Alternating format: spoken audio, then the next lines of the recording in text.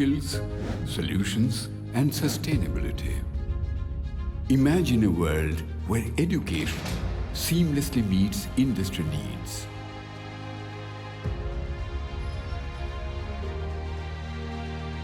Everyone to please settle down. We'll start in just 2 or 3 minutes.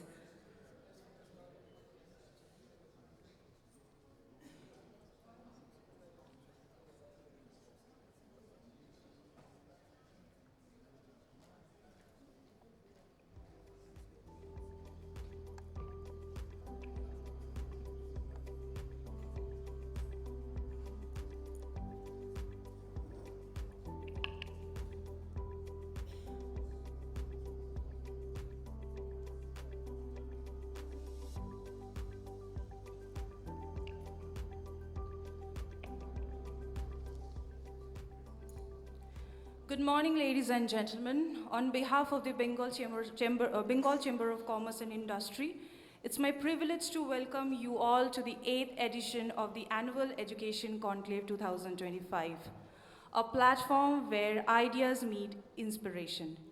Today promises to be an exciting and insightful journey as we explore the futuristic trends in education.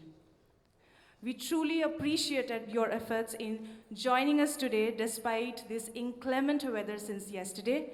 As a token of our gratitude, we have exciting gifts including smartwatches, Bluetooth speakers, and more for 5 lucky winners. The names will be announced at the end of the conclave and prizes will be handed over personally to the winners present in the hall. Before we start, on behalf of the Bengal Chamber of Commerce and Industry, we would like to thank our esteemed partners, title partner JIS Group, powered by partner Techno India Group, Sister Nivedita University, and the Bhawanipur Education Society College, in association with partner Ascensive Educare, Kingston Educational Institute, and INT Mobilearn. Co-partner Degree 2 Destiny and Skonto. Connected is one book which is written by Anjali Ladha, Student's Guide on Communication, AI and Networking. It's available outside. I will request you all to please check that out, maybe during the lunch or after the session.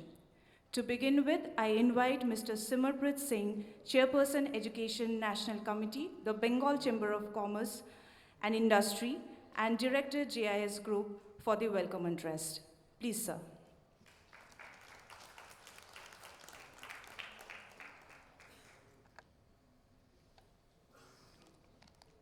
Good morning, everyone. Firstly, thank you for coming.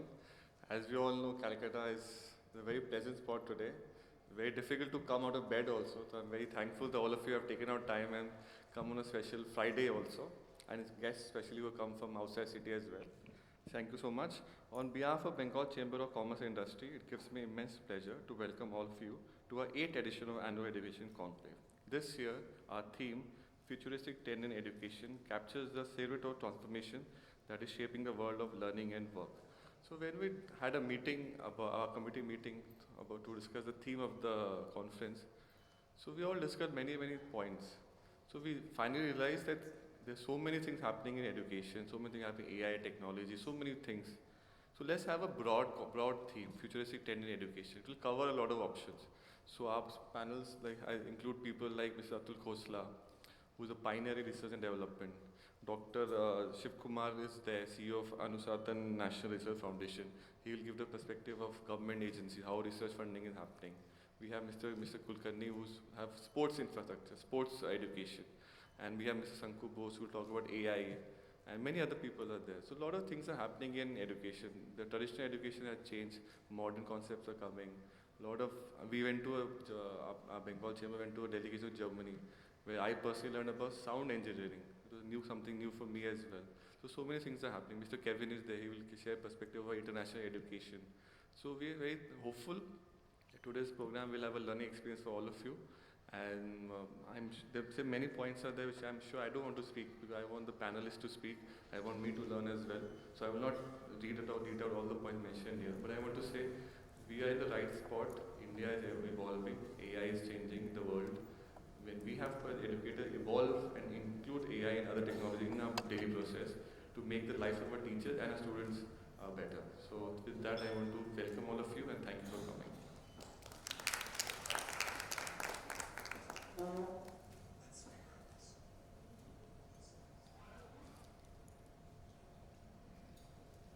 Thank you, Mr. Singh.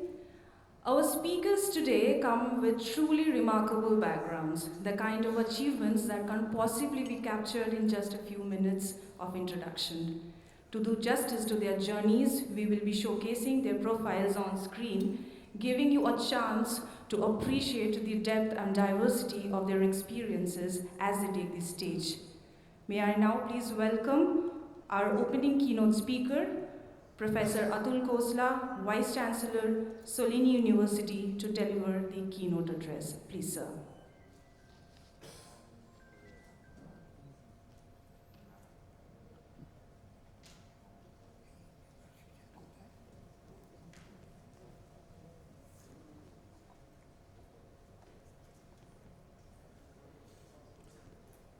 Good morning, everyone, and I would like you to excuse my pronunciation, but I was trying to figure out how do you say good morning in Bengali. Bangla, right? Shuprabhat Namaskar to everyone. Thank you. It's a tough topic to cover in 20 minutes. But let me start with a small story. Let me start with a small anecdote I had recently. I was sitting with a student of mine. Her name is Samrit. And she came to me very innocently and said, "Sir, why does Shulini University change its curriculum every 6 months? While the fellow university, which is sitting in Chandigarh, my fellow friends, have the same curriculum which has been running for 6 years. It is very tough for us."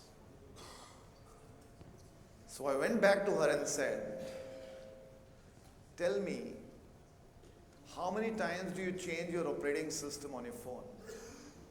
She said, "Every 3 months." I said, "How many times does ChatGPT come up with a new version?" Possibly every year, possibly every 6 months, but I'm told it's going to start happening every 1 month. So how do we deliver curriculum in a world which is disrupting? When things outside are changing every 15 days. And that's the challenge for all of us. That's the challenge for our learners. That's the challenge for our teachers. So before I go into my speech, I'll give one more anecdote. And it's a small joke a friend of mine told me. This is about a doctor and a teacher. In the 1700s, there was a doctor and a teacher who got into coma. Imagine, both of them lived in the United Kingdom at Oxford. And both of them came back to life yesterday. The doctor couldn't recognize the operating theater, everything had changed. The teacher went into his class, picked up a chalk and started teaching. Nothing had changed in 300 years. And that's the reality. But having said that, the world of education is now disrupting. We live in a very, very disruptive world. And we live in a disruptive world for 3 reasons. Number 1, there was a time when academia led research and innovation. If you look at innovations that came across the world, they were led inside academia. The world of business is not taking academia seriously anymore. They are building their own research centers because academia is probably 2 generations behind. Innovations are happening in Silicon Valley, not happening in Stanford anymore. It's a fundamental challenge that all of us have. Our wajud is going away. We are not thought leaders anymore. That's one fundamental challenge that's happening. The second fundamental challenge which is happening is we have become the most inefficient users of capital because there is no competition. Well, in India there is, but globally there isn't. But even in India, we don't play on price. In any market economy, you play on price. But here, we play on cost. And I'll give a statistic over here, which is very interesting. What is the average utilization of your auditorium or classroom? Go back and check that out. And most of you will come back and tell me it's going to be something in the region of 50 or 60%. But I can prove to you in a second now that it's actually not more than 5%. Because as an investor, and I've been in consulting all my life, I'll talk about me in a minute, I think about capital efficiency.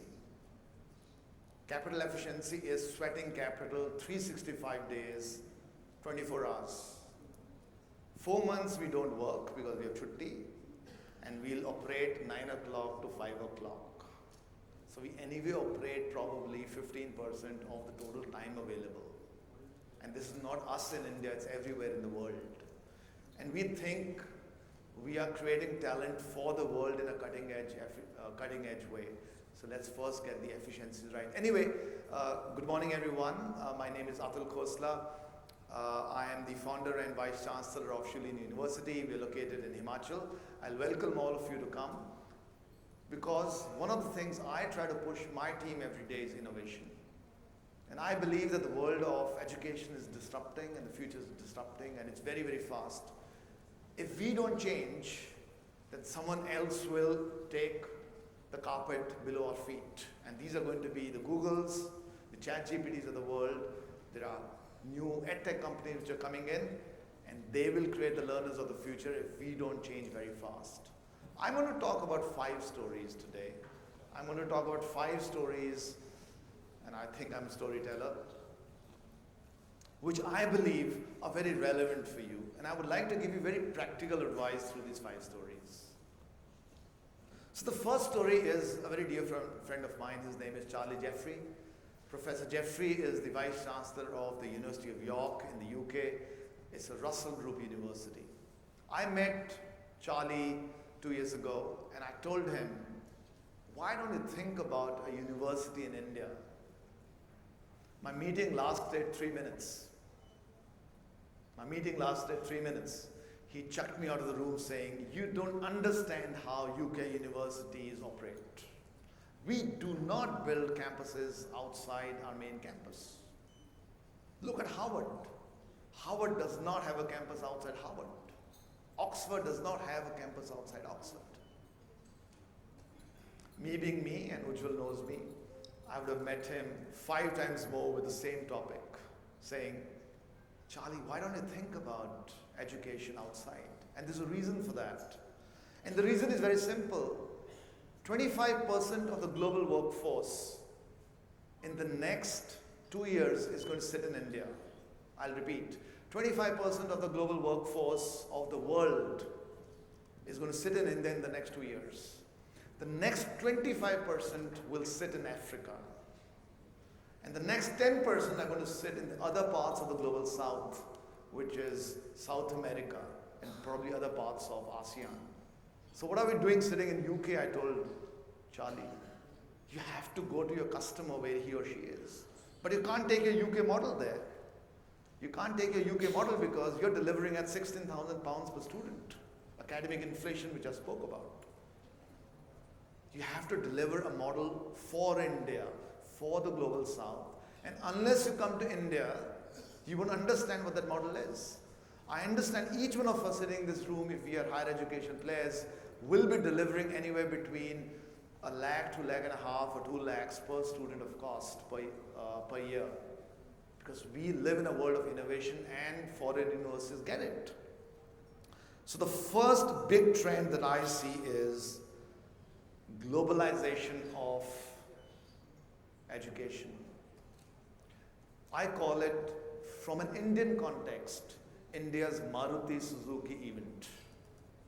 Remember 1985? There was a beautiful company which was built out of Calcutta called Hindustan Motors.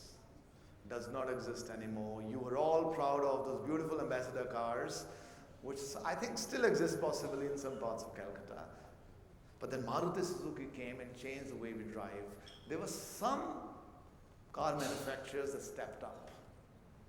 the Tatas, the Mahindras, and they've become world leaders. But many of the others that did not step up are history. The government of India has come up with a new bunch of norms. They're allowing foreign universities to come to India. And that's going to happen. I've personally partnered with 8 of them.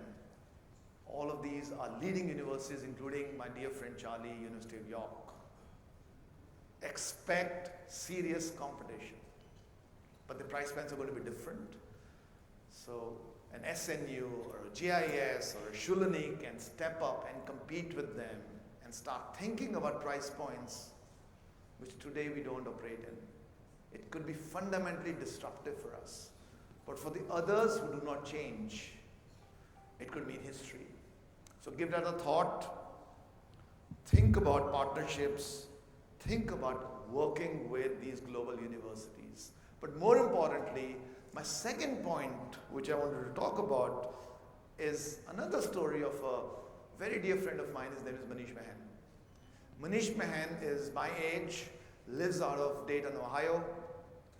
But 30 years ago, when he was a school student, his father had moved to Ohio.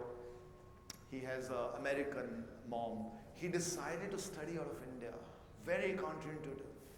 He said, I will come to India because I do not want to have reliance on my father for education. And he went to Punjab University and studied at 100 rupees per semester. Studying in India is going to become big. Tourism for global education will become very big in India. But we'll have to change very rapidly as educationists. The first basic thing is our toilets. I presented to the UGC chairman and he asked me, how do we get global students? I said, you can't. I went to IIT Kanpur and had great education there, but there were shitty toilets. Sorry for my French. I still have nightmares thinking about it.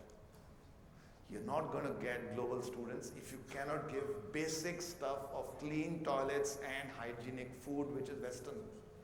So my request to all of us is change your kitchens and change your toilets to start with.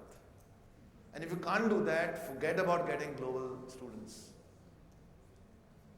Then it's easy to get global faculty, it's easy to create infrastructure. I've been to great universities, sir. Great spanky universities in India, great infrastructure, and then you go to the washroom. And you say, God. And then I talk to the director of operations and say, why can't you clean the toilet? He says, no, we have to change the whole toilet, because it was made 10 years ago and blah, blah, blah, blah, blah. Then I went to Queen Mary, University of London, which is 200 years old. The toilets are 200 years old, but they are clean, old but clean. They don't even have people to clean them, but they're still clean. The density of students in that university is 5 times the density that might be there at JIS or at Shulani. But they still keep them clean. Can we at least start with that one basic thing? And I think that's very, very critical because that's the opportunity for us. Can we build universities for the West? There is a huge amount of academic inflation that has happened there. It costs anywhere between $70,000 to $75,000 to get educated in the UK or the US. But if we can deliver 90% of that in India at 10 lakh rupees, we're talking about a fundamental disruption. The disruption that sort of happened with Infosys, the disruption that happened with Wipro. And we can do that. But all of us will have to step up and deliver. Like I said, the first thing is hygiene. We have got good campuses. Faculty that speaks their language, not our language. I have a challenge at Shulani. Sometimes my faculty starts talking in Hindi. And I would say, how can you become a Hindi-driven teacher if you've got a diverse set of students? 30% of my students, by the way, come from West Bengal. They don't want to learn in Hindi. I got a bunch of students from Manipur. So how do we train our students for that? And that's my second story. India will become the, like a Prime Minister says, the place where global education is given, but some will step up, some will not. So all of you can step up and capture that opportunity because that will be delivered at 10 lakh rupees and not the 3 lakh rupees that we today deliver at for domestic students. money makes great things happen, research also happen. Third story is someone by the name of Arindam Chaudhary, and you're all aware. Arindam Chaudhary, I think many years ago, came up with front page ads called, where he challenged the IITs, IIPM, I challenged the IITs, and then someone, rapped his knuckles and said, who are you? And Arindam is history. But that wave of challenging the status quo is happening again. And the third trend that I see, and I think they're mostly private educators or educators from private universities in this room over here, there's going to be a huge wave of quality institutions which are going to be beyond the IITs and IIMs. Let me give some statistics. In 2004, I presented to the Secretary Education, Government of Himachal, the plan for Shulani. And in that plan, I told him that we want to do research. He took my report. I'm not joking. In those days, we would print reports, right? He took my report and he threw it in the dustbin, literally, and said, "Atul, ये बहुत बकवास है, हो ही नहीं सकता. हमारे public universities तो कुछ नहीं कर रहे. तुम क्या करोगे?" Then he put his hand on my shoulder and said, "Atul, तुम भी IIT कानपुर के हो, मैं भी IIT कानपुर का हूँ. You're working at McKinsey. I used to be in McKinsey in those days. अपना corporate career मत खराब करो. ये बकवास काम मत करो, ये होने वाला नहीं है." I had a dear friend who was setting up ISB at that point of time, Pramad Sinha, some of you would have met him. So I went to Pramad and said, "Pramad, what do you think?" Pramad said, "Atul, कुछ भी कर लोगे, research नहीं कर सकते private university में, कुछ भी कर सकते हो, रिसर्च नहीं हो सकता." बट एक पागलपन कुछ चीज होती है, there's something called passion, there's something called शिद्दत. इतनी शिद्दत से तुम्हें पाने की कोशिश की है, जर्रे जर्रे ने हमें मिलाने की साजिश की है, तो कुछ पागलपन था. And we said we will do research. We didn't know. My dad, who's an academician, told me there is some funding sitting in DST. We said, okay, let's try DST. We started writing proposals. Every day we would write a proposal, it would get rejected. Our first 2 lakh rupee project came after 3.5 months of writing 174 proposals. The 175th proposal got the first 2 lakhs. We haven't seen back again. Today, as we speak at Shulani, I have the highest citations per publication in the country, ahead of IIC Bangalore, IIT, whichever one it is. By miles. You all would have heard about Stanford 2%, 1% Clarivate scientists. There are 14 1% Clarivate scientists in India. 4 of them are at Shulani. These are not people that are hired from Yale or Harvard or anywhere. They are my own students that I gave a freedom, who ended up becoming great researchers. And that is the opportunity for all of us over here, for you. You are innovators. You can bring great innovation into your universities because the IITs can't. They have a challenge, and their challenge is legacy. They cannot become entrepreneurs. They cannot challenge the status quo. My worst professors, and please don't go back to IIT Kharagpur and tell my dear friends that the worst people to hire are PhDs from IIT Kharagpur. They have bad culture, they don't have the talent, they are not ready to work hard, and they are always looking out for government opportunities. I don't know whether you guys resonate with what I'm trying to say. We have that opportunity to go out and deliver new things, but we have to think big. Don't challenge the IITs in an open forum like Arindam Chaudhary did. At the end of the day, the government owns them. So don't challenge the government, please. But simultaneously have an aspiration and a belief that your university can deliver better education, can deliver better research, can have better infrastructure, can have a better culture, can be more entrepreneurial, can deliver more unicorns than what an IIT can. And once you have that belief, trust me, the change is going to happen. It's already happening. You can look at the QS list, you can look at the THA list, and you can see how many new Indian universities are coming in. So be a pioneer. That's going to happen in the next 10 years. The fourth thought is about my brother Ashish. So it's very interesting, all of you universities were gaining scale. Shulini didn't gain scale. And we didn't gain scale because we missed the computer science journey completely. We missed it. But that's our strength today because we don't have the drag of those 30,000 students at Shulini. And Ashish came to me and said, Atul, what an opportunity. There's a fall of the CS hype. And let me now shake you guys out of your slumber. No one talks about it. The Indian middle class dream is built around the Indian tech industry and the BPO and the GCC industry. Am I right? If I am an Indian middle class parent, I want my student to go to a good university, SNU, JIS, Shulini, whatever. The IITs think a little different. I expect him or her to work 2 or 3 years at TCS, Infosys, move to, let's say, a GCC, have 30, 40 lakhs of salary, have a stable family, a pretty wife, grandchildren, a home. That's the Indian middle class dream. 80% of Indian professionals, which drives the Indian story, 80% of them will be unemployed in the next 2 years. 80%. It's an opportunity lost or it's a new opportunity. AI and AI-centric education will become the future. The CS hype, computer science hype is gone. We don't need coders anymore. But are we transforming ourselves? Now you'll ask me, how do we transform ourselves? Every university has an AI center. Every university is saying AI. Now let's start asking and unpeeling this onion. What do you mean by AI? What education will you give? I haven't heard the answer.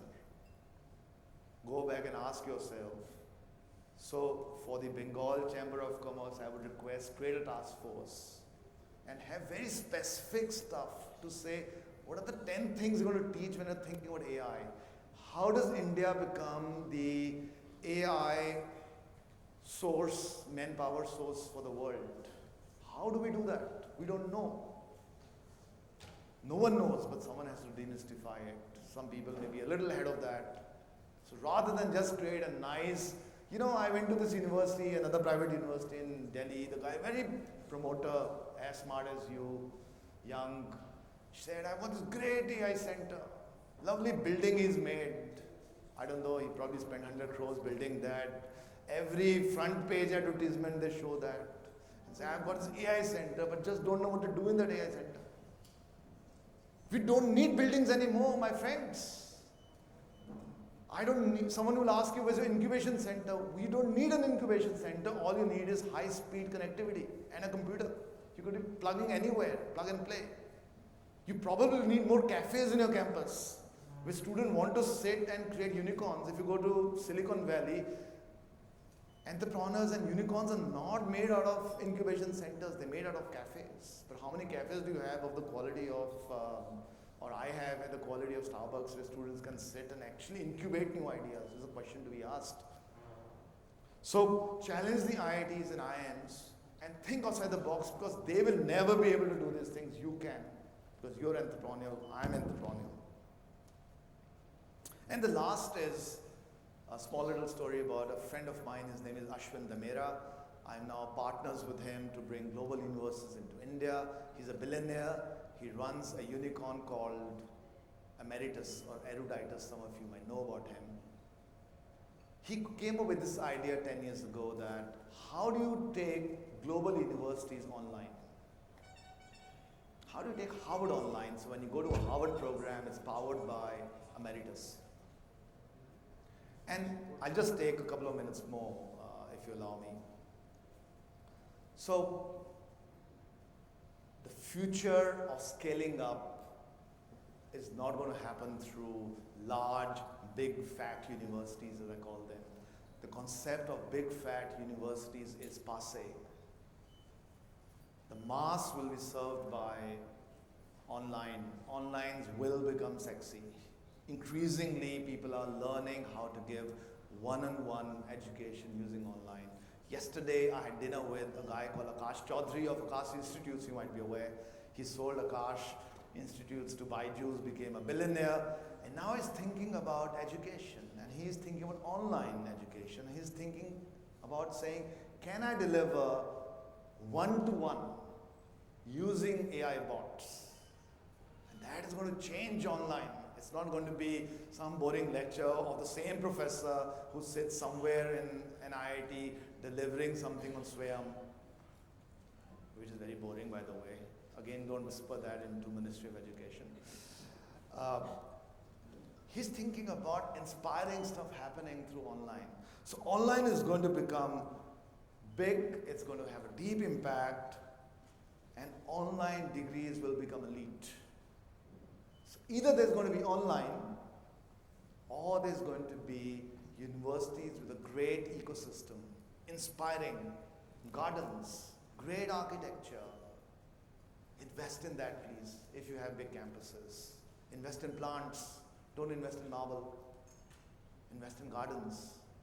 Invest in getting Tadao Ando to build your library. Tadao Ando is one of the world's leading architects. I was in Japan recently following him. But we don't invest in that as institutions. We are trying to invest in scale buildings. But scale is not going to be the future. Future of big fat universities, again, repeat, is dead. So I'll end my keynote speech with all you beautiful people to say, there is a big challenge for all of us. We live in a very, very, very disruptive world. What is happening through AI probably happened in the 17th century when Industrial Revolution happened. India lost the bus. We don't want to miss the bus. The onus of making India successful sits on all of our shoulders. We will have to transform 100 crore Indians in new skills, and this type of transformation has never, ever happened in the past. It's an opportunity, it's a commercial opportunity, but we'll have to think very, very, very differently. So in the words of Steve Jobs, stay hungry, stay foolish, do new things, do stupid things, because no one knows what the future of education is going to be. Thank you very much, and I really am very, very thankful to BCCI to get me here.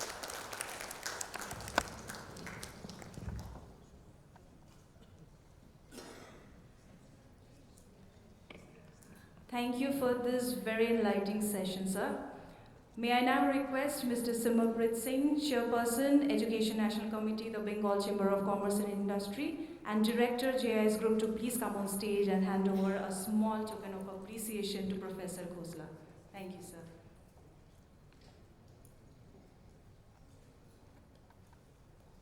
Please give a big round of applause.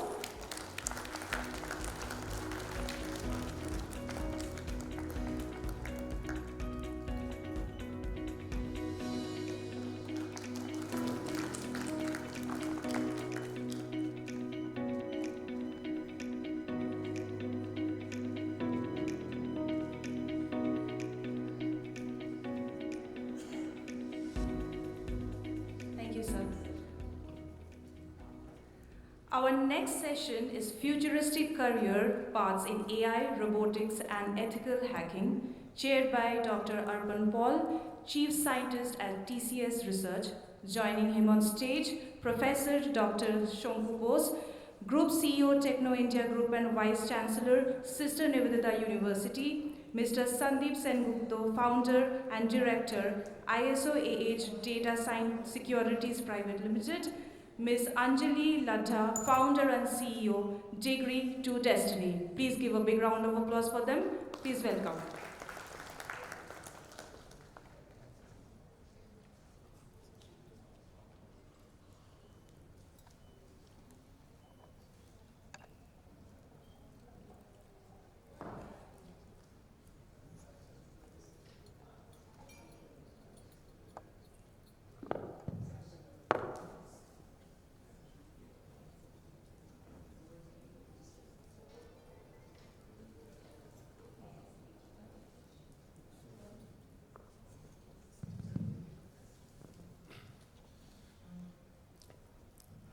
So good morning, everybody, and I think we have a very pertinent session today. I think after we had a very enlightening keynote talk from Professor Khosla, and I think we'll just carry that and into this area of, I think all of us will tell that, okay, this AI is everywhere, and we talk about cybersecurity, we talk about robotics. So I just, before we start, I want to give a perspective in the AI, the way we look at it now. There are two kinds of AI now. Something we call as digital AI and something we call it physical AI. Digital AI is what we see today. That data is coming from the net, digital data, what you do on that AI does something and gives it back there. The physical AI is more about becoming physical. You get data from the physical world through IoT. You do AI is intelligence that you put in the robots. And the robots actually, they move around in the physical world and do something.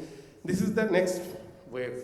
I think that it is right that India as a country, I think we have missed the digital AI wave. We are not going to create technologies for digital AI. We'll be users of digital AI. But there's a big opportunity to create technologies for physical AI. This is there. And the second part is, as this digital world and the physical world and everything gets interconnected together in a mesh of thing, the most important technology to keep it alive and keep it right will be cybersecurity. Without that being the right infrastructure being there, everything will fail if we really want to do it. So I think this is a very pertinent topic that we are going to talk about today, and we have a very eminent panel to do that. And another thing I want to touch base that as we go forward in this education, the more and more what we are seeing, the science is coming in a strong way into this engineering. The whole future of AI wave will be driven by quantum and nano, not computing anymore. It will be there. So effectively, so that's how the science is going to contribute into this wave, and how science is going to use AI to do that is another thing that is going to come in. So I think today we'll try to delve into these areas and see from our eminent panelists that what they think. First is, I think initially we hear from them from 5 minutes from each, that their perspective, their point of view on this topic. Then maybe we'll walk through some questions that we'll look into, and maybe we'll open up for the audience to also look into it. So with that, I'll start with Anjali, our youngest.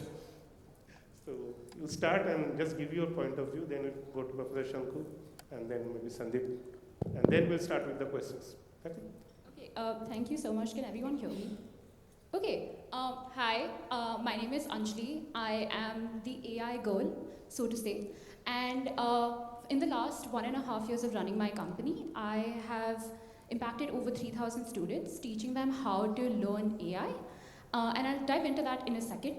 But before I even begin, I want to tell you about one of the most nerve-wracking and interesting experiences I've had in this space. I went to prison to teach AI to inmates, okay? And it was one of the most interesting experiences because we were training these people so that they can be better equipped when they leave and get back into the real world. The spark in their eyes when I gave them a name for their company, a plan for how they can execute their dream when they leave to become entrepreneurs, to get better opportunities, that is unmatched, okay? And that is what AI is bringing to the table. It is bringing a wave of ambition that can actually impact multiple people. I want to thank Mr. Khosla because he has very well prefaced everything I'm going to talk about and everything that we've tried to do in the last 1.5 years. I've officially still not started my career. I am still in college. I'm going to graduate next year. Thank you so much, thank you. I go to Northeastern University in Boston. I've gotten 2 rounds of funding to run my company. And when I got this opportunity, I was very keen that I want to go back home and run my company in India. And the reason for that is I've been learning AI in the classroom for a while. I wanted to bring that to the forefront here. I talk about 3 main skills that I bring to the table. That is communication, AI, and networking. These are 3 important skills that I think everyone needs to learn to be able to succeed. I have a lot to thank to educators in this room, to people who've impacted me during my time in Calcutta. I went to Modern High. I was a student there. I had a great time. I got a lot of leadership positions, and that's where I learned communication and networking. AI, I have been learning about it from my time in the US. And for a year, I was also in the UK studying there. So it has been a very interesting journey. Now, when I talk to educators, one of the main things that people tell me is, Anjali, every student is using AI to cheat their way through their exams. Okay? All of these people are just looking at it, they're giving it an answer, and then they're putting it in their projects, they're actually not learning anything, and the grades have dipped, and the SE scores have dropped, and all of that. I can see a bunch of students in the back smiling when I'm saying that, but I've also seen the other side of the spectrum. And I think it's up to people in this room whether you want your students to be able to scroll on Instagram better using AI, or whether you want them to actually succeed in the real world. Let me tell you about a couple of the students that I've been able to train. One of them built a personal brand on LinkedIn using generative AI and was able to get better opportunity and internships using that. One of my students, he wants to be a chef. He made an entire recipe book using AI. The other day, I saw the Gemini storybook experiment. I don't know if anyone's seen it, but we were teaching financial literacy through a book that I was able to just come up with in 5 minutes. So that is where AI is going, and that is how we can bring it into classrooms by teaching people how the students can use it to actually become better in their career, learn the softer skills that is actually going to make them stand out in the real world. Everyone's right now talking about AI is going to take our jobs and it's going to do this and do that. There's a lot of statistics on that too. But what I think that's going to happen is AI won't take your job. Someone who knows AI definitely will. So I think everyone in this room just has to make sure, maybe go back to your students, because let me tell you something, I'm probably closer in age to them than I am to you. And I can tell you as a student that it is very important that you learn AI very early, because otherwise you're just going to get into the unethical part of it. My mission entirely is to make sure that I can teach AI in an ethical way, so that every student uses it for their success, not to become more lazy, not to become someone who just slacks off of everything. I think it's important that students become more intelligent, more curious, become the leaders of the world, and I think that is what India is going to bring to the table. So I think that's where I'm going. So my request to everyone here is just think about that for a second and try to introduce AI. We're happy to come to your institution if you want us to. I'll be happy to connect with you after this. I've written a book about all of this communication, AI networking, connected. It's available outside if you're interested in that. I just want to end by saying something that I have heard from Sal Khan, the founder of Khan Academy. I had the pleasure of meeting him at Harvard University a while back, and it was an amazing experience. And he says that in education, this technology will enable every teacher to have a teaching assistant, and for every student to have a personalized tutor at home. Just please think about that, and thank you so much. Thank you, Anjali. And just an anecdote, because I did my PhD from Aalborg University in Denmark, who is actually a very proponent of something called problem-based learning, which was, I would say, the basic disruption in the education, where they never taught anything. It was always experiential learning. And what I see as a change now with this AI coming in, many universities are dabbling with ideas of, you can't tell students that don't use ChatGPT. But can I tell, I know I can give examples, people are trying. Suppose you are supposed to write something, they tell, okay, you have 10 marks for writing on your own, you have 5 marks for getting it, the same topic to be written by ChatGPT, and you have another 10 marks to compare between the two. So they are kind of teaching people to know what is good and bad of this. And use AI as a new term is coming as sparring partner. Like boxing, you have sparring partners, AI will be a sparring partner. So I think you have to think of education that way. So I think that's a very good point. So I'll go to now Professor Shanku and maybe ask him to talk about this, his perspective.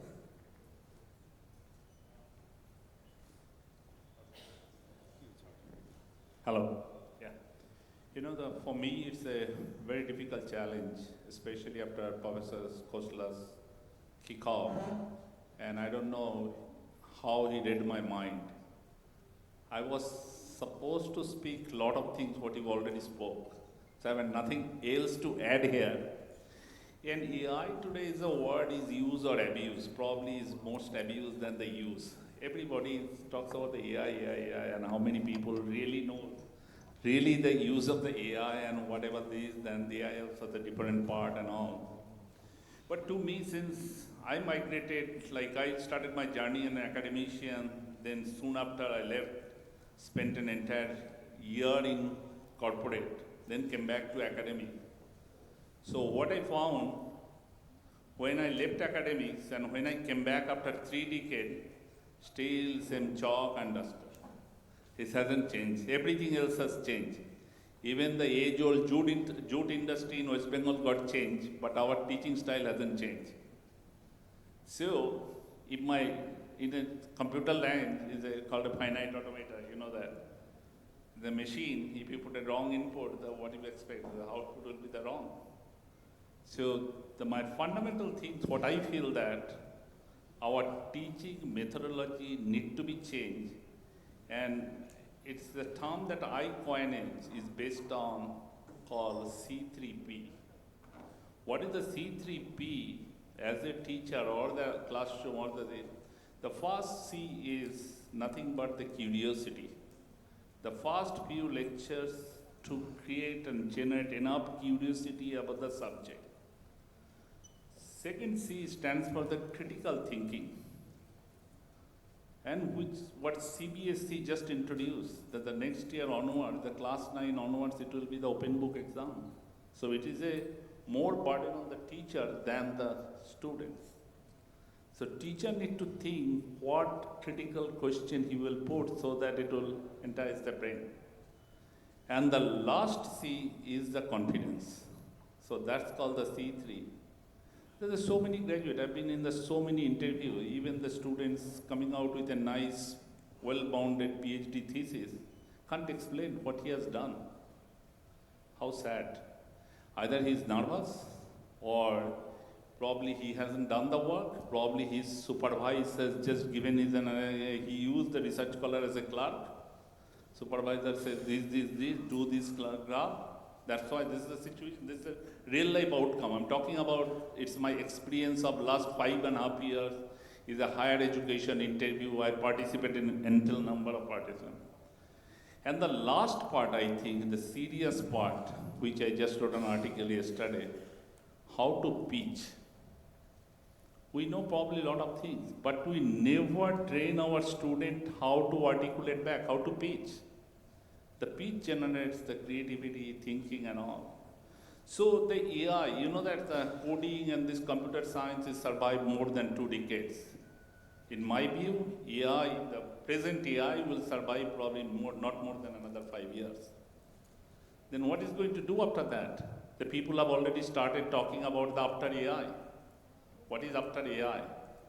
So in order to do after AI, those 3 C's are very, very important. If you cannot think critically, that means it's gone, you're done, whatever you have. So that's all I would like to say in today's. Forget about the AI, robotics, the technology, every 3 months, ChatGPT, now the ChatGPT 5, probably next month ChatGPT 6.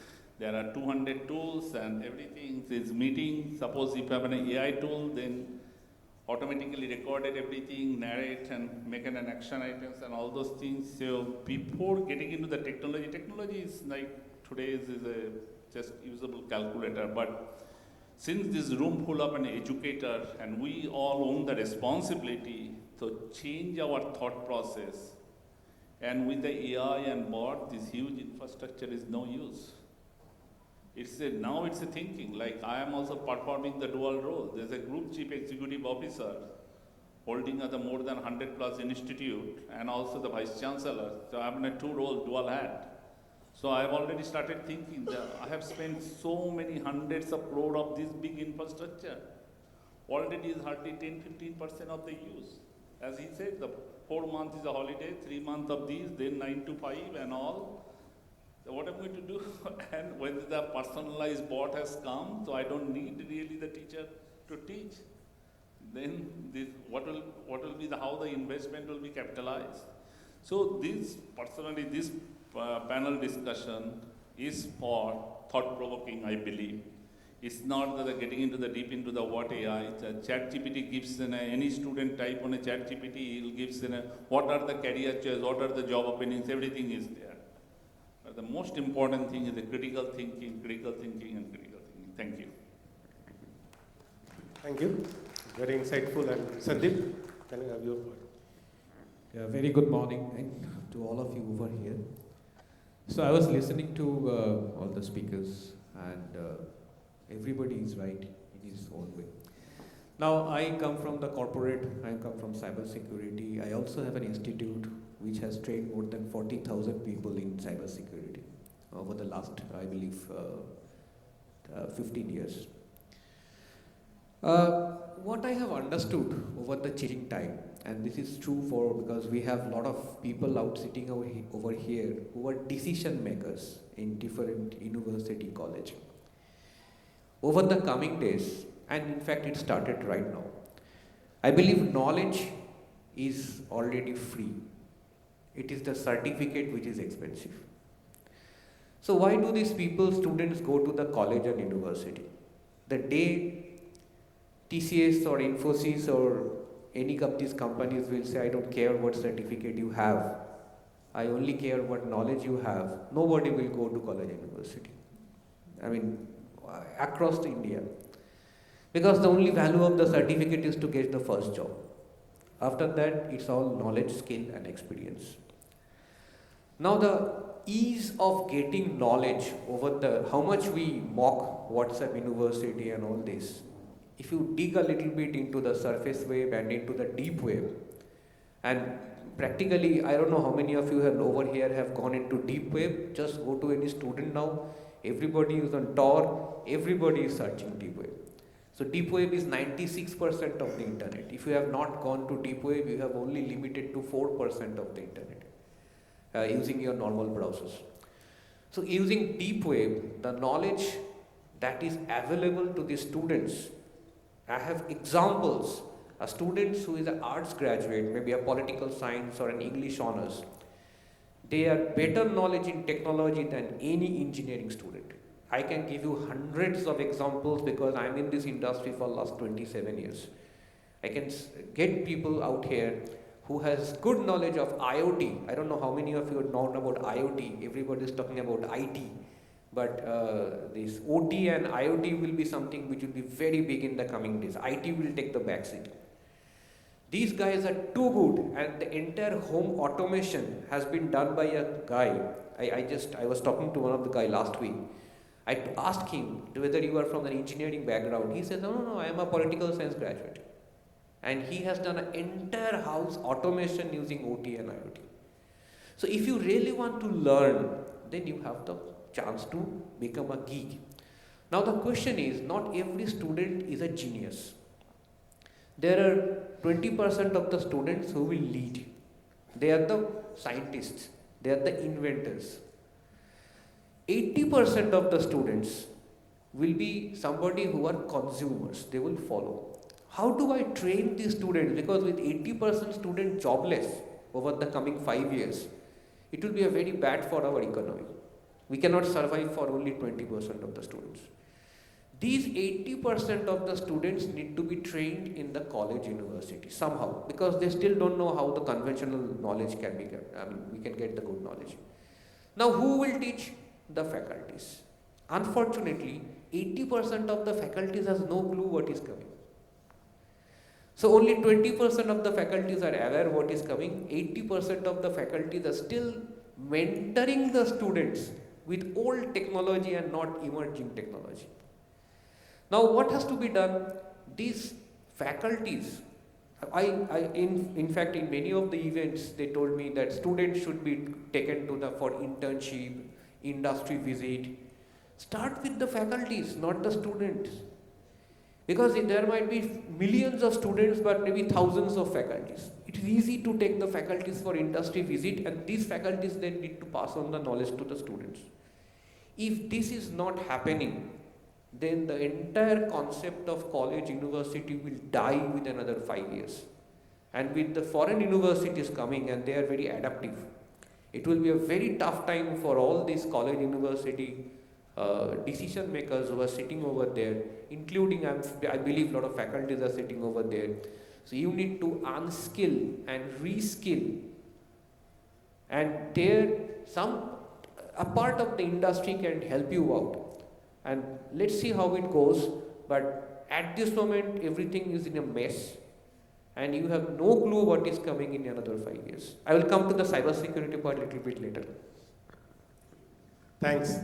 So now I think the interesting thing that as a theme coming out in the morning keynote and then this discussion, I think there are clearly three things happening very clear. One part is the technology, whatever we are talking about, it is changing extremely fast. So the first question I'll have, I think three questions I'll give and maybe you can take turns to answer it or answer all together. That first is, how does the education system as a process keep up with this changing technology? I know today we were teaching 20 years back, sometimes people tell, okay, that is the fundamental concept, we need to teach it. But in the pretext of that, you actually miss certain things. The first problem is that. Second problem is, when you actually has to learn these new things, you have to also unlearn quite a few things. As an education process, how do you actually enable it? Today, I sit in the board of study of many of the universities. Even changing or removing one subject from that syllabus is not something it is enabled in the current system. Forget about unlearning today. But you are adding, if you see whatever, when we passed out versus today, there are at least 40% extra new subjects have come in. But no subjects have been removed, I would say. Maybe it is still there. And how do you actually unlearn this as in this fast changing world? So maybe I would just request you to give that as not as an example, but as a process, how we address this. Because these are very fundamental problems in today's education systems. Any order? Yeah, so I think what is my little experience over the last 5 years actively involved in an academic system, but I feel that still India, there are a lot of approval authorities are there. If I run an architecture, I have to have a council of architecture. If I have a law, I have to have a BCCI. Overall, the whole body is in UGC. And when I was going through the UGC interview template, there's a far from the reality.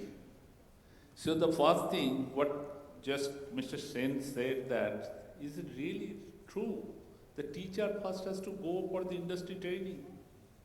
The teachers of the 90% of the computer science teachers are forgotten any basic coding. So what do you expect? I am continuously putting the wrong input. That's the situation. So that's why the problem is for the private university like us, we have an extra challenge. Every 1 month or 2 months, I have to comply ICT, I have to comply these, I have to comply these. My whole time is busy on the clerical exercise where there is no thought. And the form probably when the last revise, I have no idea. And the last night, my entire team has filled up the 750 pages for UGC. And now the expectation after the seminar, then I have to go through the grilling process because I have to run the business. I cannot throw the challenge what he said. Then I will be another Arindam Chaudhary.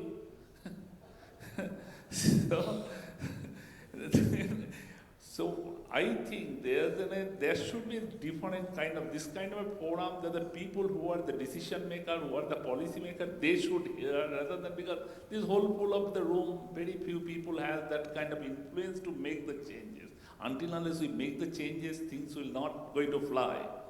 Because Binod Khosla, just few days back, he's made an article in the New York Times that within 3 years, this elite education system is going to complete curse by the AI. So what we have done after that? Has this article just been a bedtime story, or have we thought anybody else, any of the decision maker? Because we are in the governance system. So that's what I wanted to say. Thank you. So I will start with the challenge and then I will tell you the solution. So my challenge is to all the universities that and the college, if you remove the mandatory attendance of the student, how many students will attend the class? This is my first question. I want to share with you. It's very interesting, and I think I should share. We are running a college in the MacAut, so I just floated the 2 startup projects on my own. So both the startups are AI, and one of my college students, 7 students are brilliant. They are the second or third. They can beat or challenge anytime the IITs, IIMs, or all elite education. So I become a little extra nice, but that time at 11 p.m. I said that, how did you learn so much? Because none of them is in the MacAut syllabus. Then when did you get a time? Both said, sir, we don't go to the class. Then I will manage that, sir, we manage the proxy. We manage the exam. But you put these 3 guys without the BTech degree, any top tech company will hire all these 7 people. So I was just highlighting this particular point. So if these students are not going to the class, yet they are getting the best of the best jobs, where are they getting this knowledge? Outside the class. Now the point is, we have to do a root cause analysis that these students are getting their knowledge, not coming to the class. So why, and rest of the students don't know how to get this knowledge. So why don't we bring that knowledge within the class, so rest of the students are at least half as good as these students, and at least get half of the salary what the students are getting. If we do this root cause analysis and find the solution, the productivity of the class will be enhanced. It's very important. Now to the second part, I don't know whether it will be a little bit controversial. One of these events, I was on the stage and I gave a lot of lectures and thought-provoking questions. Somehow, the ministry, some people got inspired and I was called, and there was a committee which was formed, and we have, not only me, there are a lot of other industry hotshots who actually contributed to make the syllabus better, because they said this is what I want. And there are 3 parts in fact. Something for the innovators, something for the entrepreneurs, startups, and something for the job goers. So this is what we want. There are 3 categories of students. If you enhance the syllabus, then this will really help. Over the last 2 years, we have put endless nights in and lot of effort, but that syllabus never came into the picture. It was on the newspaper few days back. I will not quote which day. It was newspaper few days back. So this is the situation out here. I believe this is same for most of all across India. So if we can solve this problem, we can just take down the bureaucracy, make it a little bit fast. I'm sure there will be a lot of improvement which can be done to each and every college. One more story I would like to share which will help all of you. So one college, I'm into cybersecurity and I have one of the best cybersecurity center of excellence in Calcutta. That is keeps me into business. So some college came to me and told me, can I have this cybersecurity center of excellence replicated in my college? Now, of course we can do. There is no conflict, because if the students come, they can come down to me and take a job, and that enhances our productivity. But somehow, once they showed him the cybersecurity center of excellence, somehow the answers were, it is not within my budget, or sorry, we cannot do it. So ultimately they bought something which is useless. So maybe we can take up.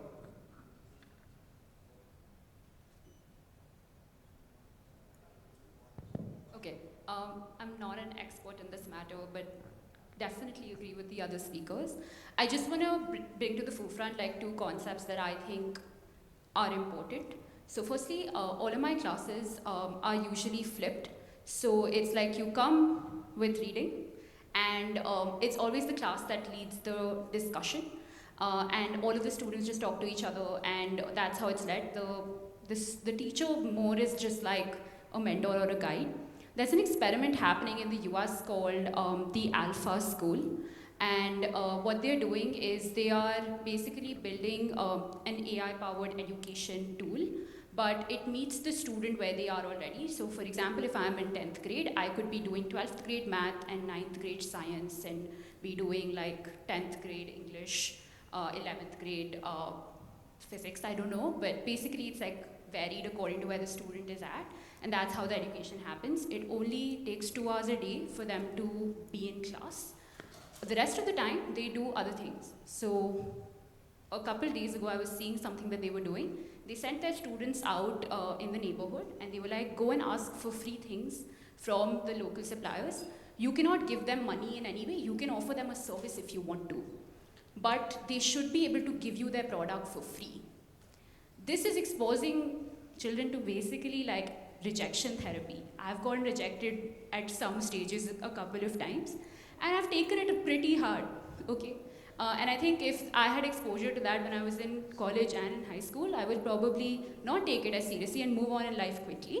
I've thankfully had parents who've always told me, just move forward, keep doing what you're doing, because that is important, and my family's been very, very supportive of that. But it is very rare to see that rejection is taken up very, very seriously. But these are different activities that they're doing, again, focusing more on the softer skills, giving education a very tiny part, and most of the students love going to school. I know a 17-year-old founder who is right now struggling with attendance because she has 7% attendance instead of the 75%.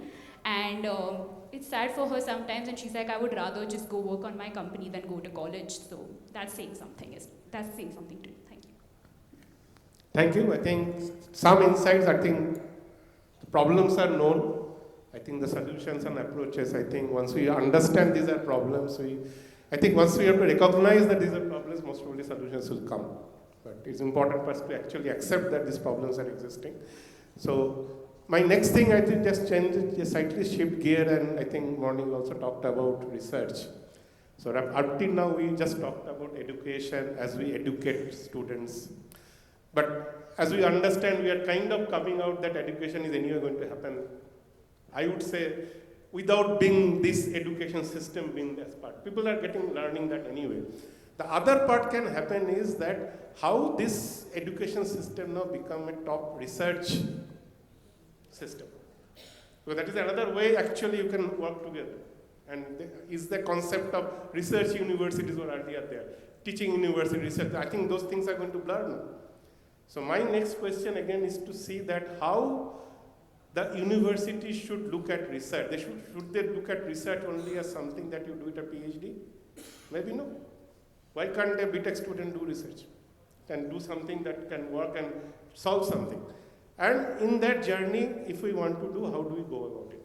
I think that is my next question. And in that journey, what role industry can play? Is the most important thing. That can people take, I was in IIT Kharagpur recently, and the biggest thing that was coming out as a problem is, the researchers today in academic, they pick up problems that are academically hard, but they don't pick up problems that are industrially significant to solve. So how do we bring that in that culture? I think this is a very open question, but maybe I would like to get some answers or some pointers.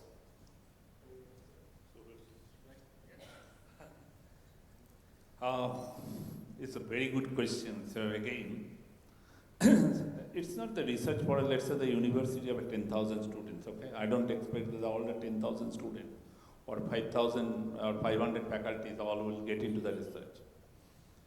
So first thing is the mindset and the culture need to be changed, and numerical count should be stopped for the criteria of a promotion. Tom, Dick, Harry, any journal I published a twin, I get a numerical score, I'll get a promotion. That should be stopped first. The second thing, don't publish a patent. That patent is all the time confined into the lock and key in the library. Nobody has seen the light. Even the elite institute like IITs, there are thousands of patents and never seen the light. There's no point. So something really relevant and which will add value. There could be some fundamental research, okay? Before the Turing machine research, which is the 1925, somebody pulled that paper after 25 years and then the computer journey started. That's a different category of the research. The most of the research, the criteria should be relevant and the relevance to the practical life. Or otherwise, it has to be really theory or fundamentals that this type of, and today's world, particularly with the challenge with the private university. See, to me, the private university are having a serious challenge. First thing, as soon as you are private university, government shut the door, so you have no grant. And our corporate in India are the beneficiary of this university education system. I am making the student 4 years, you did not invest anything. All you are feeling like that, I am obliging you because I am getting 5 students of your university, that's why you get a next year 2 more students. Until unless each corporate come wholeheartedly and create a lab in each private institute. You visit any institute in the Western world, you will find there are collaborations and a direct lab. Here that don't remember that how many of them, maybe 1 or 2. So until unless that strong tie-up and the mindset got changed, and it's lot bettering each other rather than just to oblige that, okay, since you have taken so many students, so you have already made the money. So now my goal is I'm obliging you, I'm taking 10 of your students and that. If this culture, then research will never flourish. Then it will remain same. We can have many more panel discussions of like that. It's a fundamental change, or maybe our parliament or our Minister of Education department made some initial days law that every private company, wherever they hired 5 students, next year they have to invest some money for the research for that institute, for the betterment of India. That's why. See, there is a big difference between how India thinks and the Western world thinks. In India, corporate tells the university, this is what I need, otherwise I will not take students from your university. So syllabus is made as per what corporate dictates. In Western world, the university tells the corporate, this is why I am going to invent, you either use it or you will become obsolete. So the corporate world is dictated by the university. So there is a very basic difference between how India and this Western world thinks. In India, moment we go into a research, a single question has to be asked. If this research or this PhD or this publication was not published, what difference would have made to the world, right? If there is a significant change brought to the world or monetized or some way that this research or publication is going to help the society, or it can be easily adopted by somebody, or maybe it can be sold off or this concept should be taught from the very junior level. I am giving you an example, intellectual property. We should include this in the school curriculum. See, you cannot mold the guy once he gets into a college. Even at the school, if you give him ideas about how to file a patent, what is an intellectual property, she did it, right? Even before coming out of college. Because somehow, somewhere she came to know about it. So, if you first put this in the school, and then, very important, get some role models to go to the school and college. Because if we tell, I am 50, and if I tell somebody that you can do it, this person has gone to 50 and he must have done. But if you get somebody like her, take her to a school and college, and most likely if she goes to a college, many of the students will be senior by age to her. And then they see that she has done so much in life, and then she tells a story, that can be a role model for the schools and college. So these things should be very, very important. There are lots of role models I can tell you right from Calcutta.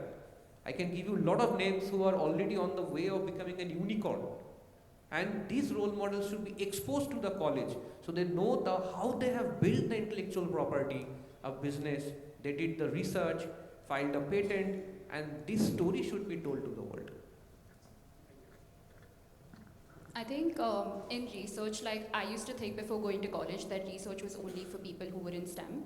And I've seen like multiple labs at my college where like I've seen communication studies major do research, music majors do research, and like there's a lab in college where like they're talking about how like music affects your brain waves and things like that. So I think the main thing that I think is just that everyone should have an opportunity to do research regardless of what their a major or whatever degree they're doing. I think it's important to bring it to even like BTech graduates and like BBA graduates and things like that. Thank you. So I think we have a... So maybe we'll just open up to the audience, and if some questions are there, I think I already see some hands, maybe quite a few. I don't think we will be able to take so many questions. 5 minutes left, but we can start from anything. So very quickly, let's start from this side.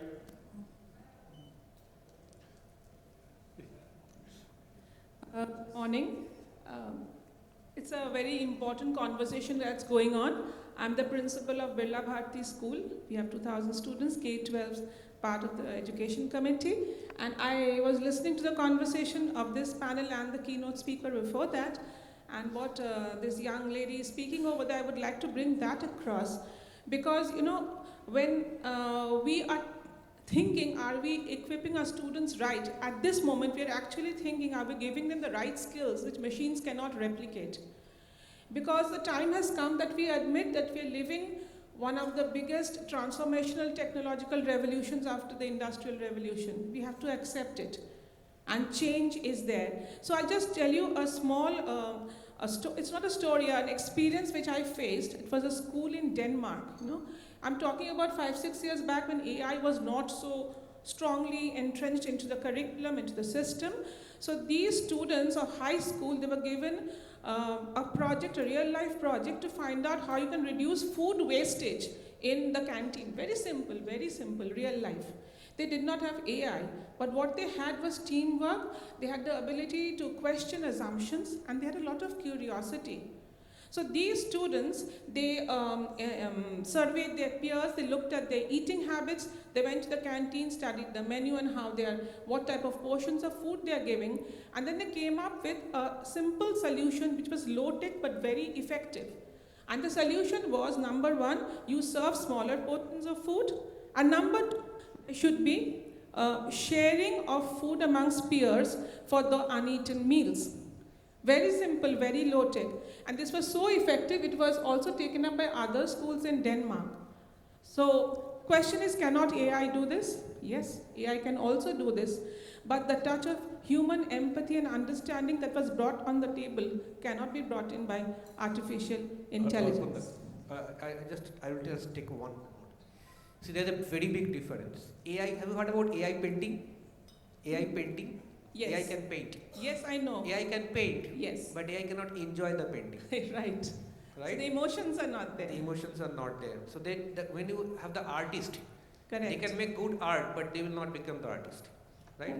Correct. Because they do not have the pride or the feeling of that artist. So that's what exactly I was saying, that we need to give them the proper skills. The skill that I spoke about now is critical thinking and problem solving. I mean, this goes on and on in NEP. I don't want to bore you.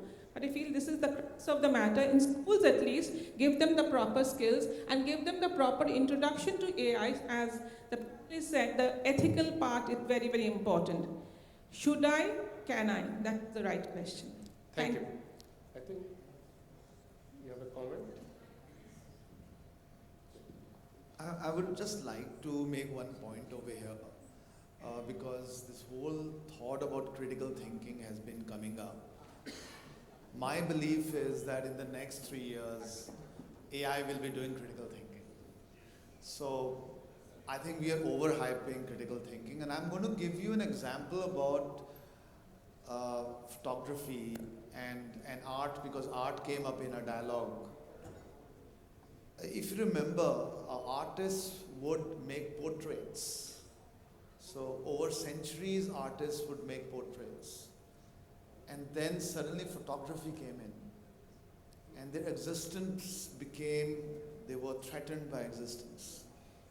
And that's when new pioneers like Picasso and Van Gogh came, and this whole movement of a new wave of art came in, Impressionist art, as you all are aware, and the world of art was different. So fundamental changes will have to happen in terms of, now we don't know what it's going to be. There'll be some geniuses, Sandeep, who come in. So that was my first remark. Yes, critical thinking is important, but it's going to be all solved. Even emotion is coming in, by the way. And I've got some friends working on that in Silicon Valley. So all of that sort of thing is being solved. The second thing is about research I would like to bring in, and that's my fundamental belief. Many times, and I came from the same view, Sandeep, I used to be at McKinsey and I would challenge, why are you doing all this stupid academic stuff? But think about it this way, that you're solving a very large problem most of the times, and these are small pieces that you need to resolve. Let's say you want to solve for hydrogen, and we have a team which is doing work on something called photocatalysis. There are thousands of researchers across the world who are actually trying to solve that whole problem on how do you become, how do you create hydrogen out of water. But if those thousands don't do it, there is no way that one team can solve the problem. So that's my first point around research for all of us, to say that don't undermine that academic research that is happening, because it's adding to the ocean of knowledge. The second thing, Arpan, I'd like to mention over here is that absolutely undergrad education is where research is going to come in. Research helps teach critical thinking. So focus on research in your curriculum. I think I'll request all of us. 30 to 40% of high impact research publications actually need today happen through undergraduate students, because they are the pioneers. In fact, why undergraduate students? 40% of our patents which we file are happening by hand-holding students from 8th to 10th standards, because they're still not polluted and they have AI tools. And you're an example of that. So anyway, I just thought I'll just add to the dialogue. Thanks. So maybe quick, we don't have time. So if maybe we'll just make the discussion after this. It is better. I think they are kind of pushing us the time part. So all the speakers are here. Please, maybe during the interval or something, please have the discussion. Sorry to cut it off because I think we are. Sorry. Thank you. Indeed, a power-packed session with a lot of perspectives. Give a big round of applause. Thank you so much. May I now request Professor Dr. Dhruvajyoti Chattopadhyay, Pro-Chancellor, Sister Nivedita University, to please come on stage and felicitate them. I would first request Sir to please hand over the token of appreciation to Professor Dr. Shombu Bose, Group CEO, Techno India Group and Vice Chancellor, Sister Nivedita University.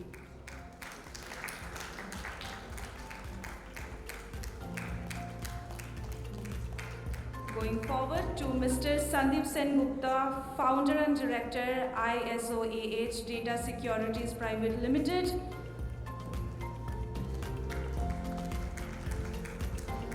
Next to our Miss Anjali Ladha, Founder and CEO, Degree to Destiny.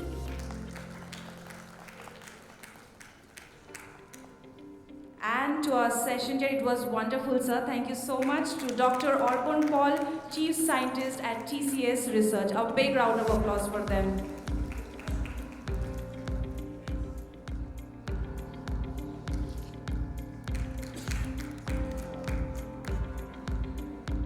Thank you, sir.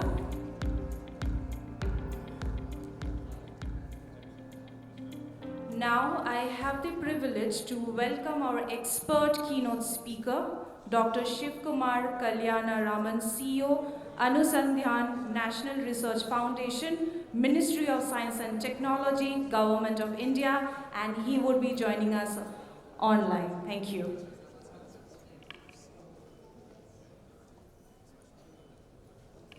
I will request everyone to please settle down. We are starting our next session. I will request everyone to please settle down.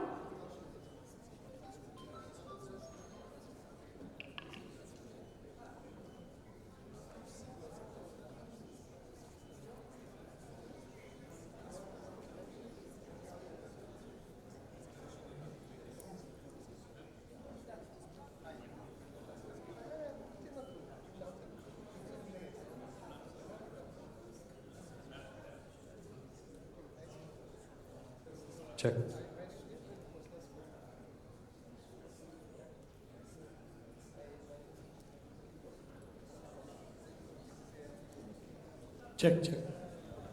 I I'll request every...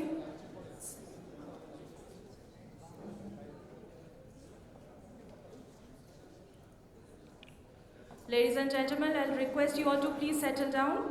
We are starting our next session with Dr. Shiv Kumar Kalyanaraman, CEO, Anusandhan National Research Foundation, Ministry of Science and Technology, Government of India. Please give a big round of applause.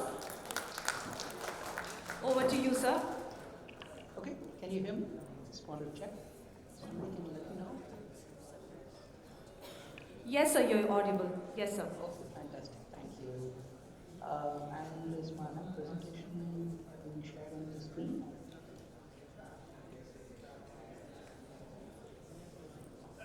Requesting everyone to please settle down. Is my presentation visible to everyone as well? So maybe a little louder. Are you able to see my presentation? Yes, we can also, yes. Yes, sir. Okay. All right. So, assuming my presentation is available on the screen, allow me to introduce ANRF, Anusandhan National Research Foundation. This is a statutory body of government of India, which is presided by the Honorable Prime Minister of India, and I serve as the CEO. The vision of ANRF is to catalyze India's rise as a research and innovation powerhouse. And I noticed some of the comments in the previous panel as well in this direction. So ANRF is a funding body, and it is originally it was conceived as part of the National Education Policy in 2020, and it was aimed to support a combination of interdisciplinary research, help our top institutions reach world-class status at the very top of the world, as well as broaden the distribution of excellence of research beyond our small sliver of institutions into the broader ecosystem. Right? So that was the original goal of ANRF as articulated in the National Education Policy. Further beyond that, by the time the Act of ANRF came into effect in 2023, the Cabinet and the Honorable Prime Minister felt that ANRF should also take on other more larger challenges, which are mission mode research focus in partnerships with various ministries, and also drive as an apex organization the strategy of research and innovation across all stakeholders, including industry, academia, and various other non-governmental funding sources such as philanthropy, CSR, etc. Right? So ANRF serves as a mechanism and means to doing all of these things, and so therefore there are different expectations from ANRF. Furthermore, you may have heard of the 1 lakh crore corpus that is called the RDI fund, which is being operationalized by the Department of Science and Technology, and the ANRF's special purpose fund will be used as a custodian, and a specific sort of business unit will be formed called the RDIF group that will be further allocating that capital on to second level fund managers to allocate that further into innovation, which are more translation and scale up investments into the economy here. So if you notice, the first part of the ANRF code is all grants and grant and aid focus, whereas the second part is what we call patient capital. It is not grants, it is balance sheet capital that lies in the debt or equity of an entity, and it's a lot more focused on the academic sector, the lab sector, as well as collaborations with startups and MSMEs, etc. And of course, we also may be doing some special programs that will target the private sector here for as grantees. But many of our core programs will be at the lower end of the TRL scale and helping that raise in terms of the quality as well as the impact into the mid levels of the TRL scale. So that's the way we think about ANRF. And ANRF's strategic approach, you can also further, if you look at the grant portion of our agenda, and we split into two parts. One is the horizontal set of activities we do, which include broad-based programs where our researchers come and tell us what they want to work on. Some of the other areas like fellowships and infrastructure programs and other industry academic collaborations which we are still conceiving, and more vertical programs which are more directed investments in specific mission mode oriented programs. And some of these may be economically driven or some of these might be societally driven. And one of the key differences in how ANRF operates versus the others is the interaction and partnerships that we can have with the industry, startups, research labs, and other foundations and so on at the earlier stages of the research journey, as you can see. And this is a key difference between how NSF or DARPA, etc., operate compared to what has been conceived of India. So if you were to take these same goals and put them in a different picture, it will look like this. At the base, you see a picture of a house, and then the foundation is the basic research, translation research, and interdisciplinary research that also is at the intersection of social sciences, humanities, and science and technology. And then you see various pillars. One pillar is about broadening the ecosystem or uplifting the ecosystem across our universities and colleges. The second pillar is around mission mode research, which is the vertical aspects. Industry academic, again, is a cross-cutting theme and raising the quality and standards of our work, I think to briefly mention in the previous panel. Various sorts of capacity building and catalytic partnerships that we can drive with our mission. Then finally, as an APEX organization, how do we help provide visibility and help coordinate the strategy across all stakeholders? That's at the top. So we have specific initiatives and programs against each one of these, and these are being built out. And at the same time, we will be consolidating some of our programs so that we have greater focus and we do few things well as opposed to trying to do many things badly. So some example programs are the PAIR program, where it's part of the goal of capacity building and upliftment, where we are driving hub and spoke type investments, where we have 7 major hubs and multiple 7 each or spokes for every hub. Approximately 45 odd entities have been supported here, and these are universities with universities supporting other universities in terms of upliftment.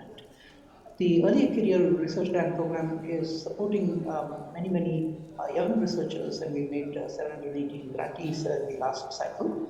And the EV mission is an example of the vertical mission that is driven more by economic considerations. That's part of our Maha EV program. There are many programs we have announced, and the ARG is an example of another of our flagship programs and so on. So there are fellowship programs and so on, and there's also a new professorship program for helping upliftment of state universities linked to the PAIR program, which I mentioned. So this is an example of the current PAIR program, which have hub and spokes and different examples in different parts of the country. And I might also highlight vertical missions and challenges that we are embarking on. And some of these are still candidates. We are working with different ministries, and wherever we see a combination of ministry and external source partners come together, we then partner in terms of the these program definitions and move forward. Different ministries would like to take the lead in different areas and move forward. So, on the left you see more of a value chain type missions. We started off with an electric mobility mission. Then there is new missions we'll be launching shortly on medtech and AI means science and engineering, advanced materials and so on. So over time we'll be doing other missions and depending upon the strategic importance as well as the ministries that come together and work with us. On the right side you see more India challenges and sort of more societally driven missions and opportunities that we'd like to drive together. And that's the other area which we are looking at, and it's in an early stage of development, and based on that, these are just some examples of areas we're talking about. Right now, we don't know which ones will take off and not, but these are examples of what we think. So AI, for example, we are applying it not just for basic foundation models, but also to revolutionize science and engineering, and we are committed to building an open source stack of AI models, which can then further be specialized to various application areas. And you can think of this as an India stack that will emerge of these models, but these will be available with a permissive license that anybody can use and build on top of that. So we see the area of science and engineering being rapidly transformed with AI, and therefore how India does science and engineering, how deep science gets translated to deep tech. All of that is going to change, and so we intend to have a flagship program to support this key change.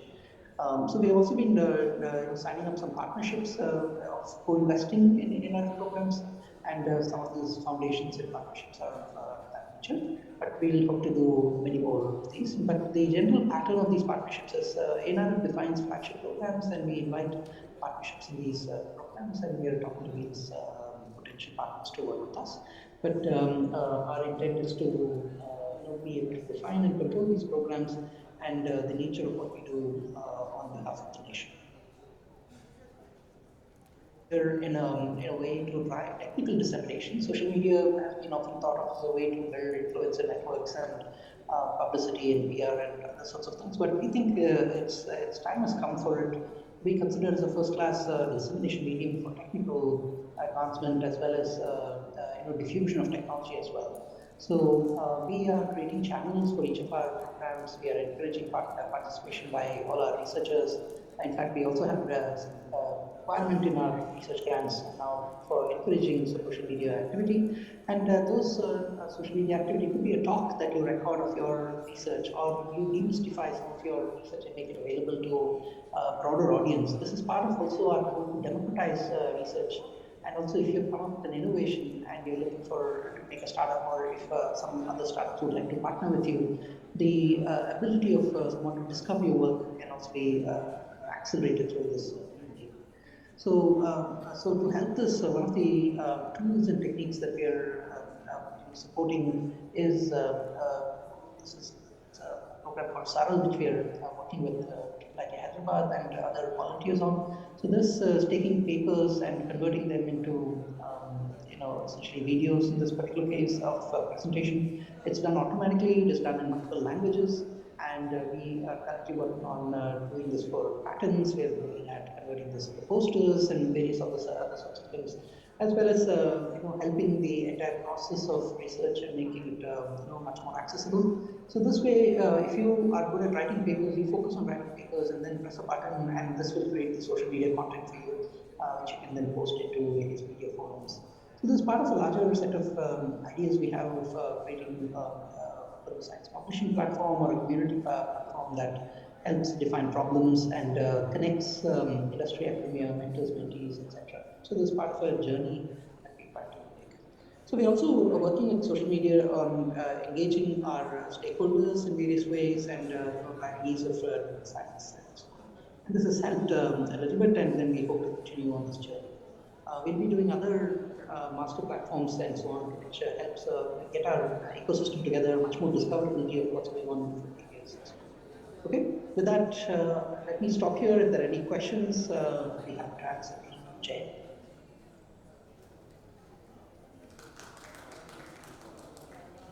Okay, if someone can help activating the question. Yes, I think we have an audience question. Can you just...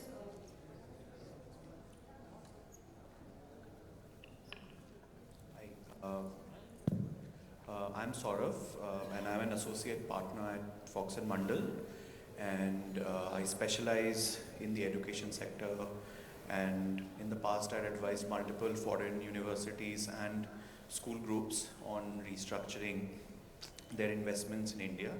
So I have a question from a legal standpoint. The question is, in one of the slides you had mentioned about Gates Foundation pooling in funds in a co-investment kind of a model. So when you're saying Gates Foundation actually investing, does it mean they are a donor, which would mean that is there specific compliances under the Foreign Contribution Regulation Act? How are they actually pooling in the money? Or is there any other partnership model that they are following?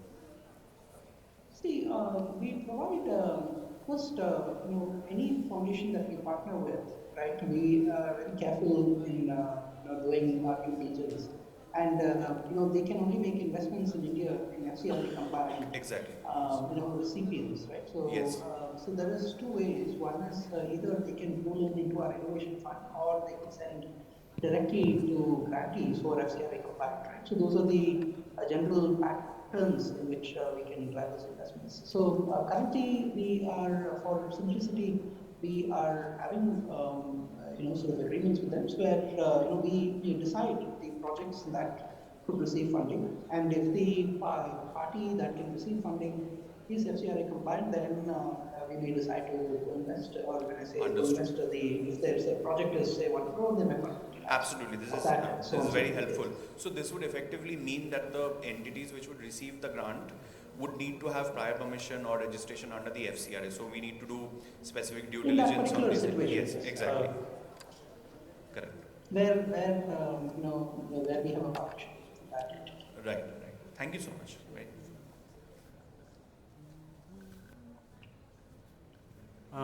Good afternoon. Myself, Dr. Shulkat Basu from Maulana Abul Kalam Azad University of Technology. Okay. So we have applied for the SAF SHIOR grant, which is earlier than the NS Foundation. But the grant was not decided earlier and kept for 3 years, and afterwards they are telling that nothing will be done. So what should we do for this one? For a university, that SHIOR grant was there. So because that was not decided, it is rejected. So because since it is the shifting was there, that is not decision can be made. So your suggestion, please. Yeah, so look, I think as part of the transition from SERP, which was the erstwhile entity that got dissolved, and some of the programs that got moved to NRF, there were a number of programs that unfortunately were closed down, and one of the goals in NRF is to do things differently, do a fewer things, doing many programs. So SURE was one of the programs that was not continued. And I'm sorry that particular program is no longer active, and I wish they had sent you the notification earlier, but it is what it is. So that program, therefore, it doesn't exist anymore. But we are starting a lot of new programs, which we are focused on getting the decisions out faster, as well as once the decisions are done, we are getting the money out much faster. So I can only speak about the future. I joined my job just about 4 months back. Anything before that, I can't say. Hello. Thank you so much, sir. Hello. This side one. Okay. Yeah, actually, sir, one question. Recently, I am going to apply the one conference grant there. But what I can see that I have planned the conference almost in month of March. But window is only opening for the 6 months. I want to know what is the reason behind it. Because we have already many publics are required. Transaction questions like these, I'll be happy to take it separately. Because see, every particular program has its own guidelines. Periodically, based on feedback, we may relax the guidelines. Because we don't want to make a decision and give a funding and keep that funding open for a year or so. So those are some of the practical reasons that we choose. And this program of, you're talking about a seminar and symposium which we have. Again, this comes from a quite certain thing. So we will take a review and see if there are some improvements we can do, and based on specific circumstances. But I can assure you, we support hundreds of such programs, and people are able to manage that. So it's a matter of planning, and we keep programs open where the actual event is far into the future. That's the reasoning why that specific decision was taken. But if there is some particular feedback, please connect with me on LinkedIn and give me that particular feedback which I can take back. Okay, thank you so much. Thank you. I think we'll close this question and answer session now, because I think sir has a meeting, and it was, thank you so much, sir, from your busy schedule. You have still taken out some time for us. Thank you so much, and we have a token of appreciation for you, which we would like to send it to your office. Thank you. Thank you. Have a lovely day. Please give a big round of applause for sir.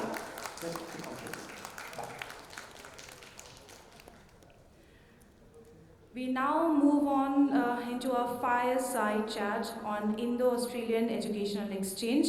Please welcome Professor Dr. Dhrubajyoti Chattopadhyay, Pro-Chancellor, Sister Nivedita University. Please give a big round of applause. and Kevin Go, Honorable Acting Consul General, Australian Consulate, Kolkata.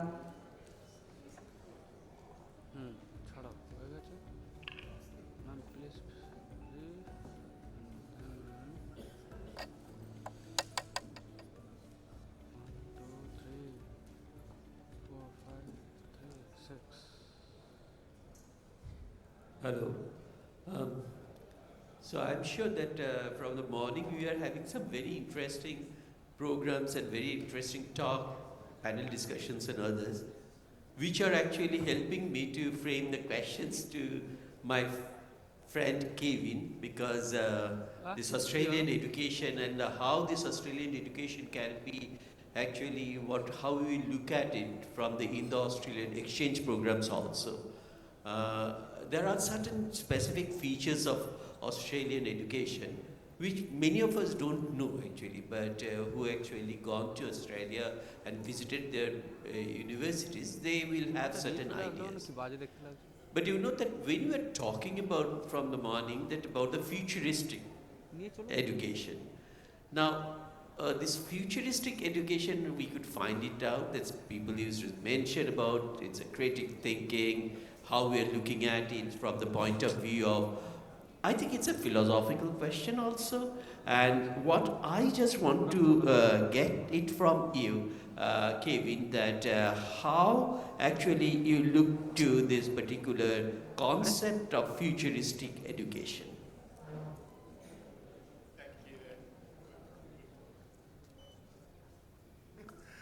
Thank you, and sorry, let me just check the time. Good afternoon, Professor. Firstly, I just wanted to say, I can see a few familiar faces I have met in the room today. I've met before, so I'd like to just say I'm very happy to be here again today. Speaking about education is always something of great interest to me personally and to the consulate. So it's very, very good to be in front of this audience today for the Bengal Chamber. So thank you for the invitation.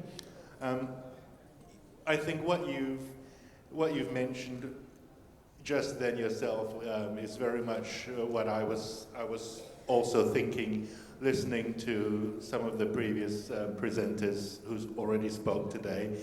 So it's nice to hear that what I would plan to say is very much aligned with the spirit of what I've already heard today. I think, for example, Anjali spoke about the importance of critical thinking and communication and being AI and digital literate, and I think that's a starting point that I would make in response to your question. I mean, so I know the theme for this conclave is futuristic education. I suppose the terminology we would use is future-ready education and future-ready students and graduates. But it's very much with the same objectives. It's the way we envisage future-ready education for Australia. The Australian perspective is producing students and graduates who have good communications and critical thinking skills, who are prepared for a globalized workforce and globalized education sector, and beyond technical skills as well. It means education that embraces innovation and adaptability. In a little while, I'm happy to speak about some of the evolving models that we are approaching education with.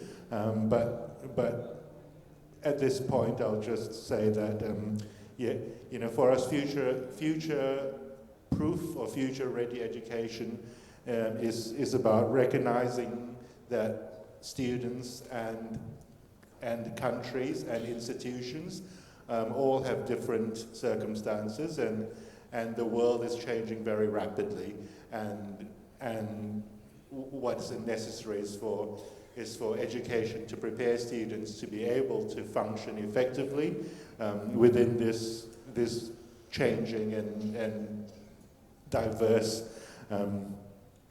global environment.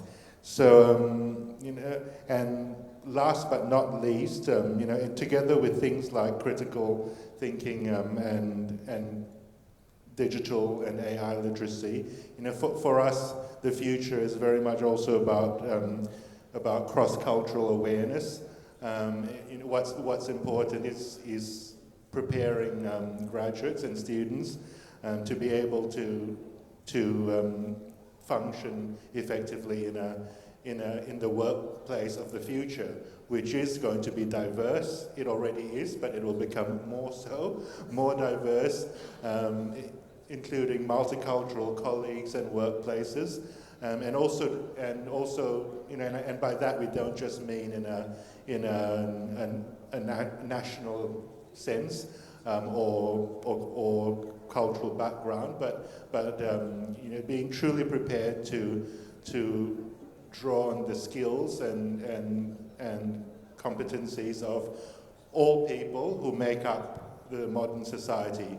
Then that includes Indigenous and First Nations people, tribal peoples, as well as the LGBTQIA+ communities. This is very important, actually, what you mentioned about that future-ready education. And you know that in this today, in the previous discussions also, this globalized education plays a very important role in placing this particular futuristic education, what we are talking about. But how do you think that the Indo-Australian exchange programs are going to impact on this globalized education as well as help this future education also? Certainly, and I certainly think that the Indo-Australian education relationship is a very, very strong example of the global collaboration that we need to be talking about at this stage. So, I think everyone here is aware that there is already there has for a long time been a very strong relationship in the education sector between Australia and India. Obviously a lot of that has been based on Indian students going to study in Australia, and that's going to continue. That's still a very strong component of the relationship between our two countries. Now there's over 130,000, 1.3 lakh Indian students studying in Australia today. So, it's an extremely important element, but that's certainly not everything. So, what's important to see is that now, as I mentioned, we are adopting more diverse and innovative approaches to transnational education. So, in addition to Indian students coming to Australia, increasingly we are seeing relationships between institutions, for example, where there are joint courses being offered between universities and institutions in both countries. Students are able to complete part of the degree in each country as part of the same course.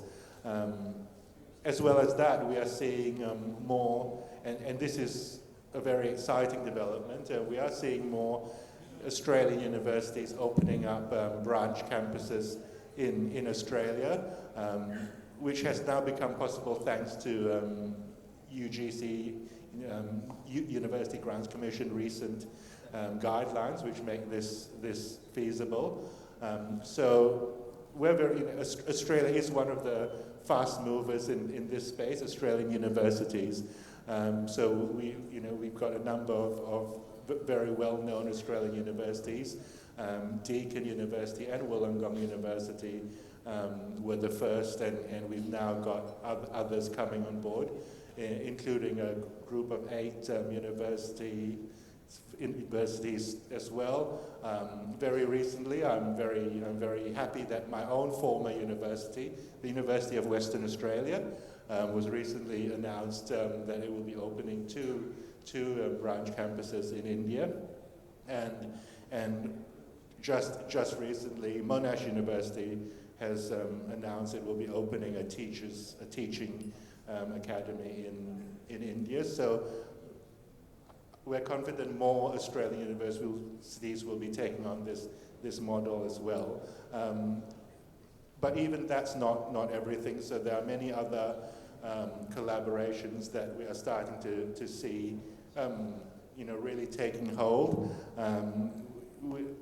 Here in West Bengal alone, where from our perspective in the consulate based here in Kolkata, it's wonderful to see that there are 3 Australian studies centres based at universities in West Bengal. We're hosted within universities here, which promote the study of Australian subjects, literature, culture, law, other fields. The study of those things within West Bengal. So that's wonderful for us to see, and also it's not just all with the university. So knowledge collaboration is also going on within the policy thinking space. So some of you may be aware of the Maitri program, which is administered by the Australian government's Centre for Australia-India Relations, or CAR, or CARE. And one of the recent announcements was of a well-known Australian policy institute, the Lowy Institute, will be creating the first ever chair for Indian studies, funded through a Maitri scholarship, a Maitri grant. So it's really exciting. There's all kinds of things happening, and it's not all one direction either. So we also have a program called the New Colombo Plan, which supports Australian university students to spend varying periods of time in India, including studying for short to longer periods in India, to increase understanding in the Australian community of modern India. Oh, that's very interesting. But I'm sure that the India already experienced the collaboration in the IIT Mumbai with the Monash University, which is a very, very popular program over there. And we have seen that a large number of Mumbai IIT students actually participating in that. And other than that, the one you already mentioned, the Wollongong University, is also opening up.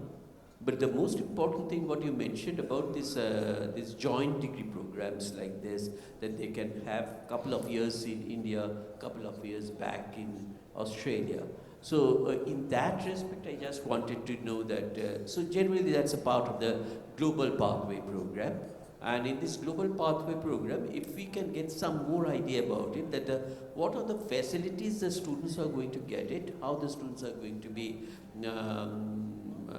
they could get the opportunity to go over, and as well as, say for example, they are studying over here in Indian universities for the first 2 years, and then next 2 years in your university.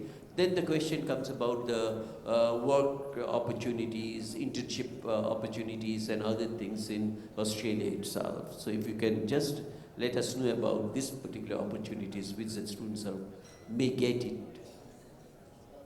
Yes, so as I mentioned, there are, we're looking at increasingly diverse models of delivery, and joint or twin programs is one of them. As you noted, this involves partner universities in both countries, and basically the experience will be as it is for other students in those universities. So when students are completing the program in India, there will be just like any other students in that university. And then when they are completing the Australian component in the Australian university, then they will be going there and doing that under those same conditions. So what it really is about is both universities agreeing to recognize the delivery that each other is doing. You mentioned also internship opportunities. Well, internship may be available as part of any university. Various university courses may include internship opportunities. In Australia, if the course does include an internship component, then international students who are doing that in Australia would be able to avail of that in the same way as other students. But that's really subject to whether it's part of the course in the first place. So not all will have that, but of course increasingly many, particularly courses that involve a technical or work-ready component will have that. Here is actually one of the major challenge, that there are certain requirements for this particular dual degree program, and that's given by the University Grants Commission, that this should be ranked, this should be in the 1 to 100 universities. They are only going to get this opportunity in others. That's why the question comes, there are many other universities over here who have not yet reached that, but they wanted to actually have this particular collaboration, and for that actually how they are going to jointly design this particular course curricula and others, so that it will be possible for this type of program to introduce in the universities over here, that what sort of arrangements could be made so that the students over here, that is a course curricula and other things, how they are going to consider that, and then after completing here, they will move over to the Australian university, and there they can actually continue for that. In fact, in our case, we are already discussing these particular possibilities with one of the Australian university, but we're still now working on it, that how this particular thing could be done with respect to.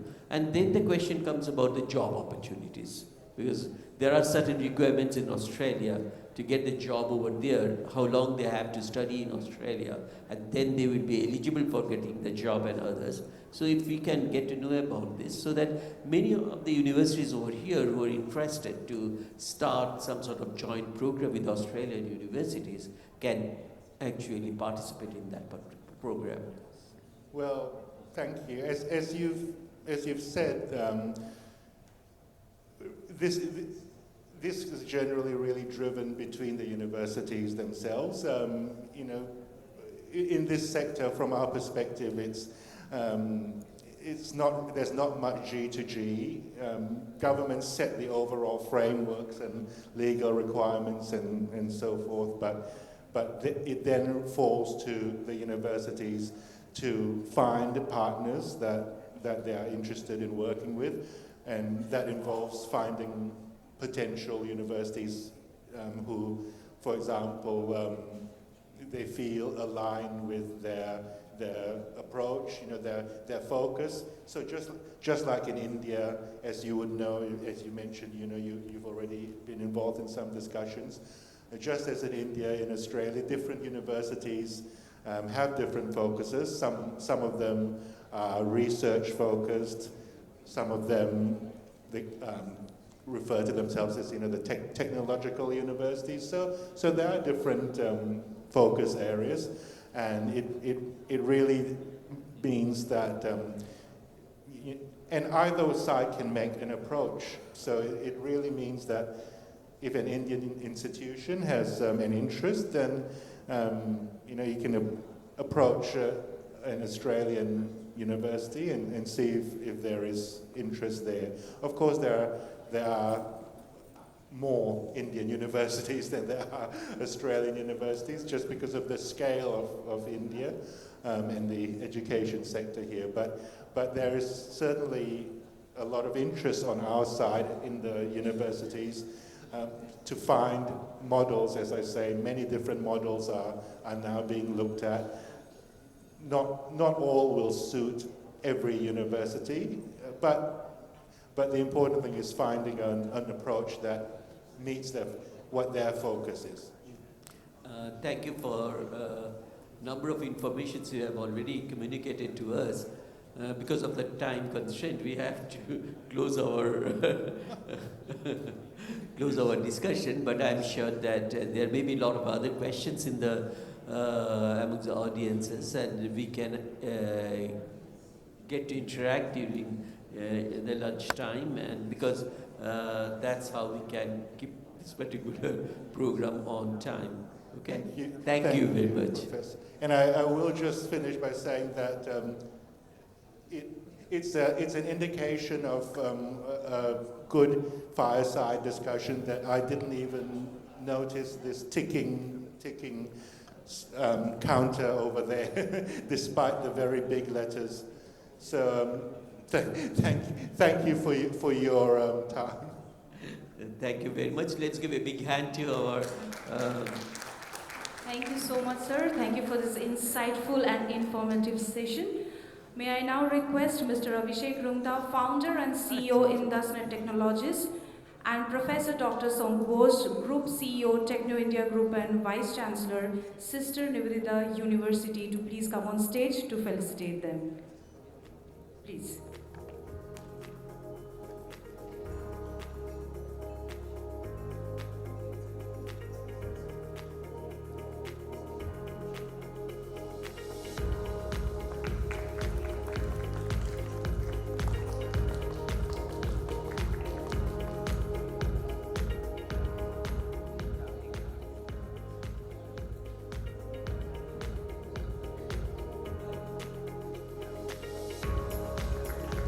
Thank you so much. A big round of applause. Thank you.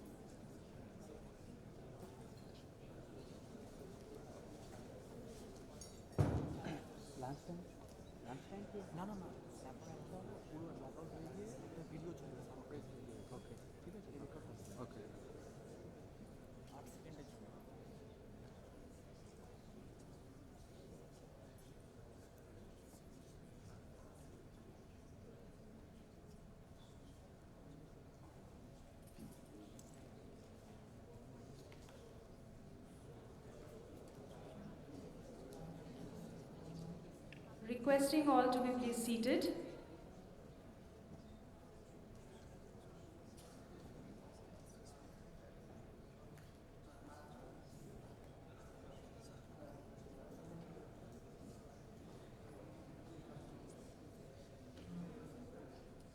Attention everyone, you have been hijacked. Who are you? It doesn't matter who we are.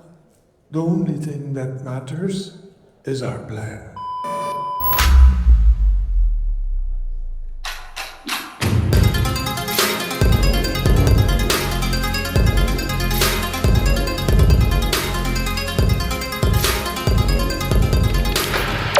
India's student ID has superpowers now.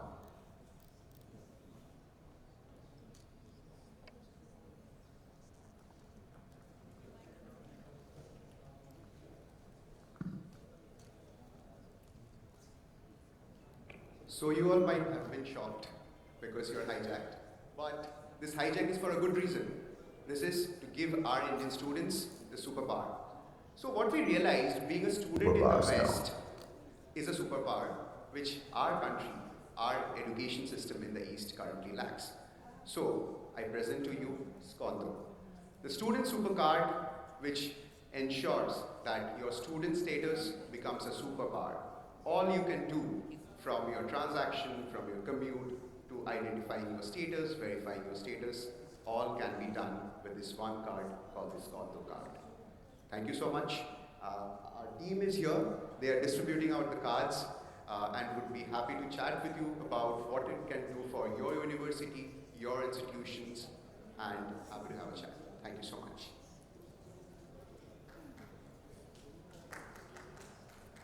Thank you so much. That was indeed a lovely gimmick and very surprising. Thank you. I would request you all to please explore the idea that the card, that in the form of card which he has shared, and definitely go for this. Our next panel explores Ideas Meet Investment, Empowering Student Entrepreneurs, chaired by Mr. Tanmoy Banerjee, Director, RT Network Solutions Private Limited. Please welcome, sir. Joining him, Mr. Tipom Bhattacharjee, President, Kingston Education Institute, Professor Dilip Shah, Rector and Dean of Student Affairs, Bhawanipur Education Society College, and Mr. Anamitra Ghosh, Head of Product and Growth at Skonto. Please give a big round of applause for them. Welcome on stage, please.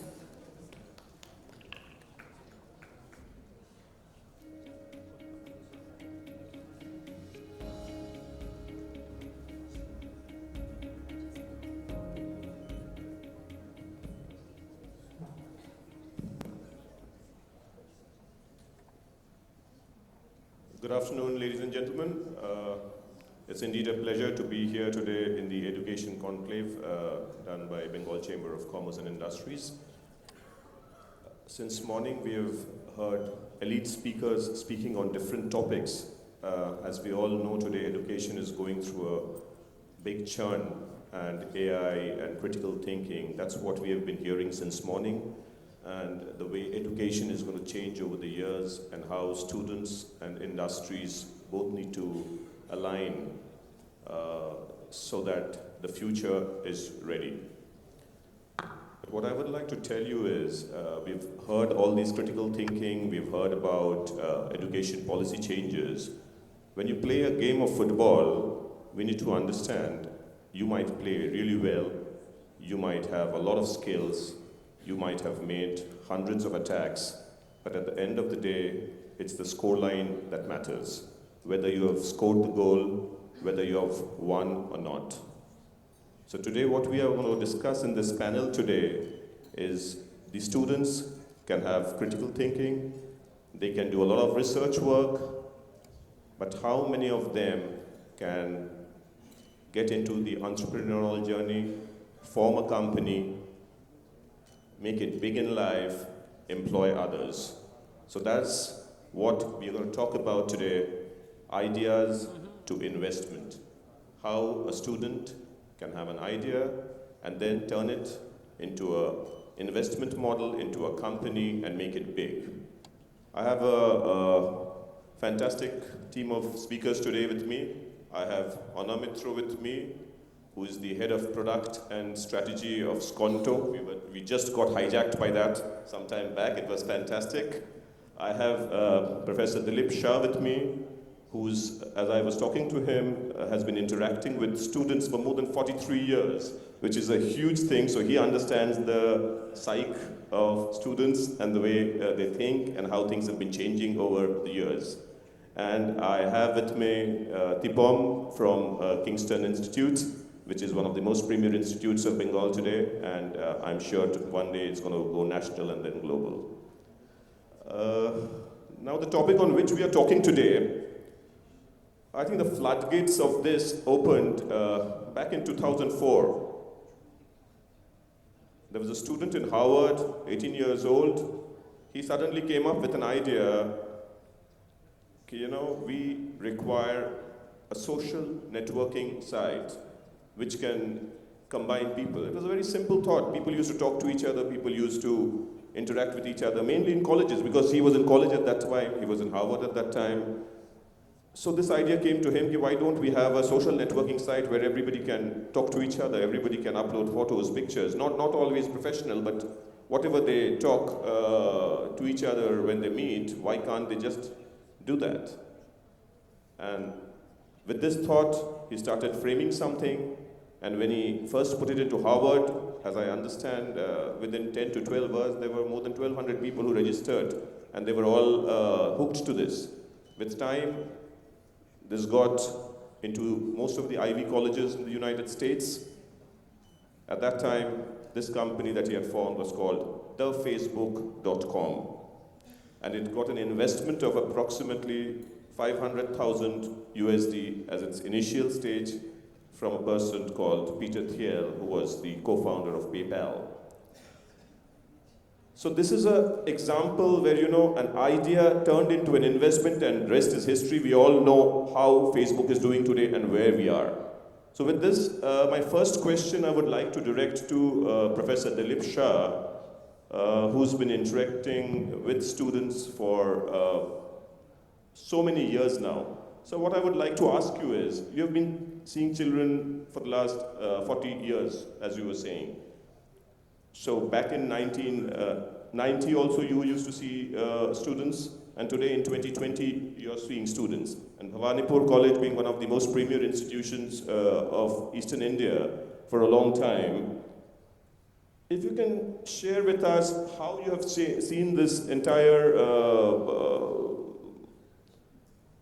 scenario change from 90s till 2020s, and what are the success stories? Do you have entrepreneurs from your college coming up? Have you seen them coming up? Have you seen them having an idea in college and then converting it into a investment? So here we would more focus towards the entrepreneurial journey of a person.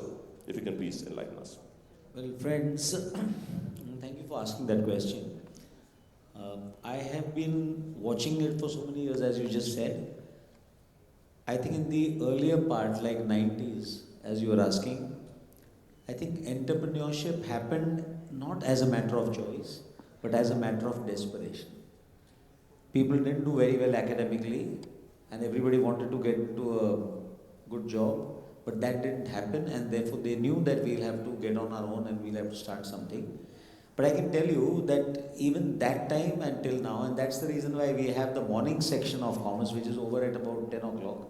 The whole idea was that we would encourage people to do work during the day. This is what we did, consciously. That we would tell them that your first year is the time when you should start doing business. Maybe by second year you will realize that business did not work or this model did not work. And by the time you pass out in the third year, you would know that what works. And by the time you are 27, 28, by that time you have a business that is actually doing well. So it's not an exceptional case. If you ask me, can you single out one incident? I can say that more or less 50-60% of the batch went like this. And we are talking about hundreds of entrepreneurs passing out of the college every year.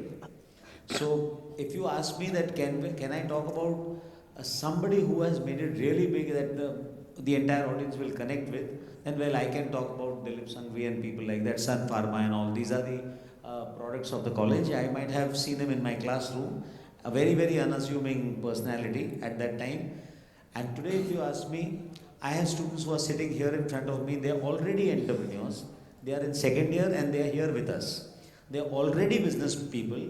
And that girl, Jain girl, Namita Jain, she's already sitting here. She is doing her business. And almost, she's more assuming than Dilip Sangvi. I can say that. So, and I'll tell you how they have changed. They've come to me once, and she came and told me that, sir, what is the most important thing is that we need to have a network of people who are into business. So they said that, sir, we want to replicate BNI model. So Bhawanipur College actually has a BNI model for the students, and in which there are 30 entrepreneurs who meet every week, and they take up business matters, and they are otherwise also in touch with each other. They help each other. I think that is far more improved version than the incubation center that we run. It's far better than that. So that's the transformation from 90s till now. It's not by desperation anymore. This is by choice. Fantastic. That is a big difference. Fantastic, because we people, those who are in business and those who have taken this entrepreneurial journey, we all know that networking is the most important thing. You know, network. Yes, when you network with people of different fields, you know, that is how the collaboration happens. That is how, when you complement each other, you know, one's problem becomes another person's opportunity, and then they start solving it. Absolutely. Thank you so much, and I think this was really enlightening to understand how Bhawanipur College, in the heart of the city, is doing something like this, and they are creating entrepreneurs every day. Now I would go to another person who also runs one of the premier institutions of Eastern India, Kingston Institute. Tipom, he himself is an entrepreneur. So my question to you is, Tipom, slightly different. You have been running colleges, you have seen so many students, you have got multiple colleges across the city. What is what you as a college, as an administration, thinking towards entrepreneurship? Have you taken some specific steps towards entrepreneurship? Do you have courses which are aligned to entrepreneurship? And how is the response that you see among students when you are doing something like that? So first of all, let me tell you that, as Professor Dilip was saying, that in the 90s a lot of people took entrepreneurship out of desperation, and now it has become a career choice. I think that is much more aligned to the kind of economic situation or the kind of growth India is seeing.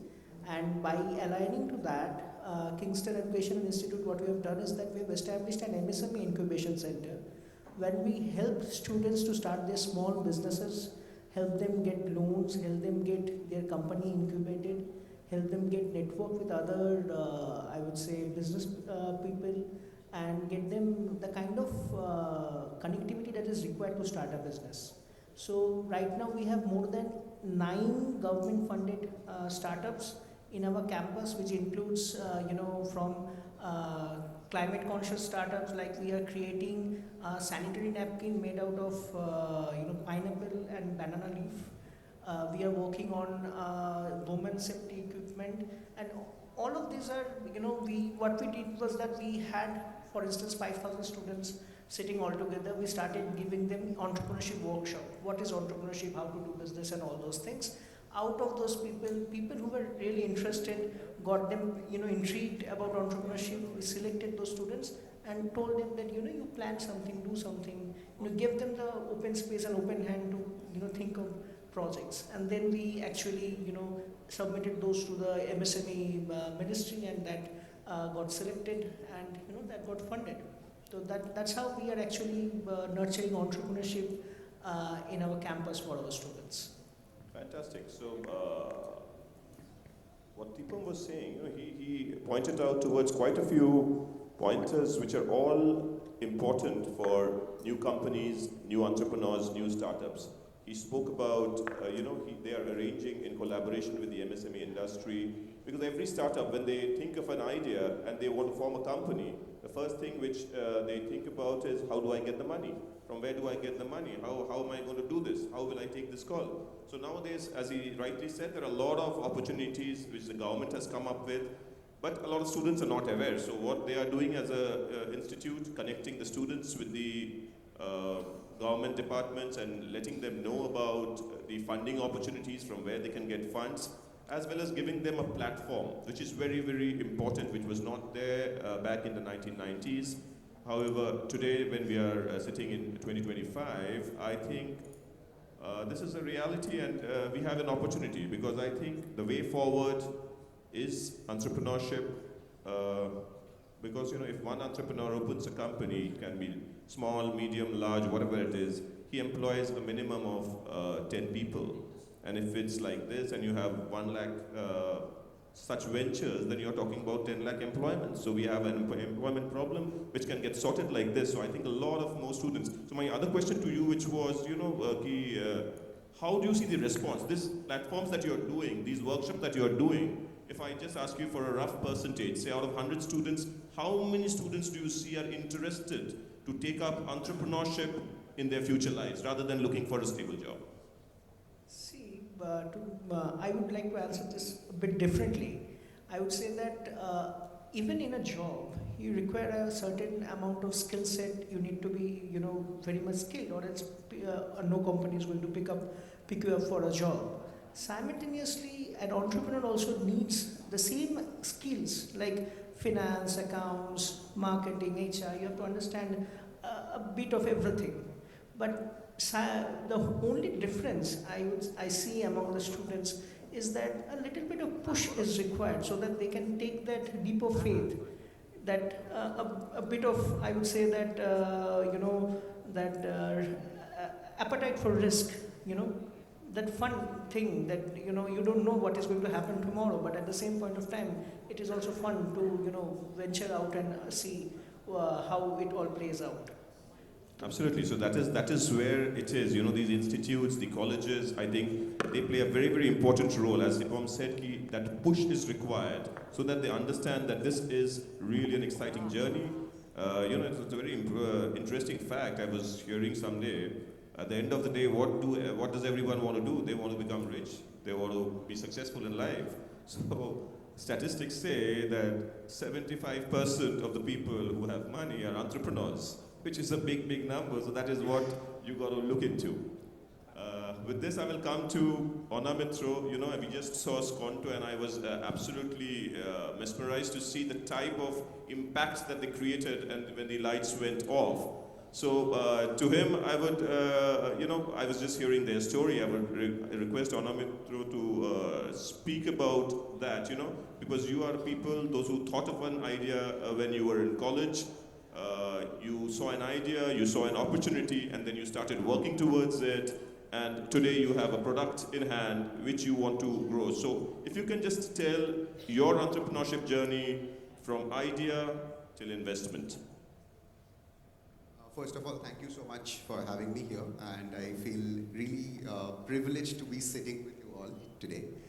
So, couple of things. Today, first of all, is World Entrepreneurship Day. So, a very strong divine intervention that I'm speaking about what we are building today in a forum like this. Secondly, I think you started off talking about Mark Zuckerberg, how he created Facebook.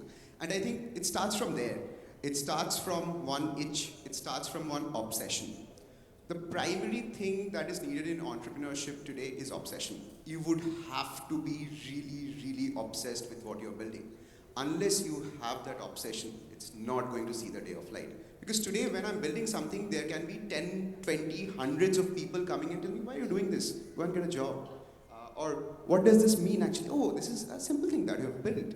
How does it add value? But unless you're obsessed, you're not going to defend it. Unless you're obsessed, you're not going to highlight and showcase and tell people, hey, you know what? This is the gap. This is what we identified. This is what we brainstormed on. This is what we ideated and found a solution to the problem.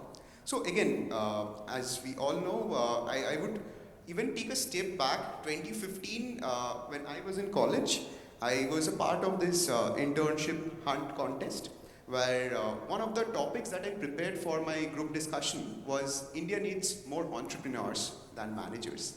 Currently today, I think 10 years have passed through that sentence, and I today feel that we have more entrepreneurs than managers.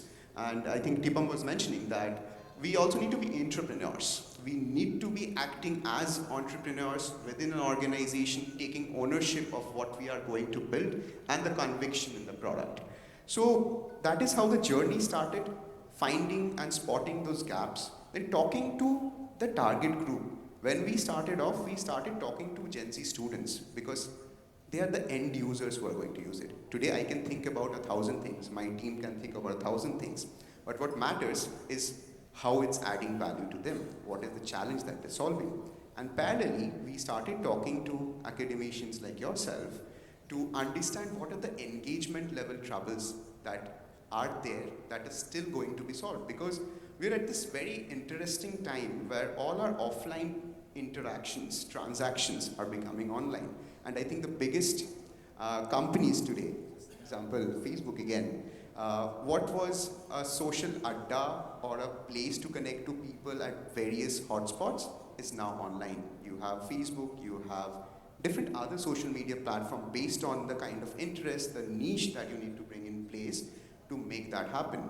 And that is where I think Professor Atul Khosla was speaking today morning, and he mentioned that more than incubation centers, we need those cafes, those hotspots where people can talk freely, people can ideate. Today, if you're in an incubation center, there are frameworks, structures, people will say, do this, do that. But most of the ideas, the path-breaking, the revolutionary ones, doesn't come out from there.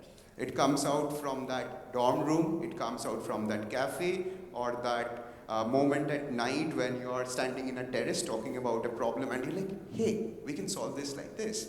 And we have done that. And that is where Skonto came in with a solid research, a focus group research of more than 500 students from various parts of the country and university stakeholders from across the country to understand what is the problem, how these experiences are broken, and what we can do with technology to solve it. That is why we have the card in place, we have a verification system in place, and most importantly, a very thriving and a strong community of students where they can form those special interest groups. Today, if I'm talking about blockchain, I need to be connected with other 5 people who think in the same lines, and that is where we find out the gaps, where we find out the solution, as you mentioned.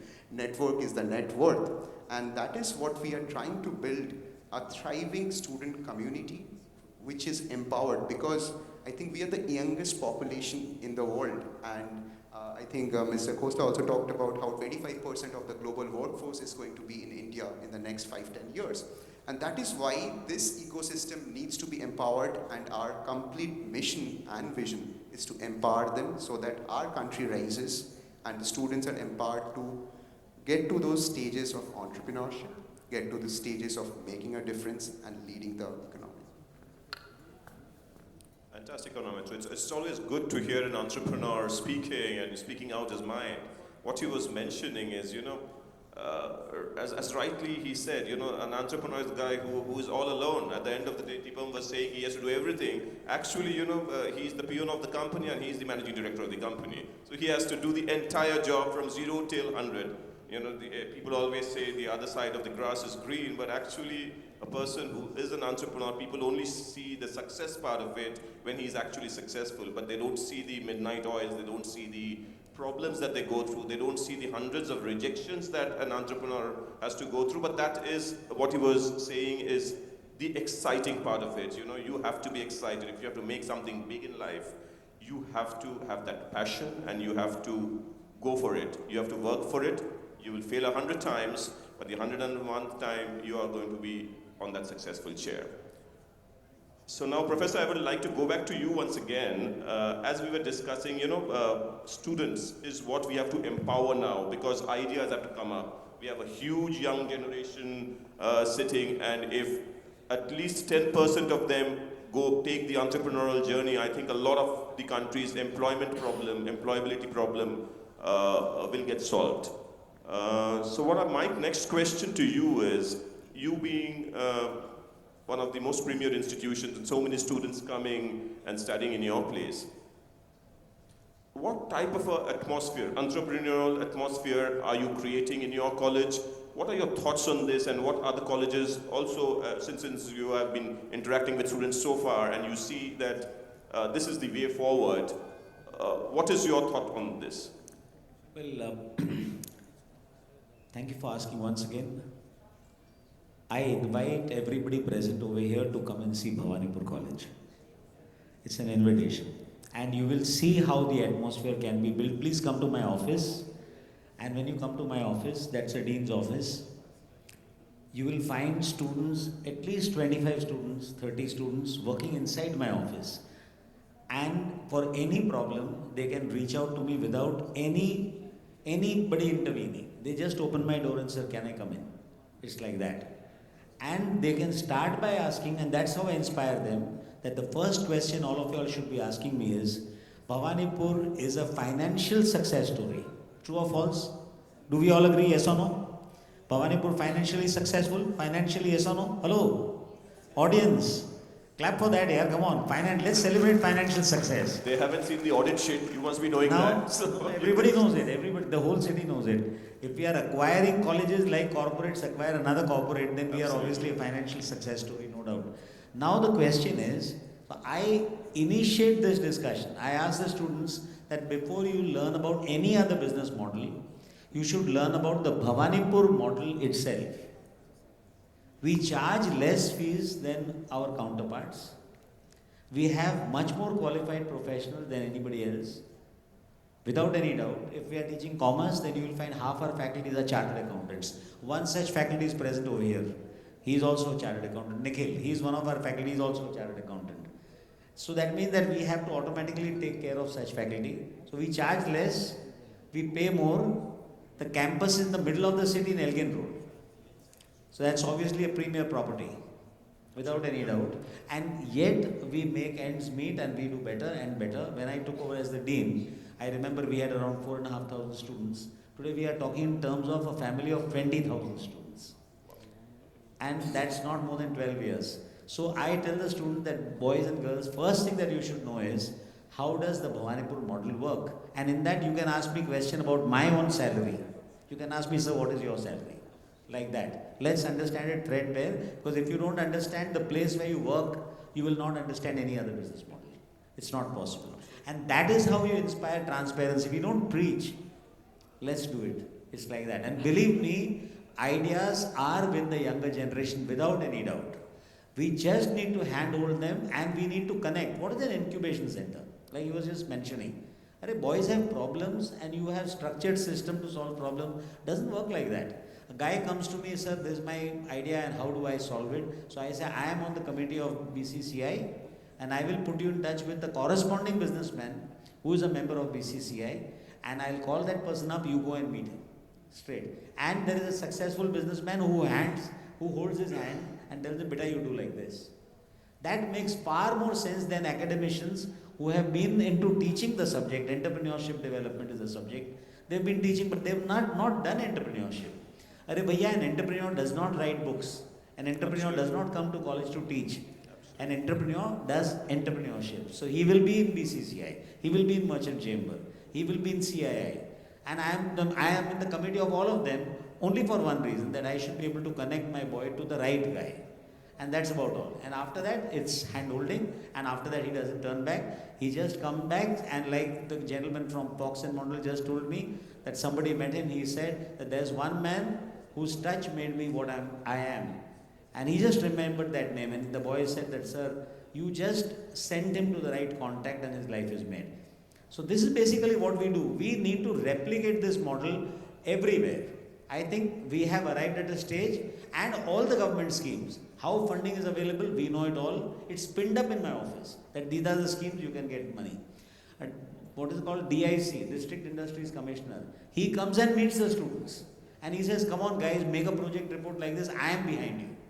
So direct, there's no in between. And this is more than an incubation. I think this is it. And the boys will obviously pass out with a smile. One more thing I'd like to, just 2 more minutes. Here I am saying something that all of y'all can also replicate. In my college, I tell the students, if we like your idea, that doesn't mean that if we don't like your idea is wrong, but if we like it, then we will fund the idea, we start a company, and we will have all the shares, the college will have all the shares, but please start earning, and when you earn, out of your earnings, buy the shares at par, no premium. Your company is successful, start buying the shares in piecemeal manner as you earn. By the time you leave the college, you will not just have a degree, you will also have a destiny. So degree to destiny, that's for you. Thank you so much. Fantastic, fantastic. I think the last part that Professor said is an incredible model, you know. everybody thinks whether I should jump into it or not, from where I will get the money. But what he said was very, very important.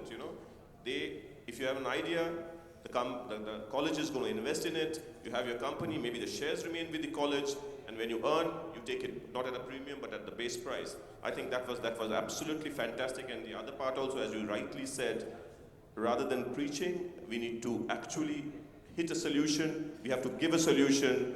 If somebody is coming with a problem, a student is coming with a problem, we need to show him the path, and we have to actually handhold him to that path, rather than just telling go and do this and you will be finding a solution. It's very important that initially we handhold a few people and take them to the right path, so that moving forward they can make it big there. That was a fantastic piece of advice from you, Professor. Deepam, I would like to come back to you again, and what I would like to ask is, at a very young age, you are running a pretty big institute now. So in one way, I would say that you are also an entrepreneur. Maybe, as I understand, your father opened this, and he's the one who started it. However, since you're taking care, and as you rightly said, as an entrepreneur or as the head of an institution, it looks very good when you write president, but the president has all the work to do. He has to take all the tensions. So what would your personal advice be to the young students who are wanting to take entrepreneurship as their path forward, going by your experience, going through the entire doldrum of events that you go through every day, or rather every entrepreneur goes through every day? What would your advice be for these young students? See, we started off talking about Facebook. We always, our Indian education system, mainly management education, talks about case studies from the West. I would say that let's, look inside, look in India, and also look at East, other developing economies. So, to boil down to the point is that if a student wants to really understand entrepreneurship, they should visit their nearest kirana shop. Go there and understand basic unit metrics. How much they're buying their rice for and how much they're selling it to you for. Basic unit metrics. At the end of the day, everything that we do is for unit metrics, that if I am spending 100 rupees, how much we are getting in return. And if we are not able to fund our losses, then we have to find someone who is going to fund our losses. Then your venture capitalists and all those places, even rising debt, equity, all those things comes into place. But the simple thing is that go talk with your kirana shop owner, talk with your laundry shop owner, talk with your vegetable vendor, that they are also doing a business, and to understand what basically business is, that how much they're buying it for, how much they're selling it for, is something I would say that a student needs to understand to get into the mindset of being an entrepreneur or a business person.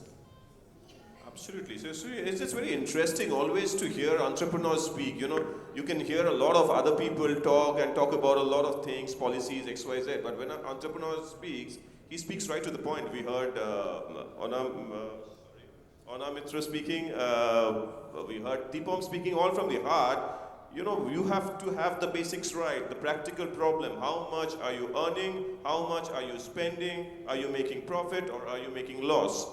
Behind every idea, anybody will come and invest in your idea or in your startup if your mathematics are right.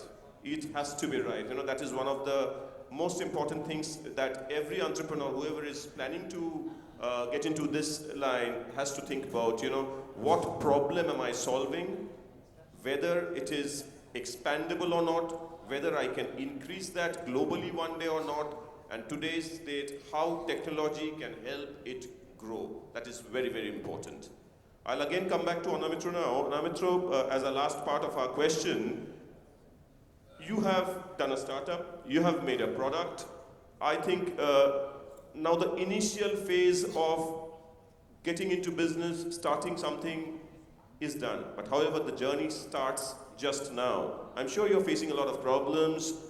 You don't know how to take care of those right now. Maybe you are working towards that. So again, I would ask you, from your point of view, about the journey that now that you've started, what are the problems that you're facing now, and how are you tackling those problems? So that, because I'm sure you have one thing in yourself, and your entire team. I see a lot of people with Skonto t-shirts moving around here today. So I see the energy in Skonto. So my question to you is, you have the passion. You know that this is going to become a big brand one day.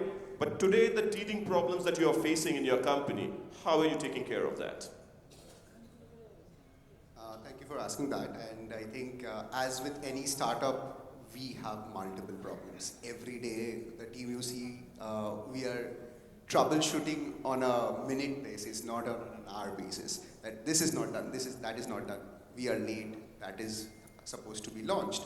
But I think the core of it can be solved with the right people in place, the right mindset. And I think today we talked about in the morning that people from different backgrounds, not even technologists, how they are taking up technology roles and changing things. Today I'm a mechanical engineer, then I went to pursue a degree in liberal studies, and we are building something from deep tech with AI, with blockchain involved in it. It's just about the right mindset. It's just about how you're ready to adopt, how you're ready to learn and connect to those people where you can solve those problems. Today, startups have funding issues, as Tipam was mentioning, that who is going to bear the losses on the initial days? And that is where I think your unit economics come into picture, the power of your business model comes into picture, and how you can show that with strong conviction that, yeah, this is going to make a difference. And that is where we step in. That is where entrepreneurs and the mindset steps in to ensure that this is not just something which looks fancy on paper. This actually works. And to get that happening, it's mostly that strong zeal, that strong conviction that, yeah, I know what I started this for, because it's very easy to get muddled. Today, you are maybe launching a product, and by the time you launch, you see some other big organization with deep pockets have launched something of that sort. So what do? Do you come back? Do you pivot? It depends on your market research. Do you know whether how much of the market that they've already acquired? And do you have the capacity or the backing to sort of compete with them? Or if you find that they're already in a space where you can't compete, that is maybe a time where you pivot and sort of find those gaps where you can add value to that value chain. Because once an entrepreneur sets their mind on something, it's obsession I talked about, right? You often get belittled as well to stick to that certain specific thing which may or may not work. So it's very important to pull plugs, to understand how to maneuver through the challenges. And I think the only thing that I will say that it's very important to show up every day. That today you do not know what is going to work, what is not going to work, and especially when we are creating a category, the challenge lies with the fact that people are not understanding it. As you know that ideas, when they come up, first are always ridiculed, then people start talking about it, okay, this might work, and finally, when you have made it, people applaud. And that is where the whole journey of an entrepreneur lies. And again, ideas I feel are worthless, absolutely worthless, unless you have the execution in you. So it's always about how you put your effort, time in the specific channel and in the relevant direction to make things work. And that is how we are thriving. That is how this 2 lakh plus startups in our country are thriving. A lot of them are dying, a lot of them are pivoting, but at the end of the day, it's about those cockroaches who sort of survive the nuclear war and come out victorious and triumphant after the journey. Thank you so much. Fantastic. So this brings up the entire thought process of an entrepreneur. As you rightly said, you're going to face problems every day through your startup journey. But that one thing which keeps every entrepreneur going is that passion. That passion that, okay, one day I'm going to make it big. I have belief in my product. I have belief in the services that I'm doing. I have belief in whatever I'm doing. If I have done this startup, I'm sure one day it is going to succeed. So that is one of the major things that keeps you going. And the second most important thing, again, that he said is, your team. Your team has to be as good as you are or your thought processes, because you have to have that team, everybody believing in that same startup as the founders do. Then only you can move it ahead. Alone, anybody cannot make wonders. It has to be a team. So I think we are more or less over time. We had an engaging conversation with most of the people out here. I'm sure everybody enjoyed. So I will just hand over to Professor Shah once. He wants to have a last line of word. One word he says, but he needs a line. Okay, please go ahead. No. I'm very happy that you talked about the team. I believe in it. It can be very small, it can just be 2 people, but it should be a team. And there should be nothing in between. That is one thing I totally agree with. That is one. The second thing I would like to tell him that, well, it's not as bad as a nuclear holocaust. Cockroaches, nahi, human beings will survive, and corona can come and go, entrepreneurs will live through it. Don't worry. Absolutely. So that's the word. With that, I think we'll come to the end of this. I don't think we have time to take any more questions here. So the last words is going to be think big, think fast, and think ahead of time. Then you're going to become the best entrepreneur in the country. But I see a hand out there. I'll take a question. Yeah, please. Thank you so much. I don't have much questions because it was wonderfully explained. Just wanted to add on one thing that money, bachpan mein suna tha, money speaks only one language, Gujarati. So now it's time that the students should also learn this and the model, and I'm very, very happy to have Miraj sir. Sir, you might not identify me, but I have. I am not Miraj. I am also Sorry. Shah. So Shah. I have Dilip not sir. Miraj. My name is Dilip Shah. Sorry, sir. Dilip sir. So you might not identify me, but I have been to Bhanipur for few of the sessions, and it is wonderful that you shared the process how students can learn entrepreneurship, because academicians can't teach entrepreneurship. That is the baseline. So thank you so much for openly discussing it. Thank you so much. Thank you. Thank you very much for your question. However, nowadays things are changing. It's not only Gujaratis. Bengalis take a way ahead now. Okay? So we'll end with that. Thank you so much. Yeah, and see, 3 of us are Bengalis and there's only 1 Gujarati. Thank you so much. Wonderful. What a fantastic session. A big round of applause. And I really hope today's exchange turn ideas into real investments. Thank you so much. May I now request Mr. Abhijit Chatterjee, Chairman and CEO Ascensive Educare member of the committee, and also Mr. Abhishek Rungta, founder and CEO IndusNet Technologies and Mobilearn, to please come on stage to felicitate them. Please, sir.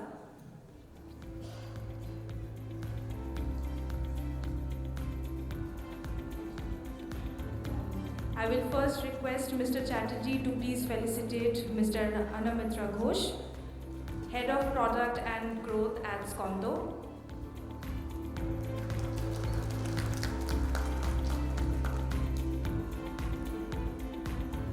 I'll request Mr. Rungta, founder and CEO, INT and Mobilearn, to please felicitate Professor Dilip Shah, Rector and Dean of Student Affairs, the Bhawanipur Education Society College.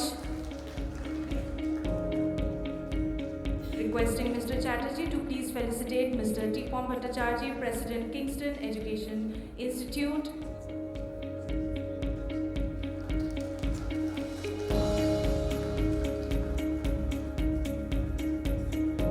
And now Mr. Rungta to please felicitate Mr. Tanmoy Banerjee, Director, RT Network Solutions Private Limited. Wonderful session, wonderful. Thank you so much. Thank you. Before I proceed for the next session, for requesting for a photo session, and meanwhile, I'll just once again inform that we have a lucky draw. I will be requesting you all after next session we have lunch, but before you move out for lunch, I will request you all to please wait for 1-2 minutes, because we will be distributing few coupons, because we have a lucky draw at the end of the conclave. So please be there.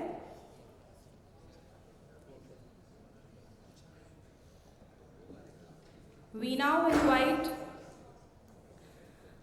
Mr. Abhishek Rungta, founder and CEO, IIT and Mobilearn, to please come on stage for a very engaging session on how Instagram learning is changing education. A big round of applause, please.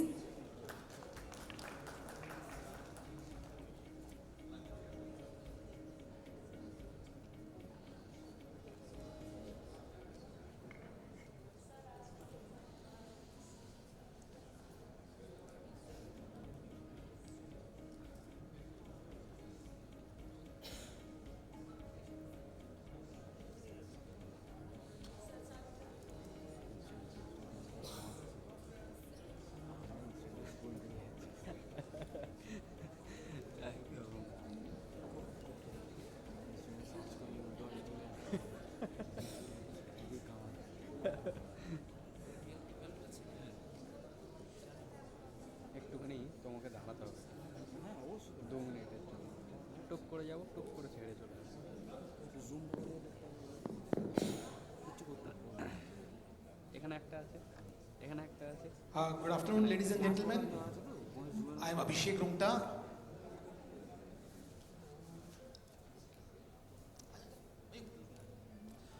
Founder and CEO of INT. And I have with me Mayuk. Mayuk has been building an amazing product called MobiLearn, which INT has incubated, and we are building that out. And this belongs to a very interesting group of business that we are building, which is called Loka Viveka. I will not confuse you with all that, but I will bring to you a very interesting opportunity that I think most of the education businesses have somehow missed.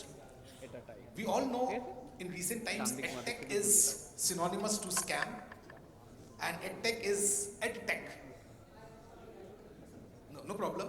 But what I'm saying is that many edtechs have failed, they have missold, they have sold, and they could not build a sustainable, solid business in quite a long time. And the problem with them has been, of course, that they had very high cost of customer acquisition. Plus, that is not their expertise area for most of them. They were learning that subject.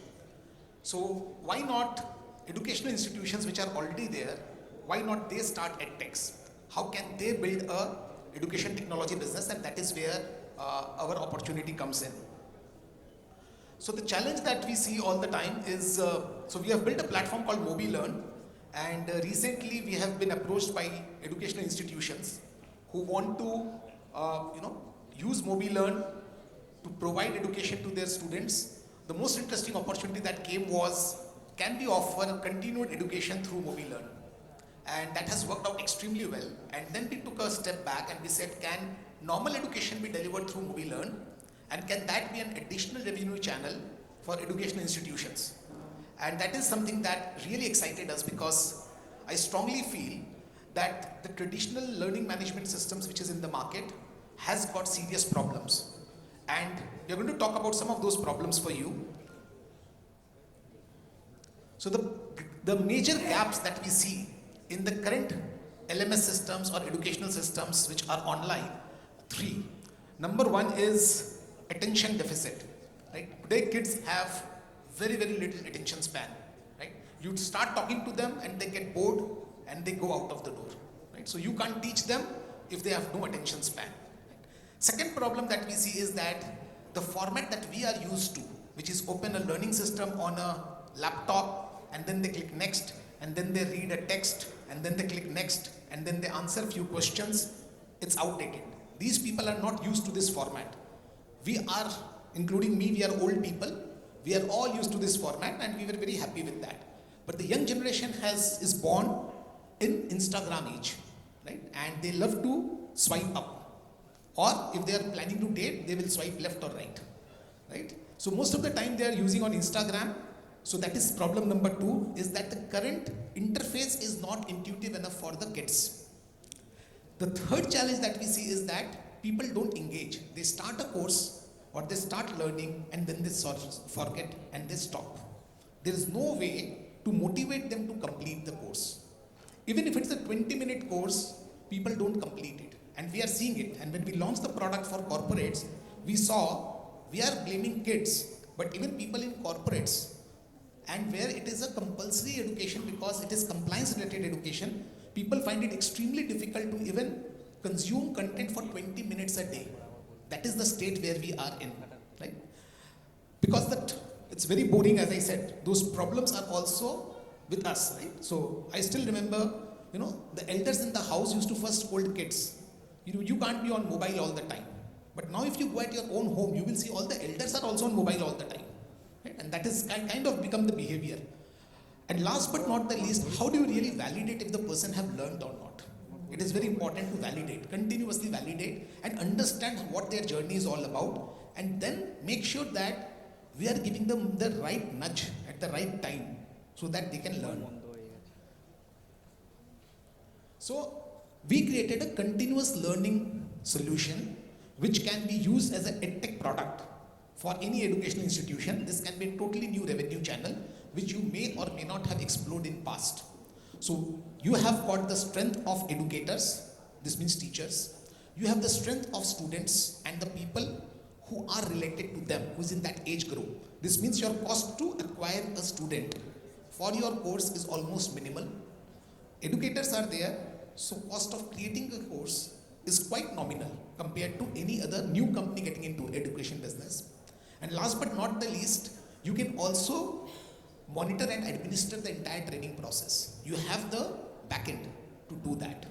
So all these three things coming in together creates a very solid revenue channel with only marginal increase in cost. And that is exactly what we propose.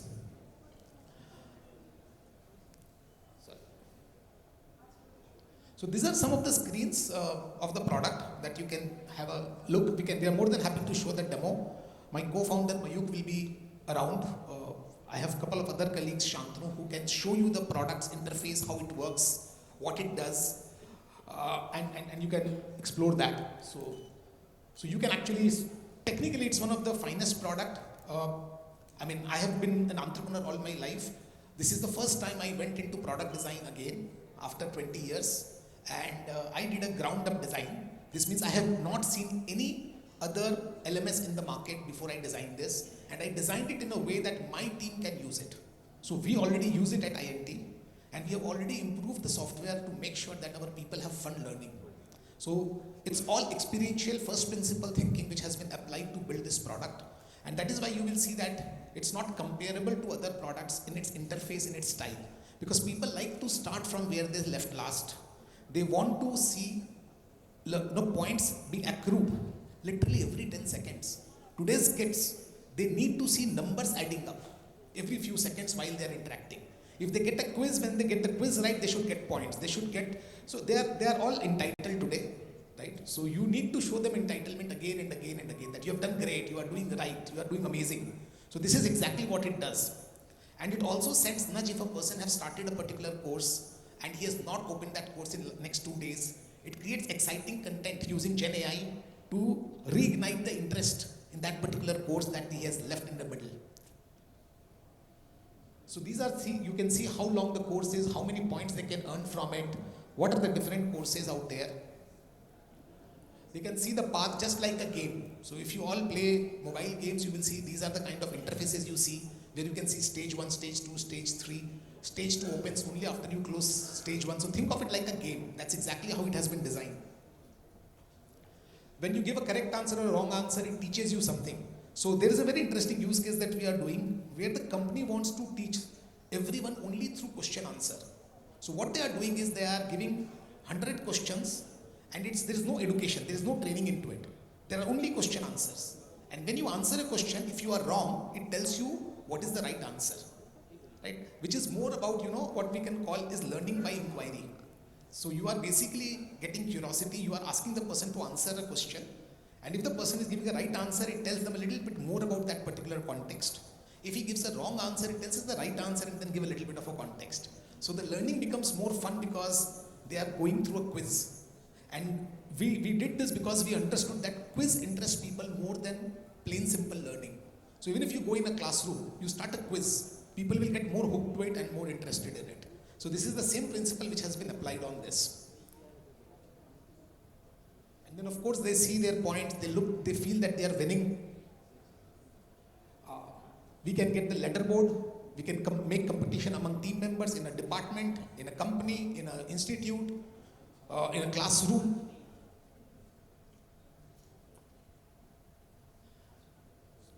And then at the back end, you can check everything. Whatever the guy is doing, this works on iOS, Android, your desktop, wherever you want to make it will work there. And the whole idea, as I said, is launch your own edtech without having any hassle of having a tech team, without actually building the tech, without maintaining the tech, because trust me, building and maintaining tech is very expensive. A lot of times it looks like, okay, I will go on a freelance website and I will float a project and someone will make it for me for a few $1,000s and I can launch a tech product. It's not as easy because there are a lot of things apart from that. More than happy to explain what all goes into it for you to actually launch a tech business. So the benefit that you can see here is revenue generation, of course, apart from whatever you already offer as a degree, for which you I'm sure have a lot of norms which you have to comply to launch a degree. You can launch learning courses, people who want to learn, who cannot join your institute but still want to learn. You can launch courses for them, and that's another revenue generation. So basically, yeah, it's a from a normal classroom to a edtech business. If you are prepared and if you are enthusiastic, we can cover this journey in 45 days because most of the things, how you create it, all the tools that you use to create it, be it AI tools, some are our homegrown AI tools, some are tools which are available in the market. We can get this whole thing sorted for you in 45 days. At least you will launch your first course in 45 days, that we can assure. So thank you so much. More than happy to take a couple of questions. I think we have just 1 minute here. So if there is any specific question, I'm happy to answer that. So the cost is in two ways. So the cost is in two ways. Obviously, the first part is to set this whole thing up, right? The second is per user cost. So it's per user per month, and the cost varies between 50 rupees to 200 rupees a month, depending upon the volume that you get. That is one. Second part is obviously the digitization cost, that we have to understand that what format you want to build in, and there are tools which are available. There are AI tools which are available to convert your content into that format. So we will give you the secret sauce that EdTech uses to create their content and course. That is not the place where we try to generate revenue for ourselves. We are happy to, set that small place for you. In fact, our office has a studio. If you don't want to invest in a studio, you can use our studio to get your content done. So yeah, thank you so much. A small question, sir. So one interesting point which clicked is because currently we are training people close to 15 to 20,000 students per year. So the one point is students go through the LMS, they forget, again they find it disinteresting. So you said that there is a place where the AI creates interesting content automatically to bring his interest. Yeah. Can you put some light into it? Yeah, so basically what happens is a person has learned today something, right? He will like to come back if there is something more and something more interesting for him next time. That's one. Second is that the person is, have completed the course, but if he does not go through some portions of that course again, he will forget it and he have lost interest. So those are the content we automatically create from your existing content. Okay, and there are nudges. So there are messaging that goes out, right? Marketing is very simple. It's all about communication, right? So you are not trying to reach out to other people. You are reaching out to the same people who have taken the course earlier. You reach out to them and nudge them. Now, what is the messaging that goes out is key. So that messaging is also generated using Gen AI, so that it appeals to that particular person. Because we are also tracking a lot of things while he is going through the course for the first time. So we are tracking which videos they like, which video they have saved, which video they are more interested in. We are saving all this, right? And then we are able to predict that this is the point or this is the ideas that if you push to him, he would be interested in consuming that. So that is how it works. Does it give you some clarity? Yes, understood. So it tracks the history of the student's learning, his interest, and automatically, does it create only messages or some new content also automatically? It can create new content. At this point, it creates messages. Okay. Because see, content when it creates in runtime, the challenge is that who will check the accuracy of that? Yes. Right? Yes. And you don't want to be known for pushing wrong content to the consumers. Fine, thank you. Okay, thank you so much. Me and my team would be around. If you want to ask any specific question, we will be happy to answer.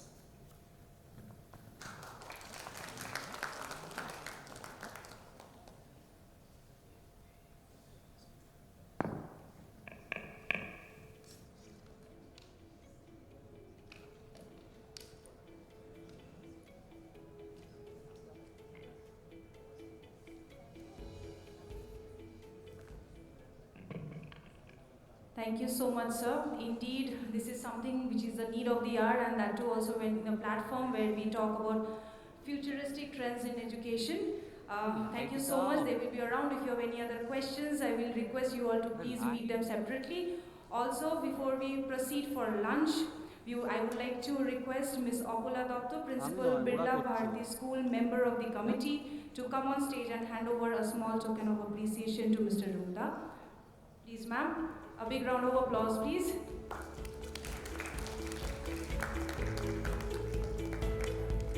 Also, as I've earlier mentioned, I will request you all to please wait for 1 or 2 minutes. Our people will be distributing some coupons amongst the audience, and we have a lucky draw after we finish the conclave, at the end of the conclave basically. So please collect your coupon, please be seated for 1 or 2 minutes. And after that we break for lunch. I will request you all to please come back as we explore exciting career paths in design, sports and entertainment. So yes, please come back and we will have more exciting sessions to catch up. Thank you.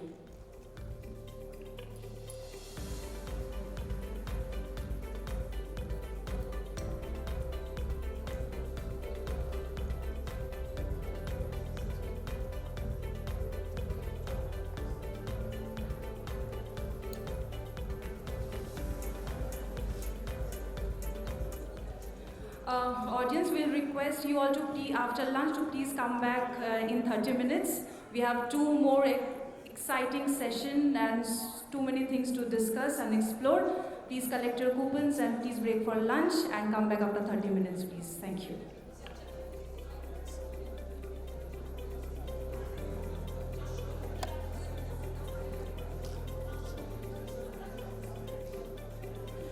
Begin the afternoon with New Age Careers in Design, Sports and Entertainment, chaired by Professor Ujjwal Kumar Chaudhary, Director General MSED Bharatiya Vidya Bhavan, Mumbai. Joining him, please give a big round of applause for Mr. Nilesh Kulkarni, former Indian cricketer and the founder director of the International Institute of Sports and Management. With him, Mr. Chaitanya Chinchalkar, Whistling Woods International, and Ms. Sharmila Sinha, Principal, NSHM Design School, NSHM Knowledge Campus, Kolkata. A big round of applause for them, please.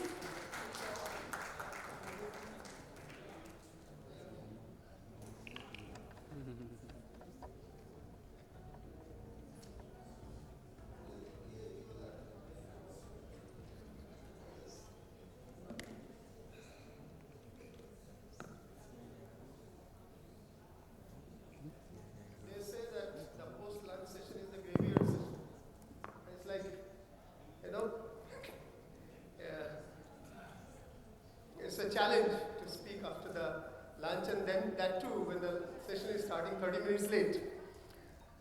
So we'll try to make it as interesting as possible. क्या तुम बोले?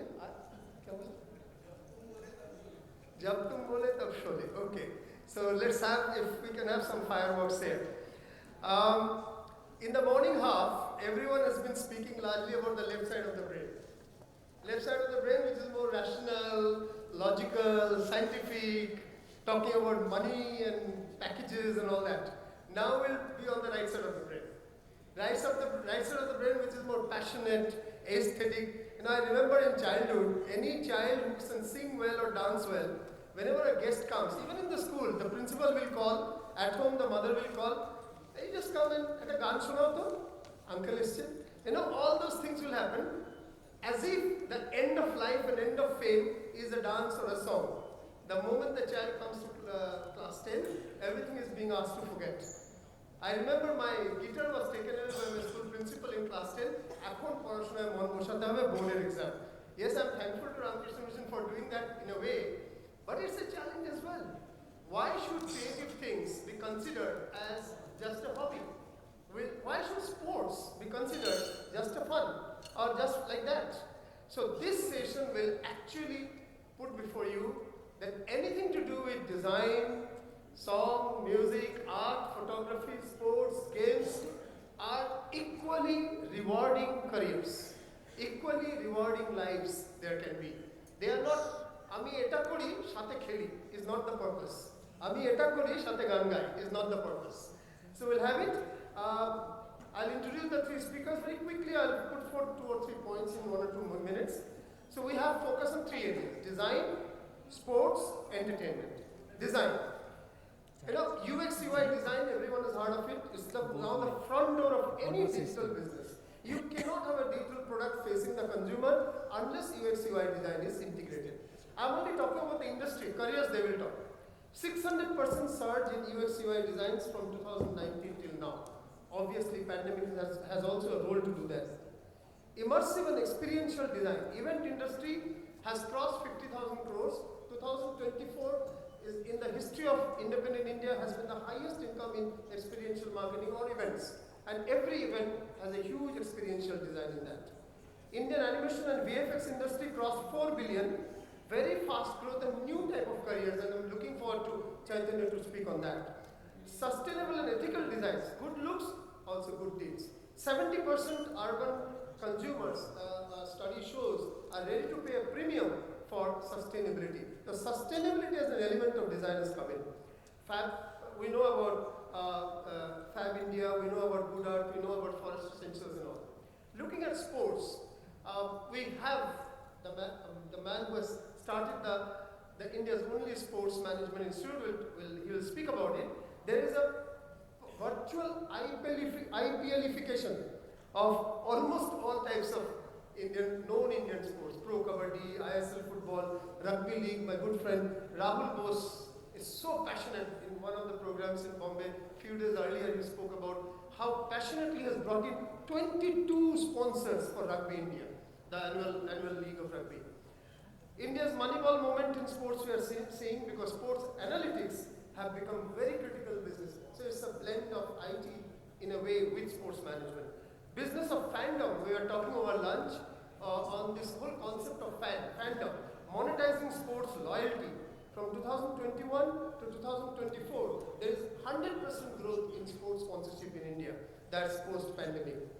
If we look at entertainment, a lot can be said. My last 22 years has been in education of entertainment and media, but I won't get in there. OTT market now is at $8 billion and expected by 2030 to become $13 billion. 1 billion is 8,700 crores. That's a big money only in the OTT front. Yes, the growth is far stronger than what television would be. New jobs, there is a job called intimacy coordinator in OTT. There is a job called content acquisition manager. These were unheard of only a few years ago. Then solopreneurs, individual entrepreneurs using the creative space. They are also called, another word, creator economy. Solopreneurs to media houses in the creator economy. 80 million, that's 8 crores plus content producers. Now sometimes it looks like wasting time, but there are a large number of people who are, I'll tell the global creator economy is already $200 billion. India has crossed $2.5 billion in that. Still the percentage is much low in consideration of the entire world, but it's growing. Cinema box office, interesting. In 2020, the pandemic year, starting from January, the lockdown came in March, we know that. The pandemic year, it was below 3,000 crores in 2020. It has crossed 12,320 crores in 2024. The box office collection of cinema. Only the box office, not OTT collection, not the TV collection. So this is the highest so far in independent India of television income, cinema income in 1 year. And this year, 2025, it's already crossed 7,175 crore by July. So in the remaining months, and mind you, the winter months are the stronger months for the festivals are there. So we perhaps this time it will cross 13,000 or more crores in box office. Chava, Sayara, Mahavatar, Narasimha, these are fully in Tamil. These have been the biggest grossers of this year. And regional cinema is also growing super fast. In this scenario of the industry, how is the talent functioning? How is the talent work coming up? And we know the government of India has just now come out with IICT, Indian Institute of Creative Technologies, on the lines of IIT-IM, a creative field institute as well. So to discuss on these three areas, design, sports, and entertainment, careers there, we have three experts. I will first introduce all the three, and then call the first speaker. We are very chivalrous. We'll have the lady first. Dr. Sharmila Sinha, Principal of NSHM Design School. In my opinion, and I have, not because she's here, that she's the tallest design educator of this city. I'm happy to have been a colleague of hers long back. And then we have Mr. Nilesh Kulkarni, Indian Test cricketer, who had played towards the end of the last century and the beginning of this century. And is the founder of the first Indian Institute of Sports Management, IISM. Also, we have Mr. Chaitanya Chinchilikar, Vice President of Whistling Woods International, an institute brought to life by the showman of Indian Bollywood, Mr. Subhas Rai. He is also the Chief Technology Officer, head of the Emerging Media Department, and he has been invited to be a faculty to join the production and technical areas in Oscar Academy of Motion Pictures, world's best known academy focused on motion pictures or cinema. So these are the three panelists. We'll have Sharmila ma'am speak first. We can have a short, quick video. She had requested for a quick video. We'll have a 1 minute quick video and then we'll have her speak. No problem. Catch each other.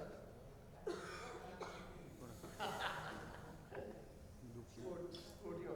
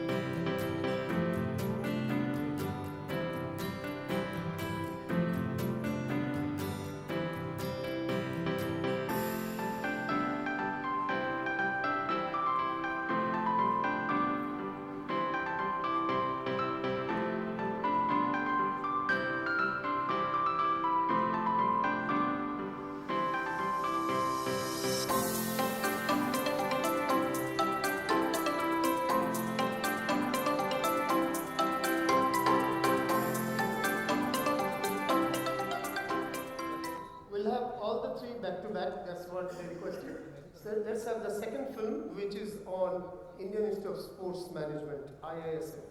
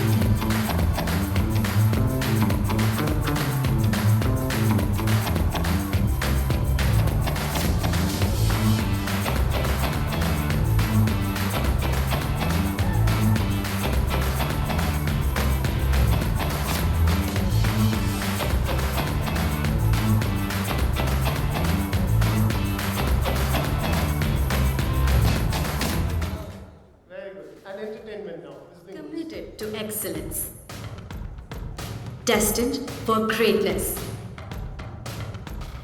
strengthened by passion, unified by vision. We're dreamers who dare, leaders who foster change, artists who challenge reality, believers who take action. We don't wait for luck. We bend it to make our own destiny. We go the extra mile because the world's big enough to fit our dream, to lose and find ourselves in. We are not just dreamers, we are doers. I did tell that there will be a lot of colors, action and passion in this session, and I hope the Dhamal will start. Let's begin with Sharmila ma'am, and particularly on the careers in various design fronts. Over to you, Sharmila ma'am. Your next 6 minutes. Thank you. So, welcome back after lunch. Today we are talking about the new age. Today's time, every day is a new age because every day something is changing. We are under the surge of technology, which is invaded into our lives, into our emotions, into our environment.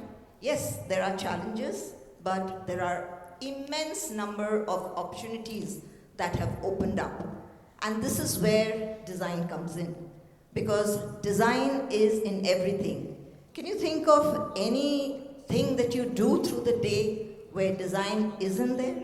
It is part of everything. Design is the intrinsic team player, which is part of every team, making things happen, solving problems, and creating great value.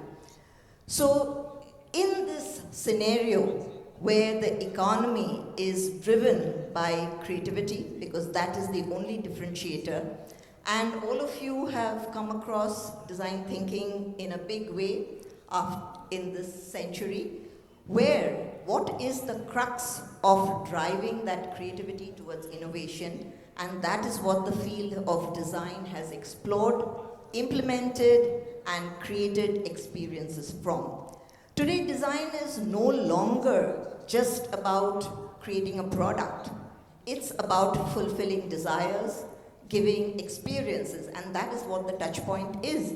So today, in the field of design education, we are not creating designers who will design a dress, who will design a product, who will design a communication. We are creating experience designers. And that is where the change is. And the youth of today, they are driven by a desire to stand out, to make a difference. And that is the challenge what design can bring about. Collaborate with them and help them explore these fields.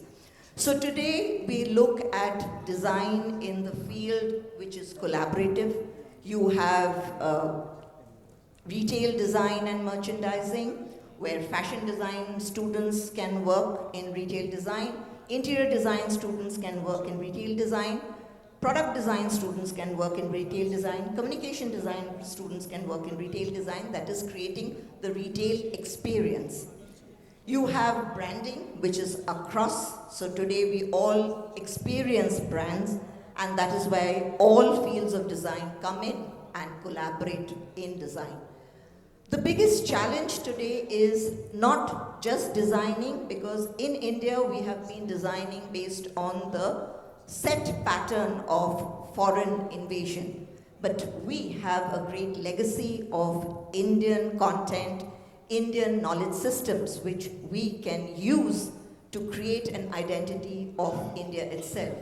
And as far as our Honorable Prime Minister, he has given a great thrust to make in India and design in India, which is how we collaborate with our Indian roots and create identity and new designs which will bring great insights and value to the system itself.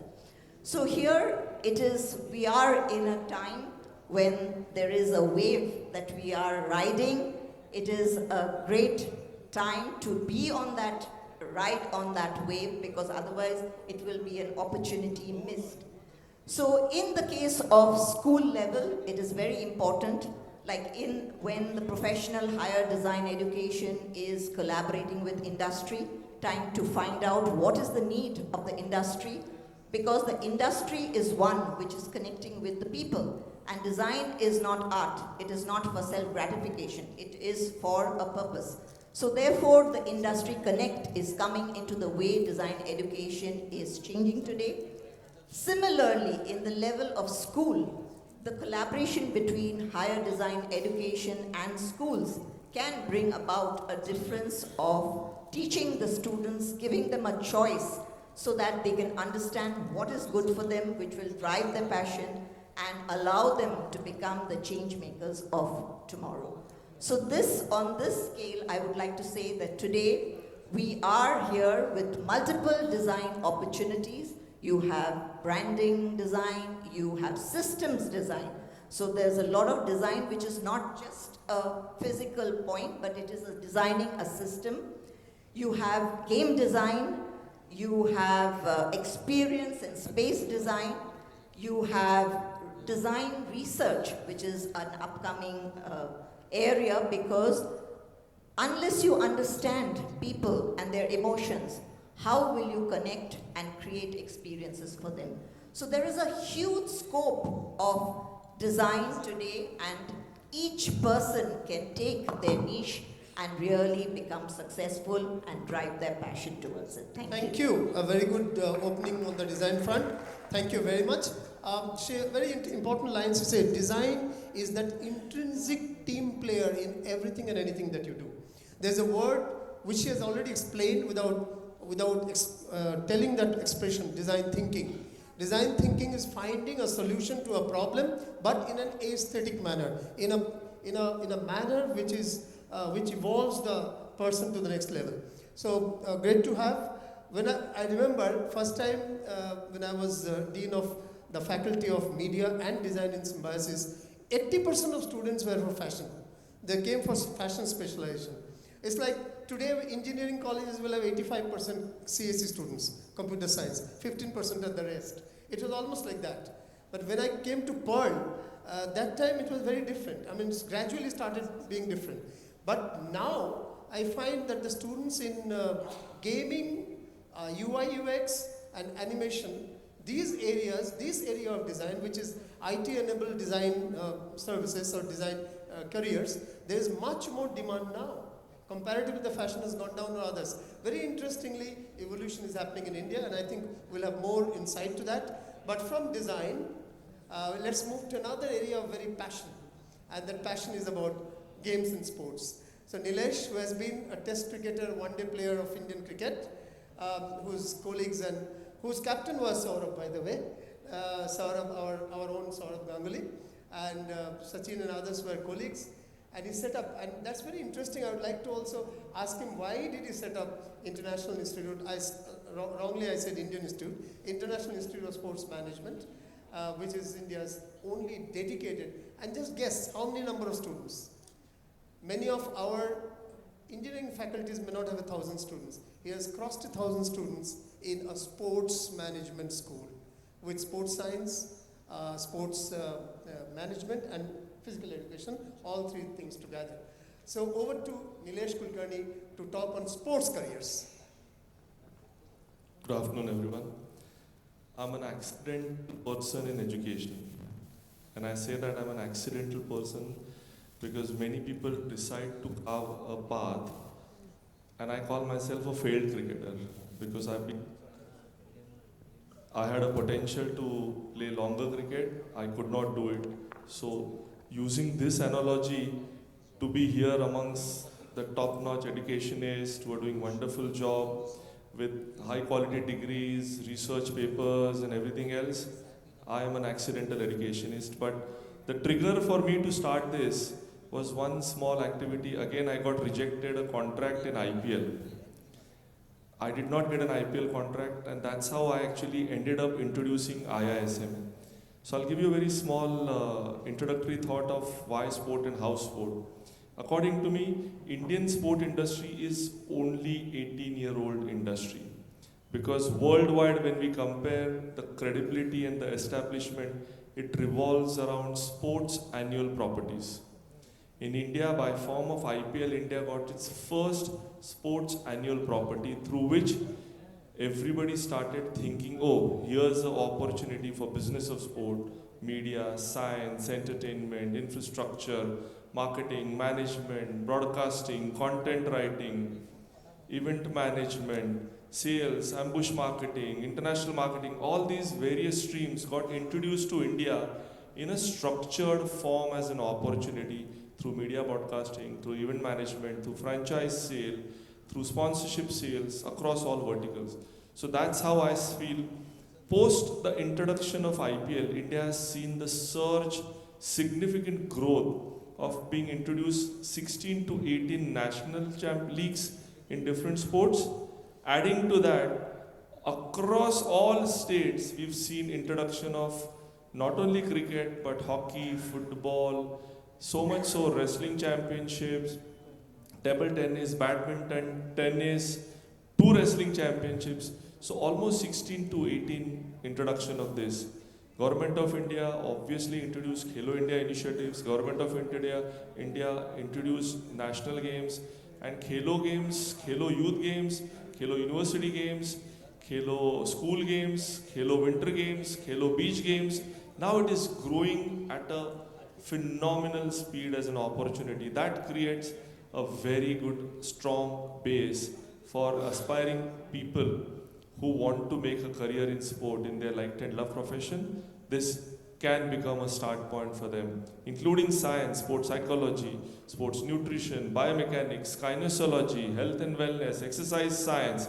These are allied verticals of sports science, high performance expert, high performance scientist. All these new areas have evolved and strongly getting established as a full-fledged career in sport. For me, that opens multiple doors for aspiring professionals, but more importantly, you can make a career in your liked and loved field and not worry about, oh, I need to have a shift. It actually becomes a choice of yours to make a career. And I always say that my Mondays are not my working Mondays. I love my Mondays. I look forward to go to office because I love what I do. I enjoy what I do.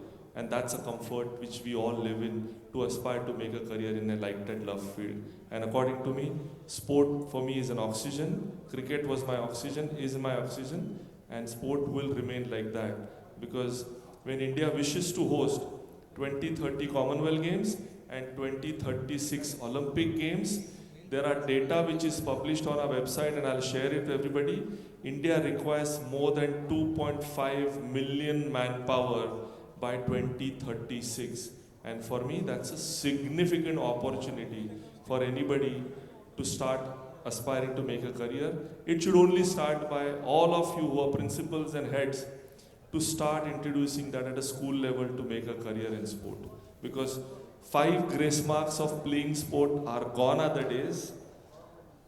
Adding that layer of giving them the credits and the certification is the new thing under new education policy. Let's embrace it and allow our children to make a career, because they can only be one first number student in the academics. I was a last bencher. I'm still last bencher. I'm glad that Ujjwalji actually allowed me to speak second, because even my batting order used to be last. So, going with that logic, thank you for inviting me and having me part of this wonderful interview. You have been a bowler. You have been a bowler. So picking order was towards the end. But bowler is as equally important as the batsman. As I said, between 2021 and 24, post-pandemic, sports sponsorship has become 100% more. I mean, if it was 10 rupees, now it's 20 rupees. And 25 is just getting better. I missed one point. Esports, 700 crores in 2020. 21,000 crores turnover in 2025, 2024, 25 is still on. Expected to grow up to 40,000 crores in 2030 by the time we organize Commonwealth. And then, as you said, by 2036 we have bid for the Olympics. Indeed, a major career choice here. There is a compulsory, or according to the government, there must be a sports teacher in even a primary school. Forget all other categories. But we don't have that. So there is a hidden demand in the market. It's a different thing that the public pressure is not up to that mark. With these international games coming in, I hope there will be public pressure, public opinion pressure on the powers that be, that there should be a sports teacher appointed in every school from primary to higher secondary. Coach and trainer as well.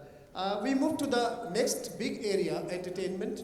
We all are aware of what entertainment means to us. It's no more the television, no more the silver screen. It's the small phone in your hand which is entertaining you all throughout the day. And there are various new facets of entertainment. And it's only a matter of surprise that design, communication are not compulsory subjects in schools. At least in future, we can look at that.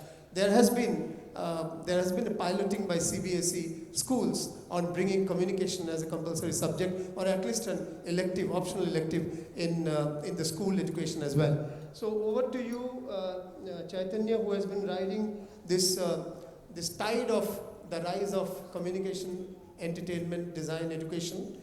He has been with the Whistling Woods and Subhash Ghai together more than 2 decades for a larger part of his career, and going up to the Oscar Motion Pictures Academy as well. It's interesting to know from him how the careers are shaping up in entertainment sector. Chaitanya Chinchalekar, the childhood friend of Sachin Tendulkar. They are neighbors. Okay, thanks, Ujjwal. And we have been colleagues also. Yes. So, when you look at media and entertainment, as an industry, it sounds very amorphous. When you speak of that, people generally think of acting and direction. And direction also they started thinking of lately. But when you actually look at the industry as a whole, it's huge. Codification of the industry, structuring of the industry has happened in the last 10 years or so. So now people are generally aware of multiple verticals within it. But just like in any other field, there are buckets of education in media and entertainment. Broadly, they will fit into 4 buckets. So there's narrative arts, there's communication and management, there's creative arts, and there's performing arts. Narrative arts is what we colloquially call filmmaking, audio-visual narrative storytelling. In that, you've got all the filmmaking related crafts. So cinematography, direction, editing, producing, screenwriting, sound, visual effects, production design. In communication and management, you have the mass comm and comm management aspects, advertising, journalism, events, PR, corp comm, now even part of sports and esports. Under creative arts, you've got animation, you have game design, you have fashion, you have visual communication design. Under performing arts, you have acting, you have music, you have dance. This is just a very top level overview of the multiplicity of careers that students are undergoing right now at Whistling Woods. We offer the entire range at both undergrad and master's levels. Now, over the last 20 years, 18 years, we've graduated about 4,000 Whistling Woods alumni, and they're all out in the industry, doing exceptionally well. We are always in the negative, wherein industry professionals are calling us saying, we want to hire, and we're like, nahi hai bache. Kya kare? I mean, I genuinely don't have students to send to work in the industry. We need like 10 institutes of this size in India. Ujjwal mentioned one fact about the industry growth, but what you actually look at it at the back is just the plurality of content that we make. India is the world's largest free market when it comes to content consumption. We used to do 3,500 hours of original film, cinema. Now we do almost 3,000 hours of original OTT as well, and this is just in 6 years. So in 6 years, your film entertainment content has doubled. We do 1.5 lakh hours of original television entertainment content. I'm not talking of news, this is outside of news. We're doing 1.5 million hours of original content going up on YouTube every month. 800 million viewers, 600 million gamers, and there is still headroom of another 40%. Our average revenue per unit is really, really small. India is blessed with people. And it's so easy right now for somebody who's got a spark, who's got talent, and puts in the professional training and education behind that talent to actually go out and make a name for themselves and build a business on their own. You have cinema, you have television, you have OTT, you have immersive, you have the creator economy. Now you have something called the attention economy. And in the last 3 years, the two big revelations have been, the whole world is talking about attention spans going down. The two most popular forms of content outside of cinema in media and entertainment industry are 60-second reels and 3-hour podcasts. So it's not like all attention spans are going down. If you give the audience what they're interested in, they're willing to listen to a 2.5, 3-hour podcast. So given this entire scenario, both at the high school level and at the higher and technical education level, you need to have 20-25% of your education as media and entertainment, foundational education in media and entertainment, especially at the high school level. Because that's where you end up just continuing to fan the flame of natural talent. And everybody is naturally talented, right? So I'm going to end with one anecdote so I deal with about 10,000 parents and students every year. I do a lot of Q&As, a lot of open houses, a lot of sessions. And the standard question I get asked by most parents is, how do I know if my child is creative? Right? And the genuine answer to that, it sounds funny, but it's not a joke. The genuine answer I give is, did your child successfully lie to you? अगर आपके बच्चे ने बचपन में आपसे झूठ बोला है, successfully, your child is creative. If you can convince the person who gave birth to you of something that is not true, you can easily convince the rest of the world. Right? So let's start to approach creative thinking in a different way and start to identify that spark among all of us. So, taking cue from this last sentence, trying to identify the creative spark so that they don't go wasted and they are evolved to the next level of being professional, not just a creative wonder, but a professional in that field. The next round, I'll have a quick question, and please keep your answers within a minute or so, starting from Sharmila ma'am. What should the schools do to understand the creativity of their students, and how can the schools, high schools, support their students in developing their creative talent? And where in this whole scenario, particularly in Calcutta, how can your institute also support that effort in the school premises? Over to you, Sharmila. Yeah, so this, as the spark was given by Chaitanya, so that creativity is not about rote learning. Today we are in the world of AI, even not in school level, in every level, people are just going to AI, ChatGPT and asking questions. And what are they doing? They are rusting their brain processing system. So most important is to let them be curious, ask questions, because design is all about asking questions and finding new answers. There is nothing new to be created. It just has to be given a new form. So encouraging that at school level, if a student comes up and draws a sky which is purple in color or green in color, there's no harm in it. It is the perspective from which the student is coming. Maybe it's seeing an alien sky. We should not just put it down. So we should give that freedom of the passion, of curiosity, of expression, and try to find out the context. Because creativity, when it takes a content and puts into a new context, is when newness happens.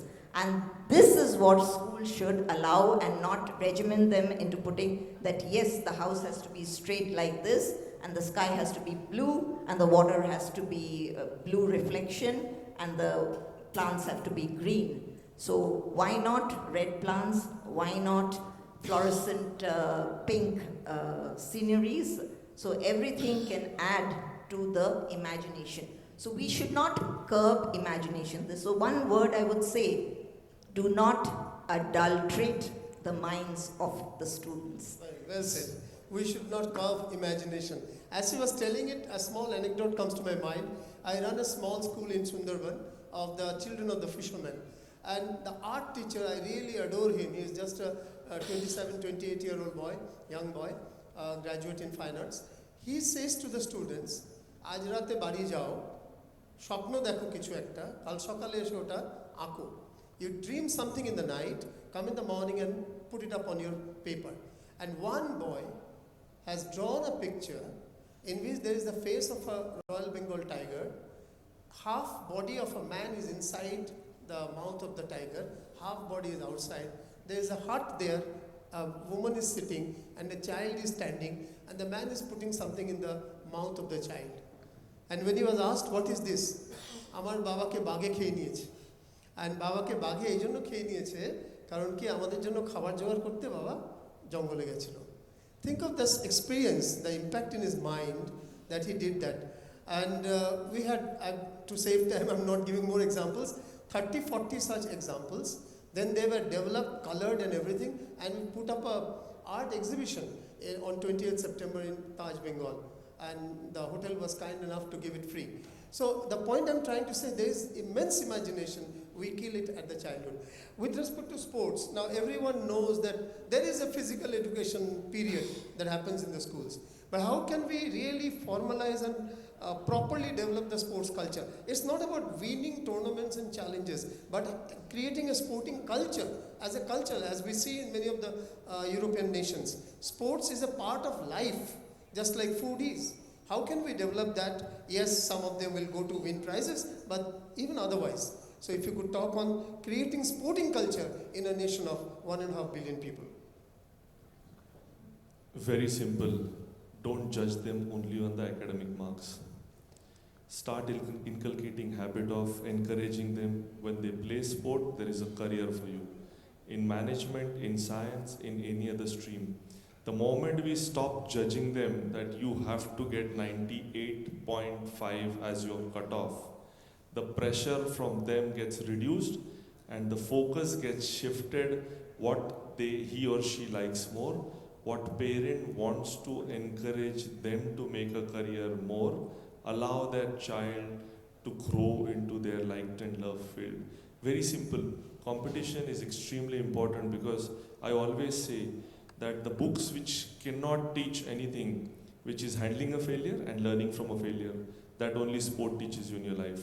And if we inculcate that as a habit among our young children and get them away from playing every sport on these devices, their life will be far, far better. Because in olden days, I'm calling our times, parents used to scold us, "Are kitna bahar khel rahe ho? Jaldi ghar aa jao." In today's time, the parents are saying, "Are kitna ghar pe baithe mobile ya iPad pe kheloge, bahar jaake khelo." Allow them to compete. Allow them to be part of failure. Allow them to learn from failure. If we introduce that as a habit right from school time, the child, I guarantee you, will be a good citizen, a good representation of he or she they wanted, the school wanted, and the parents wanted. And that's the culture they have in Western worlds. We need to start absorbing them. Very simple practices. Don't just give them 5 grace marks.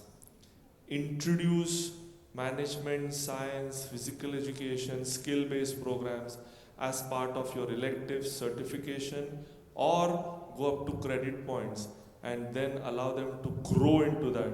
Because not only competition, but to make a successful career in transition, if that can be introduced from 8th grade onwards as a policy level.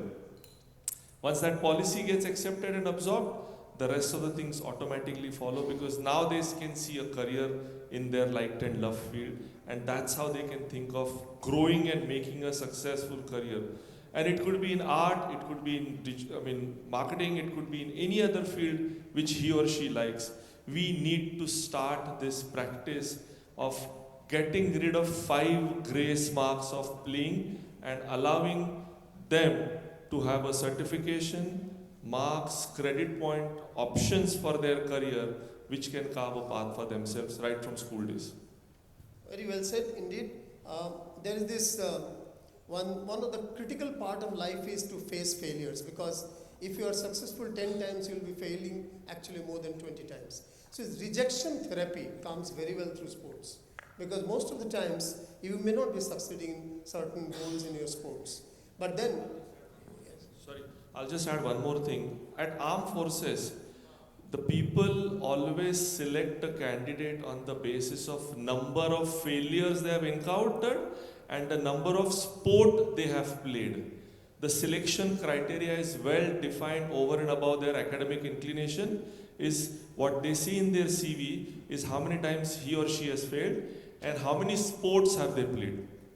And otherwise also sports teachers and coaches, we spoke about armed forces, police, military, everywhere sports is given priority. Even in corporate jobs, there is a percentage that's reserved for sportsmen. Otherwise also, for a healthy life, India is the diabetes capital of the world. So it is important that we have sports as a culture.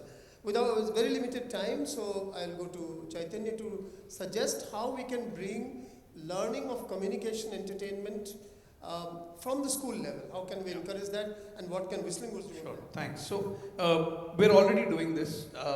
We've actually created a high school structures from 6th grade onwards, where we've taken the entire academic pedagogy and structured it so that 20 to 25% of your education is foundational education in media and entertainment, which includes creative art, foundational education in creative arts and performing arts. We've done an academic pedagogical breakdown of what is creative thinking, broken it down into strategic thinking, tactical thinking, lateral thinking, design thinking, and narrative thinking. How do you teach these things? How do you make it so that this is an attitude that students start to bring to everything that they do through specific activities?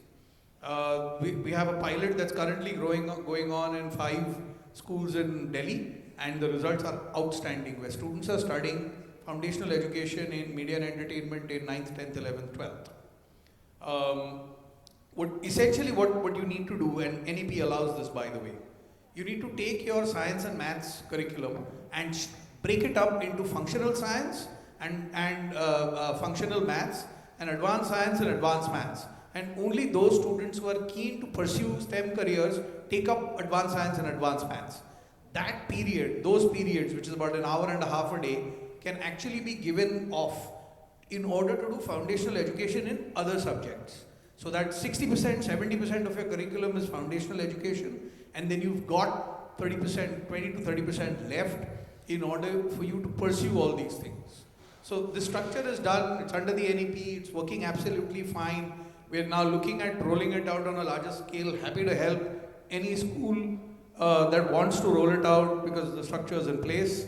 At the higher and technical education level, it comes with an additional requirement of infrastructure and more faculty and all that. Again, happy to help you out with that as well. In school, the most critical aspect that we see the change here is that when this becomes a subject, when this is a period, when this has marks, this has evaluation, it creates credibility and dignity in the minds of parents and students for the media and entertainment industry. And we're starting to see that change happening. So earlier we would do this, we were doing it in 5 Delhi schools, so one class per year, 30 students, so into 5, 150 seats. The first year we got only 200 applications. In the 4th year we got 5,000 applications. Yes, thank you. These are some of the things that need to be. I mean, sporting culture, understanding of entertainment and communication at school level, design thinking at school level, understanding of basic entrepreneurship, small nano entrepreneurship at school level. We complete class 12, except commerce students, nobody even utters the word money till class 12, excepting commerce students. So there are limitations, but NEP has opened up a lot. There is limited time. I will take just a couple of questions very quickly and answers to be also very brief. Anyone would be wanting to ask any one question, 2 questions max. If not, organizers will be happy to save the time. Yes, there's one. Can a mic be given to him? Put everybody to sleep. I do not have any question, but I have got a request to the management.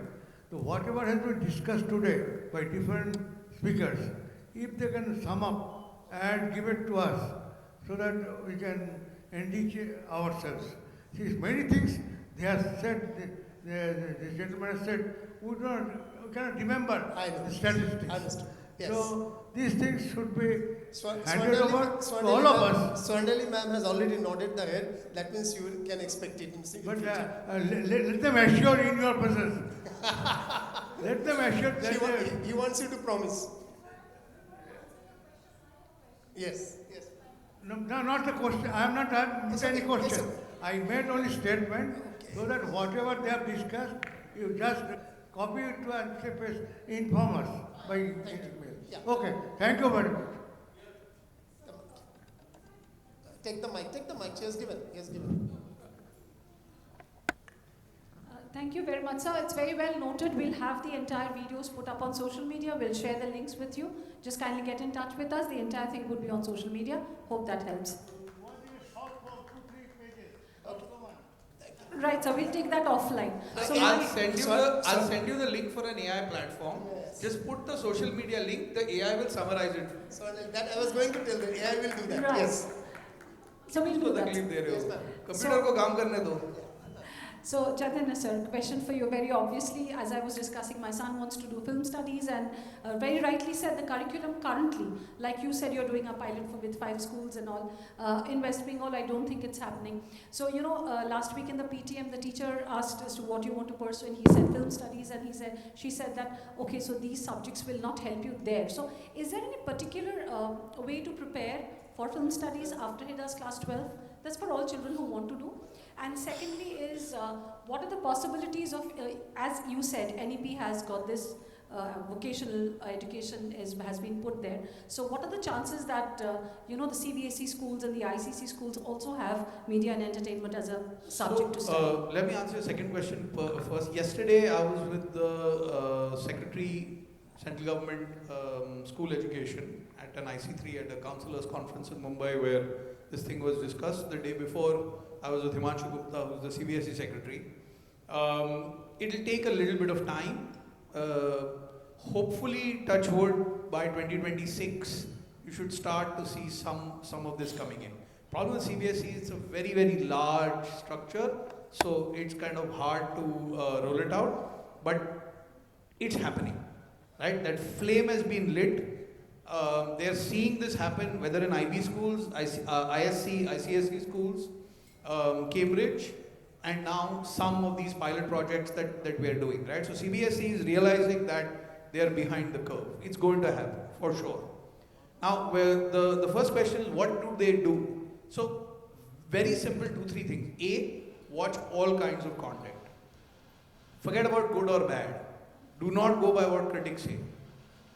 The greatest job film critics have pulled, the greatest trick they have pulled is to convince the world that they are relevant. Right? They are not. Film is opinion. The best film in the world, I know 10 people who don't like it. There is no right or wrong answer. Watch all kinds of content. Left, right, center, all languages. That's one. Then try and go back and try and figure out how they think it would have been created. Because everybody has their own way of arriving at that. What he needs to do is have some semblance of what that path is likely to be. And then start to learn the crafts, which are linked to that particular area. So if he's a visual person, the crafts are different. If he's a narrative person, the crafts are different. If he's a more tech-oriented, industrious person, the underlying skill sets are different. So that's broadly how it is. And I mean, I wouldn't actively encourage him to lie to you, but that's the kidding. But read non-fiction. Read non-fiction, read fiction, sci-fi, because that activates the imagination center of the mind. So. Thank you so much. Thank you. Yes, any more question here? I think we should bring this to an end because there's one more session, a very interesting session after this. Yes. Like for the school principals, that NCRT has taken the initiative to put design in the curriculum, and NID and IDC together have worked on a very intrinsic curriculum, which is from grade 6 to grade 12, and it is available online. So like schools who are not trained, And there is a process which IDC has taken on under the government funding to train teachers. Till now, about 6,000 teachers have been trained to become trainers in design thinking and design implementation. So, and they will be training more. And so this is an opportunity which you can take, and we are there as educators to help you out wherever you get stuck. Put pressure on your state board to introduce cognitive science as the fourth pure science. Physics, chemistry, biology, cog sci, right? It has to be. Cognitive science is study of minds. How can you not study minds? So as the fourth pure science, because that just helps broaden the spectrum of education. Since everybody's selling, I'm selling sport. Because this is my last chance of selling sport. I encourage everybody to play sport. Again, I'm narrating the same thing, khelo. Zarur khelo, because trust me, when you play sport, it helps you go into any of the stream what they have said. And beyond, be it engineering, be it science, be it maths, be it any other stream, सिर्फ खेलो. खेलने से जो चीज़ें सीखने मिलेगी ना, वो आपको कोई किताब नहीं सीख पाएगा. And that's why I'm insisting, please allow your child to play sport and then allow them to make a career in sport so that हमारी भी दुकान चलेगी. Thank you. But more than that, a sporting nation is a healthy nation. I would like to end by telling that this idea that the best students will go to only STEM subjects and those who do not get great marks will go to sports, films and all that is also a very wrong idea. I'm very happy to say, and that's not a pitching obviously, I'm very happy to say I'm 9th rank holder of 1981 CBSE National Finals, and I chose humanities in Narendrapur Ramakrishna Mission. So it is important that you encourage those who want to do what they want to do. Not just because they have got great marks in science, they will make it great cut there. Well, those who want to, even with low marks, can be great engineers. So let the choice rule. Thank you. Thank you so much. What an eye-opening discussion on how creativity and passion are transforming modern careers. So thank you so much. I would now like to request Mr. Ajay Ladha, Advisor, Degree to Destiny, AdTech LLP, to please come on stage and please hand over a token of appreciation to all the speakers. Please give a big round of applause. Moving first, I would like to request Sir to please hand over the memento to Mr. Nilesh Kulkarni, former Indian cricketer and the founder, director of the International Institute of Sports and Management. To Mr. Chaitanya Chinchlekar, Vice President, Whistling Woods International.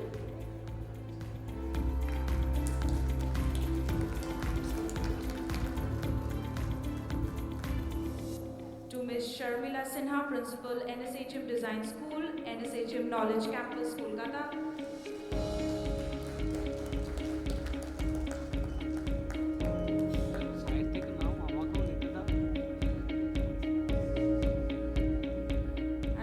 To one and only Professor Ujjwal Kumar Chaudhary, Director General, MSED, Bharatiya Vidya Bhavan, Mumbai. Thank you so much. A group photo, please.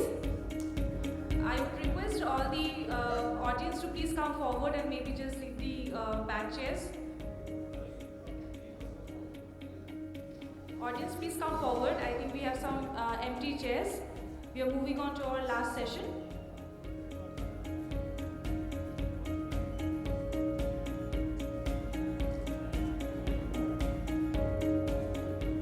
So up next, we discuss internationalization of education, chaired by Mr. Sumit Das Gupta. Joining him, Dr. Partha Sharathi Ganguly, mentor saraswationline.com, Dr. Devanjan Chakraborty, Director, East and Northeast India, British Council, UK, and Ms. Shalja Anand, Head, University Relations, Leverage Edu, Noida. Please welcome them with a big round of applause.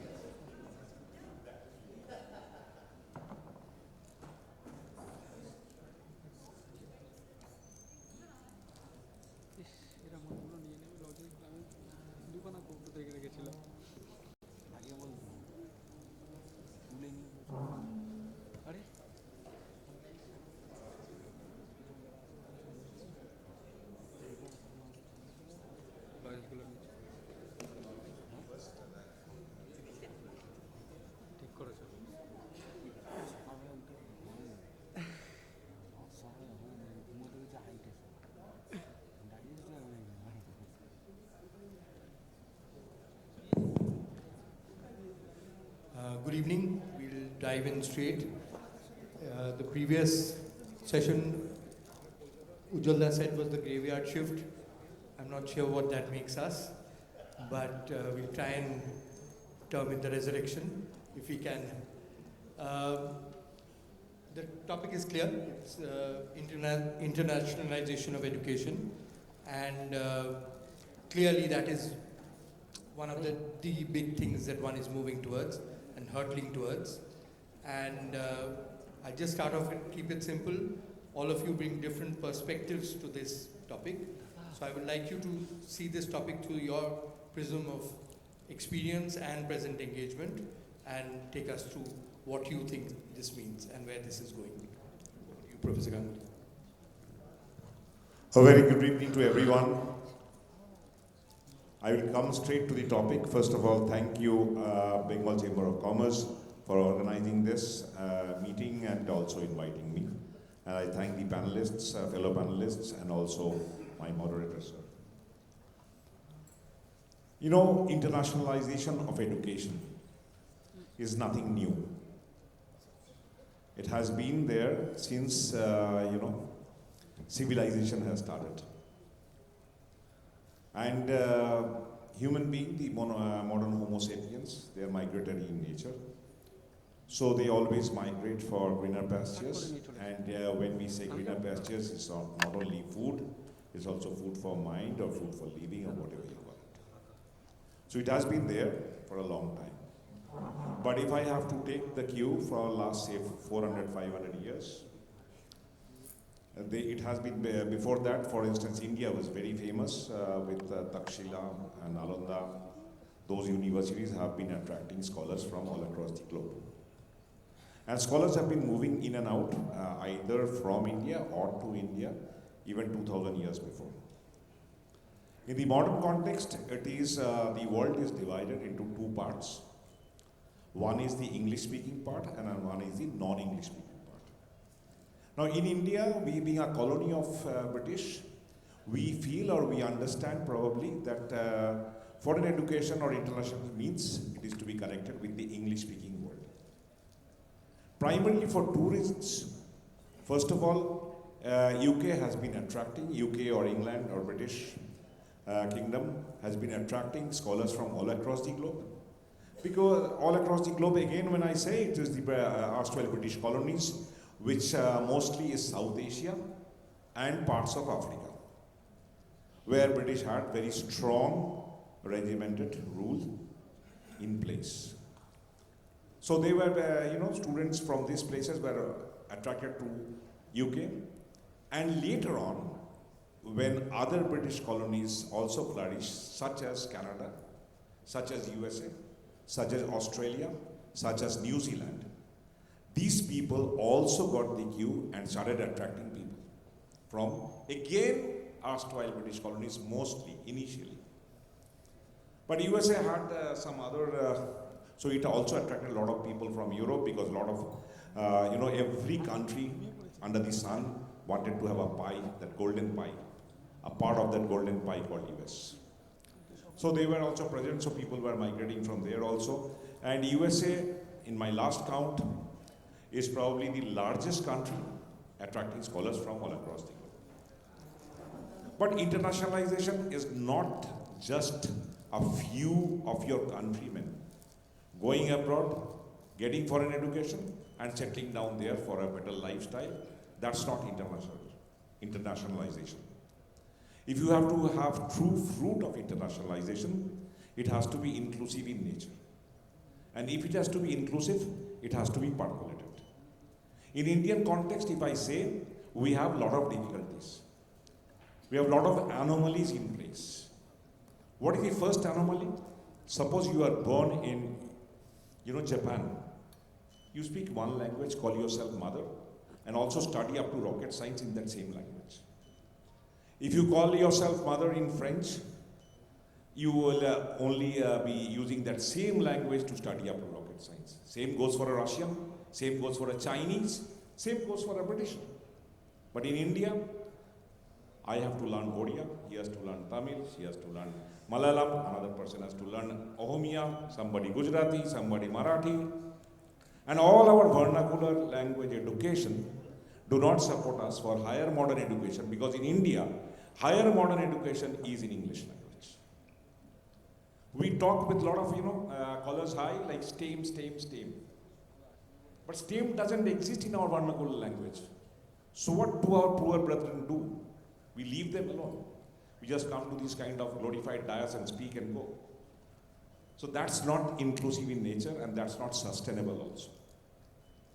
So that is why internationalization means that you have to percolate the fruits of internationalization to everyone. The school, the K-12 people, the people who run the K-12 institutions, has a lot to contribute in this. Mostly the initiatives are post-school. When the student comes to the university level, what happens is when the water has flown this far, you have left behind a lot of talent. At the university level, whom you get, it's only a handful.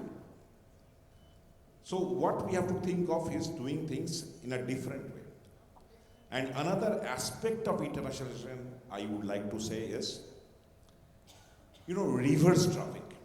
Now, today, people from English-speaking countries also going to non-English-speaking countries. I am personally, experienced in a phenomenon like this. In the year 2004, I started English language program in China, offering medical education in English language in China in partnership with government universities. And I saw people coming from USA, Belgium, England, everywhere coming and studying medicine, because one, the cost of the education was less, and two, when I say coming from American, US citizen, Belgium citizen, UK citizen, what I essentially mean is, yes, by, record, he is an American citizen, but his parents are of South Asian origin. Maybe a Bangladeshi, maybe an Indian. He wants his child to get educated, but as you know, in US, UK and all, medical education is very, very costly until you get a government seat, because government seat is free. But if you don't get a government seat in UK, it's impossible to fund. It's more than 3 crores as of now. So that's what I am trying to tell you is that internationalization is not just sending a few students abroad, or not just connecting them with some Ivy League colleges or non-Ivy League colleges and SAT score and SAT 2 and GRE and GMAT. That's not internationalization. Internationalization has to take place in the school level. I also am lucky to have been running a school. I'll share my experience with you, what I do to internationalize my students. I take advantage of technology. I have partnered with schools abroad. And my classroom is shared with another classroom. Let's say class 8 of my school is sharing classroom with a school in Cambodia. And they are having same classes, and the student, such interesting questions they ask. One of the students from Cambodia is asking a student of my class, what does your Prime Minister eat for breakfast? That is internationalization. I'll not take much time. I'm sure other speakers will also speak their mind and they will share your experience. But I would like to tell you that internationalization is very, very important, particularly for sustainability. one small example I'll give you. I'll give you an example of a person we all know, and he has been so successful is only because that he has traveled all the globe and has truly internationalized his thoughts. He is Swami Vivekananda. Swami Vivekananda not only traveled entire length and breadth of India, he also traveled the entire world. And he assimilated that culture and put in practice in his institution. 150 plus Ramakrishna Mission is going without a scam. No battle for succession, no high court, no writ petition. It's going on only because he could dream and he could inculcate that. So with that, I thank the moderator for allowing me to speak. Thank you so much. Thank you so much. I was coming to you, Shailja, but he's just lobbed one into Devanjan's court, mentioning Ramakrishna Mission. So Devanjan, since today I'm not seeing you huffing and puffing on the tennis court at Dolly, I'll come straight to you, taking a cue from Ramakrishna Mission, your early brush with international education, and the fact that you're on the center court now, given your British Council responsibilities. How do you see it? Thank you, Shumit. I knew that was you would seize on that. Thank you, Patrada, for outlining that. And let me just begin with where you stopped. So you mentioned Swami Vivekananda. Of course, I was very fortunate to have been schooled in Ramakrishna Mission, Purulia, and then in Narendra. But the other figure who should be mentioned when it comes to internationalization, not through formal education, and this resonates with the previous panel, is Rabindranath Tagore. I mean, he completely demolished the idea of formal education and, made the whole world his knowledge absorption platform. And through what a great ambassador for informal education, of reading widely, acting, absorbing knowledge through every pore of one's body. So just going back to your core question, I was very fortunate to have done my research studies internationally in the UK. I taught briefly in an Indian university here, where you have a home in Vishwabharati in Shantiniketan. And now I work for the British Council, and I have worked on a number of international research collaborations. I'll just address this question of internationalization of education from 4 primary points. The first is the policy space. What are the policy enabling work that's happening, and where the opportunities lie, and what's really going to absolutely take off like nobody's business. And I'm really delighted that Shailaja is here, and she will get into some of the details, I hope. So in the policy space, many of you will know that the Comprehensive Economic Trade Agreement has been signed between India and the UK. People call it FTA, but the technical term is Comprehensive Economic Trade Agreement. And more importantly, the India-UK Vision 2035 document has been agreed between the 2 countries. And education sits at the heart of that document. That next 10 years, in the bilateral space between India and the UK, education will drive many of the collaborations, both directly and indirectly.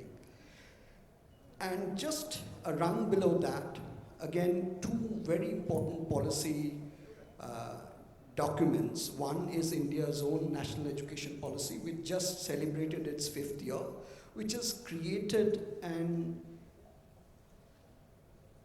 a really visionary template for opening up the Indian education sector to collaborate and co-create knowledge. And what is really visionary about national education policy is it looks at a 2-way traffic when it comes to internationalization of education. And the second thing is slightly more technical, which is the mutual recognition of qualifications agreement that has been signed between India and the UK. This was a major barrier previously, so this was signed in 2022. And since then, it has become a lot easier for a number of other things, and it made it much easier. So I spoke about the strategic, let's move to the more tactical area. So the second point is at a tactical level, what's happening. Internationalization has two aspects. One is of the kind I experienced, which again Parthuda mentioned, is a very expensive proposition. I could only go and study in the UK because I was fully funded by a scholarship. This is very difficult even today. I mean, the biggest beneficiaries are students from very affluent, not even middle class India can't really afford Anglophone world undergraduate education. I mean, it's difficult, and it's not impossible, but difficult. Currently, for example, Indian students make up the second largest population of international students in British campuses. The numbers have gone down a little bit for a variety of reasons. So in the last academic year, 61,000 Indian students headed out to the UK. This is enabled by other policy level decisions at the UK, such as the graduate immigration route has been relaxed, comparatively speaking, compared to the last 10 years or so. So that model of international education is being replaced by the transnational education model of international education, which is the first type of that is international branch campuses that are opening up in India. And in the last few years, it has really livened up a lot. Currently, there are 6 British universities already in India at various stages of setting up. The first one off the block has been Southampton University, which is set up in New Delhi in NCR region, and I'm sure Shailaja will talk more about it. But just today's news, 176 students are already enrolled, it started teaching, so it's really the first international university operating in India is a British university. So I'm really, really proud of the work that we do together. There's Liverpool, there's Aberdeen, and York, and Coventry, and Queen's University, Belfast. So all of these are already formalized and in various stages of setting up across India. The other aspect of TNE is slightly more complex. It's around, teaching and research and curriculum, co-design and collaboration. So we from the British Council have a fund called Going Global Partnerships that has in the last 3 years funded 115 Indian universities and 58 British universities to collaborate in creating credit transfer based teaching collaborations. And that again goes back to the point I made earlier about NEP. NEP allows that to happen. The third bit is around what are the other vehicles of internationalization of education in India. So there, again, I'm speaking from a very British perspective, and I'll hope there'll be an opportunity to respond to Parthuda's earlier comments. There are joint centers of excellence, number one. Number two, there are academia-industry partnerships. So UCL has a very good partnership with AIMS and with Reliance Foundation, for example. There are education foundations. LSE Foundation in India does some excellent work, mostly in the policy and leadership training space. There are some university hubs. These are not teaching institutions, but Imperial and Coventry have university hubs in India that look after partnerships and research collaborations, etc. And the final bit there is the online distance learning, ODDL space. And there is a lot that can happen in that space. The fourth bit is around a bunch of miscellaneous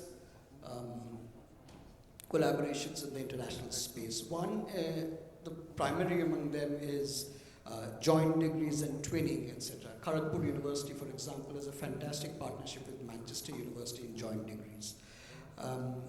There are a whole range of opportunities that UGC has created for greater collaboration with the top 1,000 international foreign universities.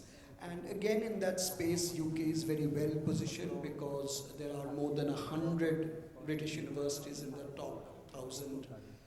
Whether you go by QS or Times Higher Education ranking, they're more or less not that divergent when it comes to institutions.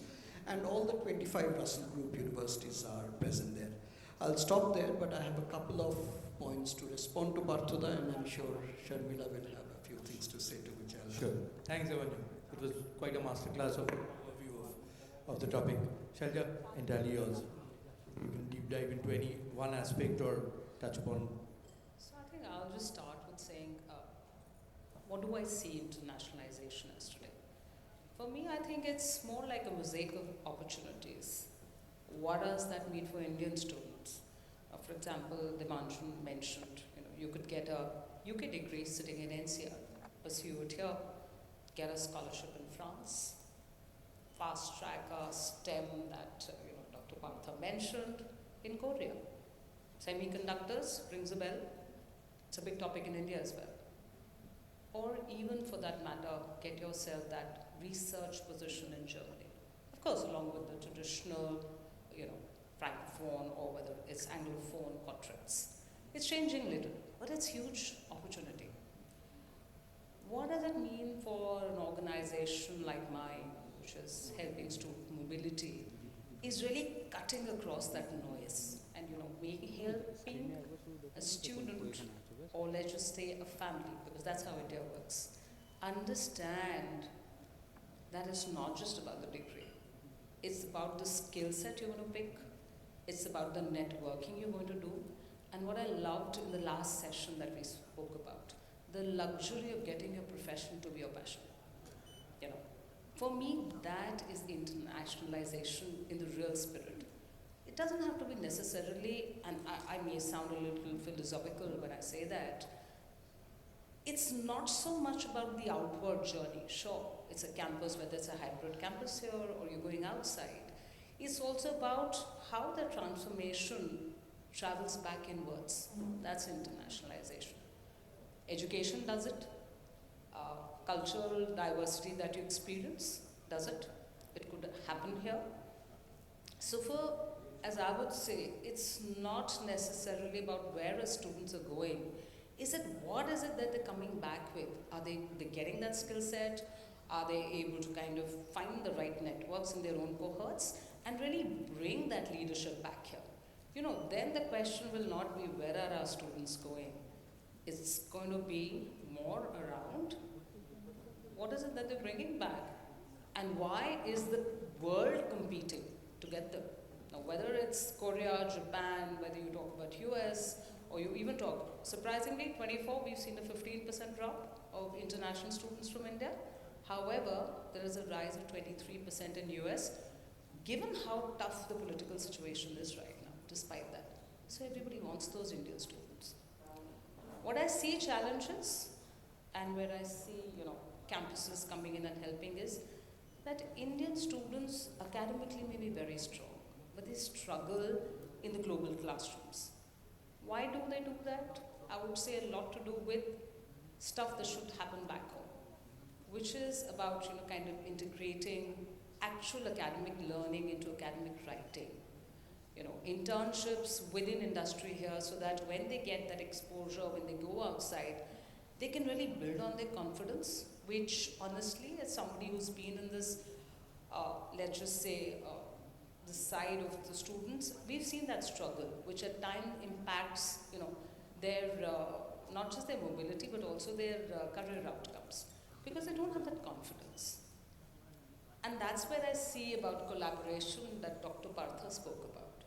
While it needs to come down to school levels, I'm sure I totally agree with you. But even at universities, when you're getting these, new campuses, hybrid campuses, those are huge doors that UGC has opened. But it's not, internationalization is not just about bricks and policies. It's about connections. It's about, how I would like to call it is,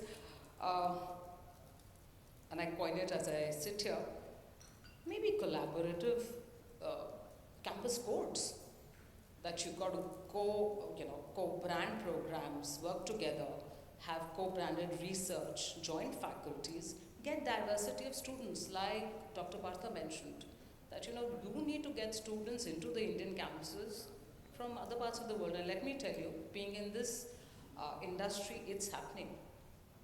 I see it happening. I see it happening in Dubai. You'll be surprised by the diversity of those classrooms. And Indian students are bringing global diversity to campuses abroad. He spoke about language schools, not just China, Japan. You would have about nearly 50,000 students taking those languages, because those are, whether it's a Korea or whether it's a Japan, those are aging populations. Europe is, fast tracking. Maybe, like we mentioned, that the top 4 traditional destinations are kind of tightening their policies, but the others are opening up. How does that help? Your education is getting far more competitive in terms of return on investment for students. It's helping them kind of bridge the gap, which was from economy which is right now trying to be there in comparison to the others. Yeah. So this is a very, very interesting time. And like I think Dr. Partha and both Devanjan here mentioned, it's all about collaboration. I agree with you that elitist, sure. But at the end of the game, it can be that collaborations just don't, stay back as policies. The end point at this point could be access, and access to the kind of huge number of students that we have here. That's where we've got to go. That's what I think. Yeah. Thank you so much. Ganguly, you mentioned it needs to be inclusive and also and make it sustainable. What is the solution? What is the blueprint? Yeah, very interesting what we heard from the Devanjan and Madam. I would like to address it. I feel or I believe that this hall is filled with people who are connected with education, and they would like to take part in internationalization of education and also bring in the fruits for themselves, for their students, for their children, for everyone. So what do we have? Why should we internationalize? Why at all? There are two things. One is the low-hung fruit. What is the low-hung fruit? Low-hung fruit is individual in nature. That is, I go there, I study there, I get a better education, I change my lifestyle, I either stay back or come back with a foreign degree and probably get a better job, which always is not, guaranteed. But perception says that probably it will help me in getting a job. That's the low-hung part. But what actual benefit will take place? The actual benefit is little far from, which may not be visible because the metamorphosis is taking place, but the manifestation is not clear. What is that? The entire world, every fight, every conflict is based on ethnocentrism.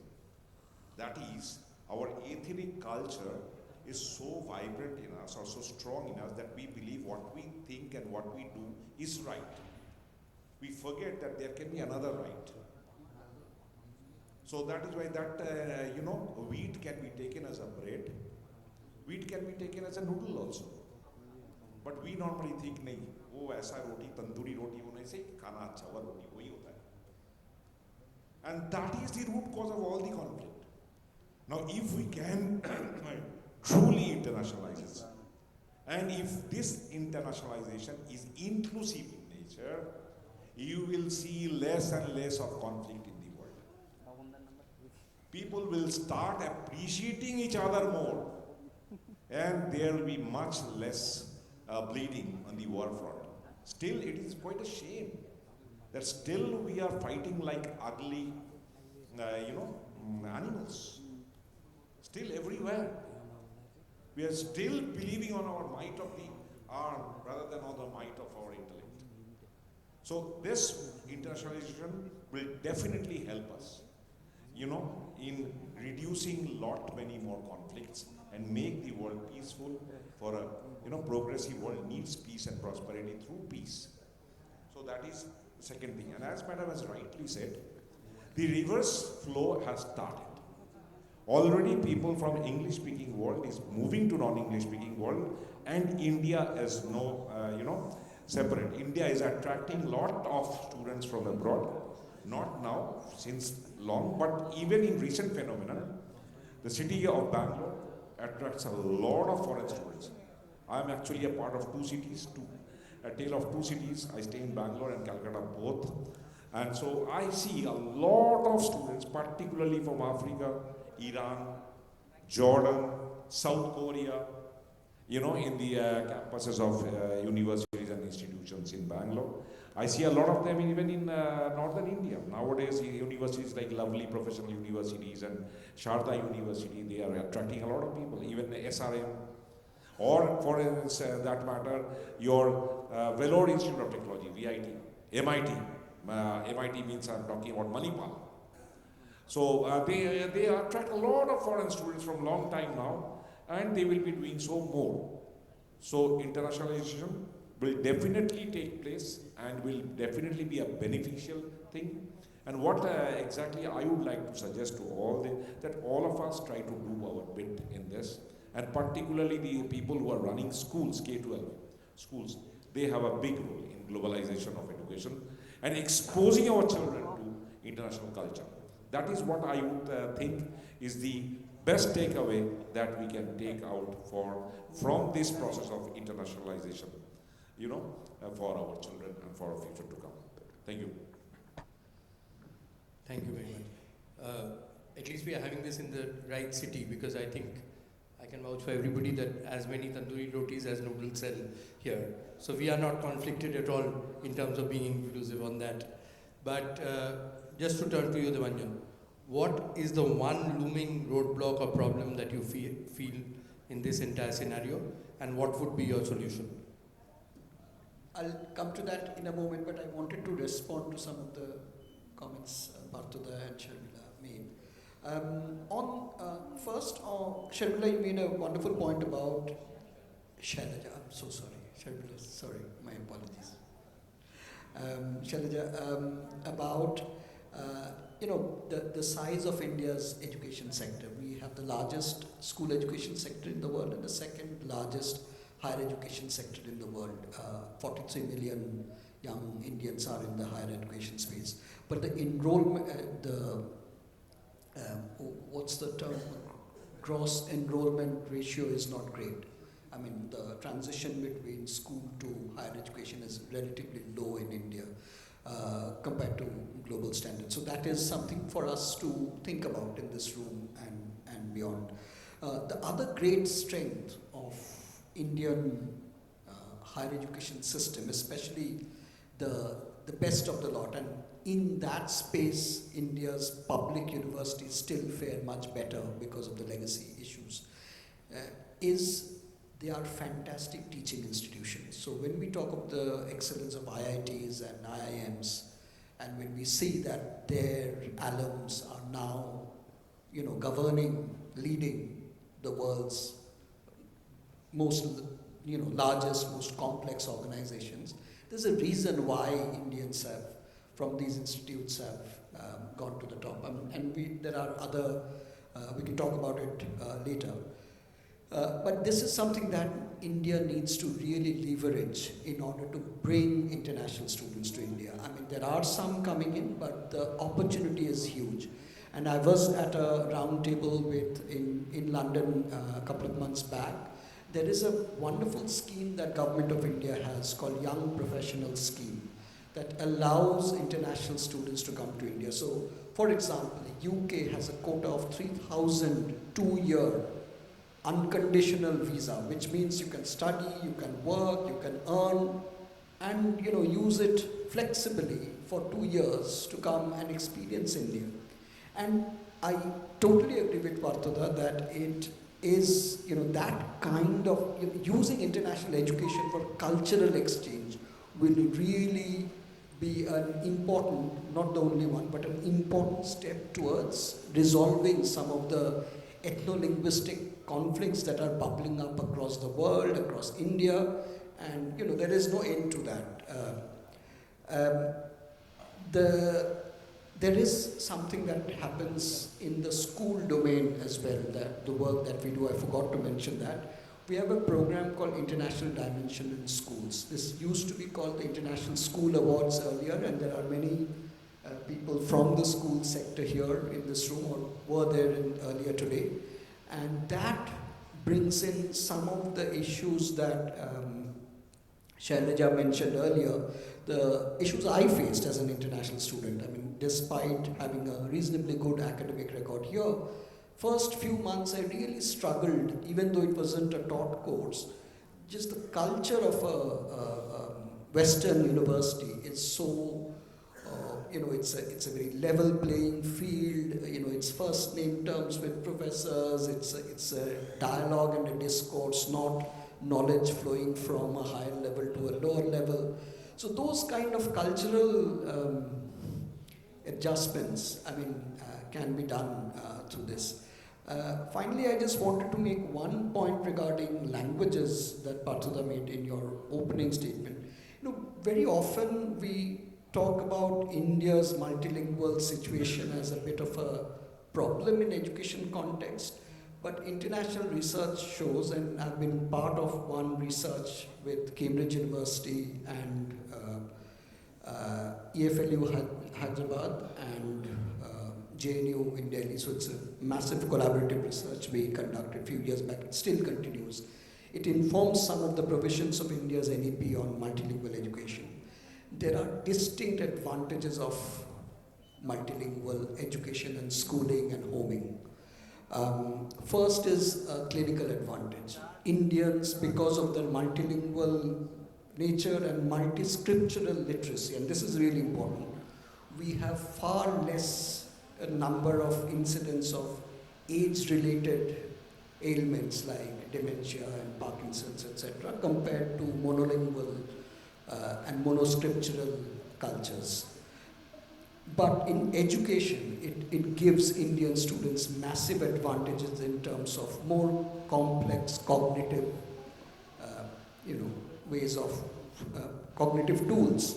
And this maybe relates back to the point that why our Indian education system pass-outs ruling the world, especially in corporate governance where there are less ceilings to break through. One big challenge in internationalization of education, and I think Parthuda and Shailaja have already nailed that, it is about improving access and making it more equitable, not just financially, but also across other barriers of gender and class and caste, faith, and practices. And again, I'm going back to something that Atul was saying early in the morning.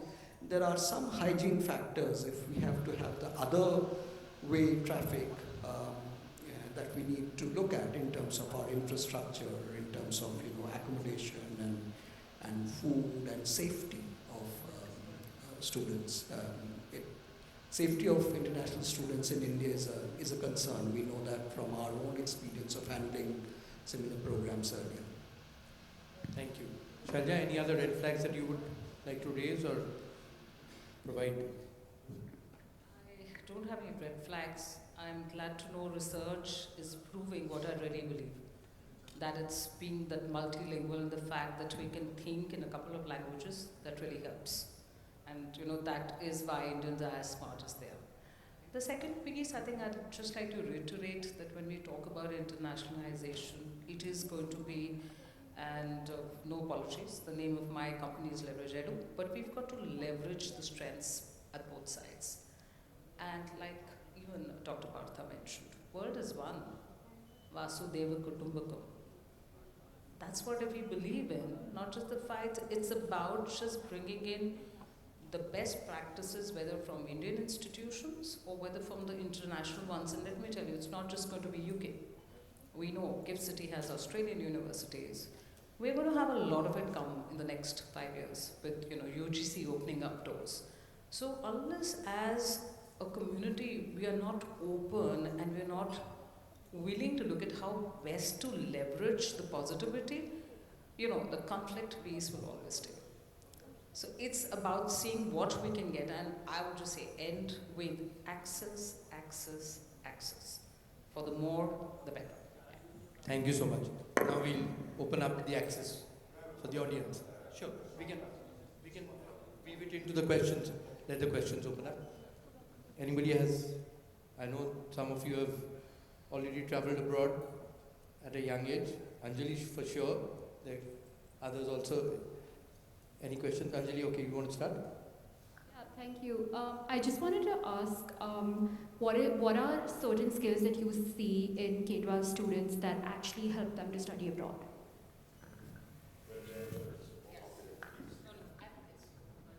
Okay.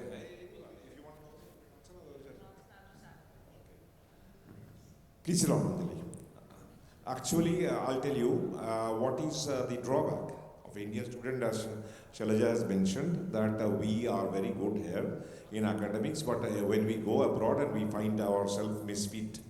Basically, that not with the student, the problem is in our understanding education, we are basically curriculum-based training.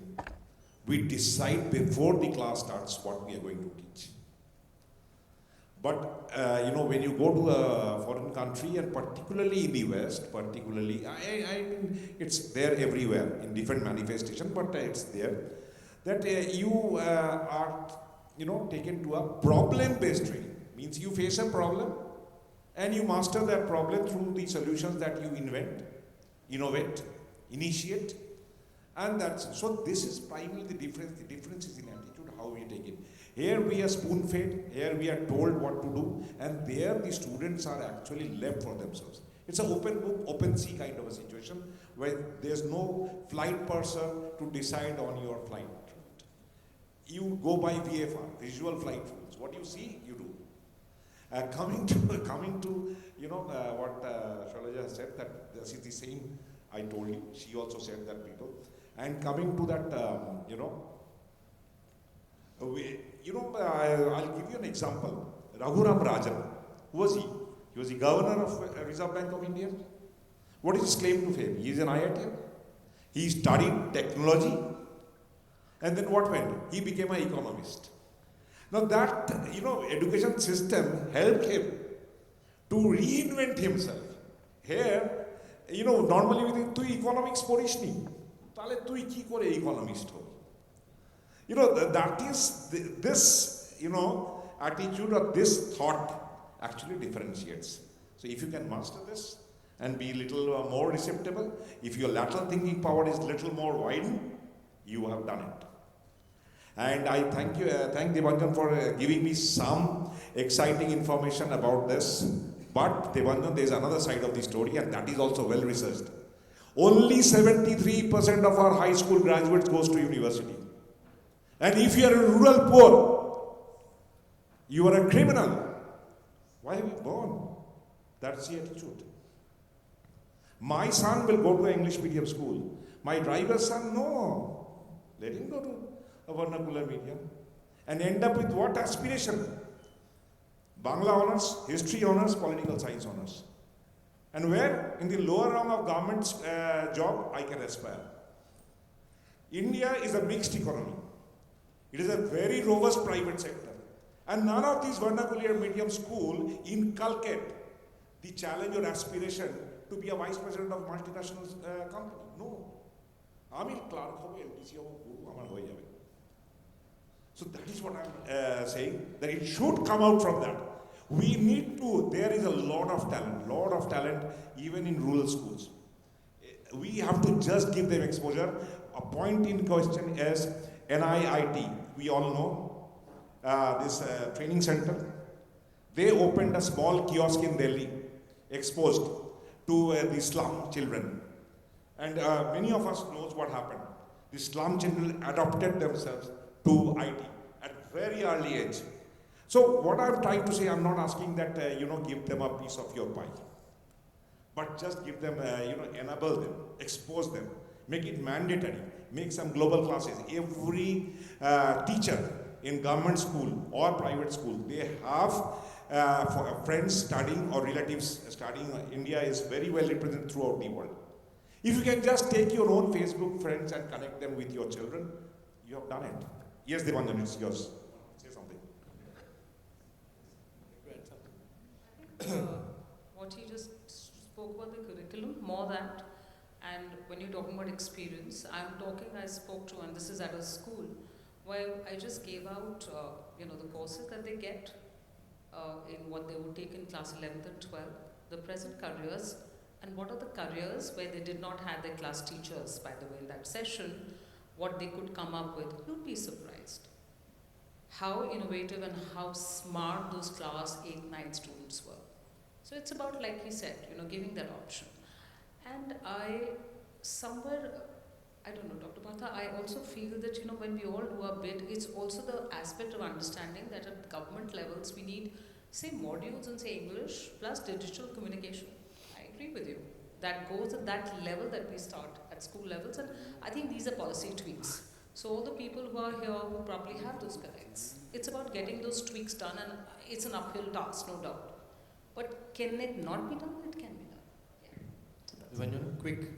Quick one on responding to your question. The biggest difference, and again speaking from my own experience, from nursery till post-graduation here in India, and I went to good schools, good universities, did well. Never once was I asked to collaborate with my peers. It was always compete, be the first boy. Amartya Sen is this book, Country of First Boys. But the moment I went abroad, collaboration with my peers was the key thing. And this is a fundamental DNA tweak that needs to happen in the Indian education system. So access and collaboration. Sir, I have a question. One final, do we have Swarnali? Sir, one question this side. I'm not Swarnali. I have to seek her permission before allowing the question. Sorry, sir. So my question is, what I have observed that many in middle class and upper middle class people have tendency to go out, build a good career. But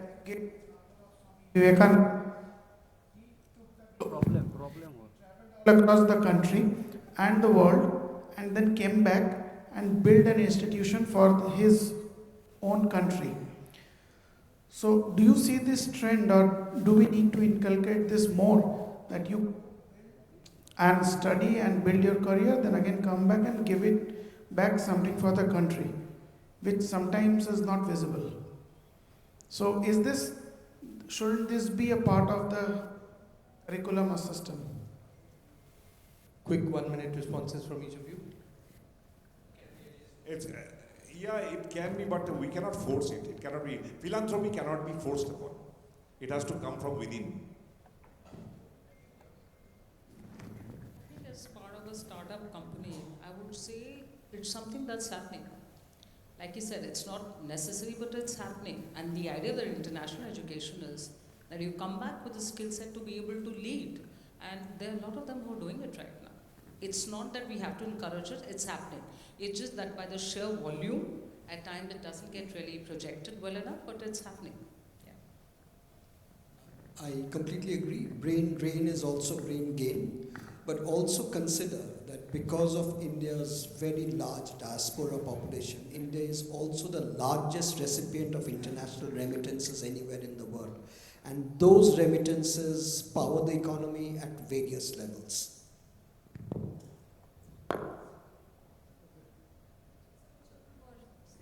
Children want to have a say. Yeah, sure.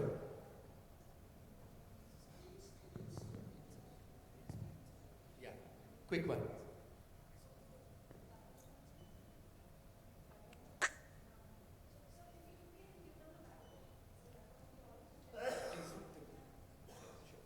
So last year we had taken an education delegation to Vietnam, and the delegation was very, very successful. After coming back, there were certain MOUs which got signed. As a part of the signed MOU, Kingston Educational Institute had sent their students for 15 days to Vietnam for some training. So we have 2 students who were in Vietnam along with the teacher who had guided them there. So they would share a bit of their experiences. It was indeed a first of its kind for them. So we would just listen to them for a while. Thank you, ma'am. Firstly, and warm greetings, ladies and gentlemen. So this is Shrestha Mukherjee here, a student of BBHM, 3rd year, 5th semester from Kingston School of Management and Science, as ma'am has already briefed upon. So it was a 15 days student exchange program to Vietnam, Hanoi, and it was indeed a very thrilling, I would say, and very good experience. Yes, we have learned a lot. It was on the venturing in all the healthcare sectors. So how their healthcare sectors function, and upon their hospitals, I would share few things. So here, as we are through our internships right now, so we both work in Apollo. So I had seen that through many thick and thins of the surgeries they perform. So there, how they are technologically advanced, and how their hospitals function, and also, sir, we have also exchanged our we also had our cultural exchange, and how they were very friendly. And yes, when we landed, at very next moment, how they how had they made as their own, and so yeah, it was a very wonderful experience. And if our institution gives us again another opportunity, we would surely grab it. Thank you so much. I hope you enjoyed the food. Hello sir, hello ma'am. This is Sharbani Chaudhary. I'm also a student of Kingston Educational Institute, currently pursuing bachelor's in hospital management. I'm currently a student of 3rd year, 5th semester. So along with Shrestha, I've also traveled to Vietnam for the student exchange program. And the points she added, I would like to add some of the few points for the healthcare sectors. Like in India, the term that is homeopathy is extremely common, but in Vietnam, although they are centered towards the treatment with the traditional medicine, unlike India, as we are much more centered with the modern medicinal practices, but they are very much unknown with this term of homeopathy. So it was, we had several cultural exchange and this medicinal exchange programs and seminars for letting them know about what's homeopathy and the Indian traditional medicinal practices. And also they had several different kinds of technological interventions in their healthcare sectors. They are somewhat likely towards in India, but in some sectors they were somewhat unfamiliar unlike Indians' healthcare sectors too. So overall, it was a thrilling experience, a wonderful experience, yet somewhere we felt like if the student exchange program was somewhat some few more days with extensions, then maybe we could have grabbed a lot more experience. Thank you so much for sharing it. Yes, quickly please. Sir, actually we also had a seminar on can AI replace nursing? Sir, I want to add up on something that we had a seminar on that. To my viewpoint, it can never AI can never replace nursing, as they had also said, because from their viewpoint, as they had shared that how an human mankind can support nurses or give the humanly touch AI can never. So, based on that and all overall, it was indeed a great pleasure and a great experience. Thank you. Thank you for affirming that we'll be around for the next annual conclave as well, and it will not be AI sitting here. So, on that note, thank you everyone. Thanks a lot. I think it was really informative as well. Apart from being a really good chat session, it was really informative and knowledgeable. Thank you so much. Thank you. Thank you so much. Truly a rewarding session. Thank you so much. A big round of applause for them, please. May I now request Dr. Neeraj Saxena, Pro-Chancellor, JIS University and member of the committee, the Bengal Chamber of Commerce and Industry, to please come on stage and hand over a small token of appreciation from our end, please.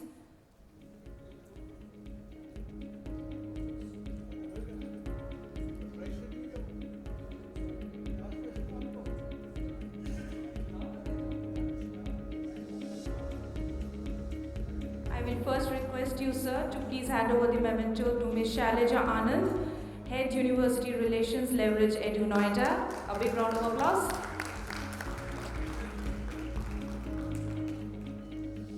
Next to Dr. Debanjan Chakraborty, Director, East and Northeast India, British Council, UK.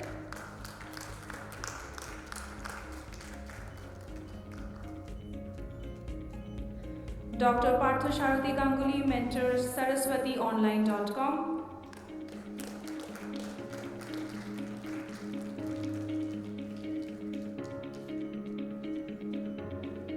And to our brilliant session chair by Mr. Sumit Das Gupta.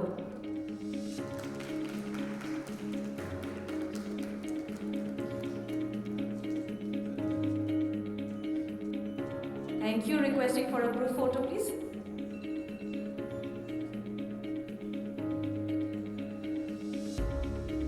Ladies and gentlemen, as we conclude this day-long conclave on futuristic trends in education, we have explored ideas that will truly shape tomorrow's learning.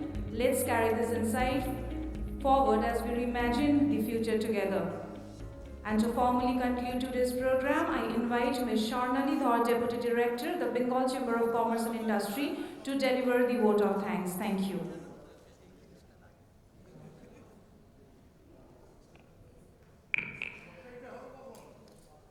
Good evening, ladies and gentlemen. On behalf of the Bengal Chamber of Commerce and Industry, I extend my heartfelt gratitude to all our distinguished guests, eminent speakers, education leaders, industry experts, and delegates for gracing the 8th Annual Education Conclave 2025 and enriching it with your insights and perspectives. Your presence has truly added immense value to this platform. We express our deepest thanks to our prime partner, JIS Group and JIS University, our Power by partner, Techno India Group and Sister Nidita University, and Bhavanipur Education Society College, and we sincerely thank them for their support. We also warmly acknowledge our in-association partners, Ascensive Educare Private Limited, Kingston Educational Initiative, and INT Mobilearn, along with our co-partners Degree to Destiny and Skonto for their valuable association. Finally, a big note of thanks to our esteemed panelists, speakers and participants for making this conclave a success. Also a note of thanks to all the session chairs. We look forward to meeting you all again in our next session. And as promised before, we will proceed with the lucky draw. We have some exciting prizes. Let's see who wins.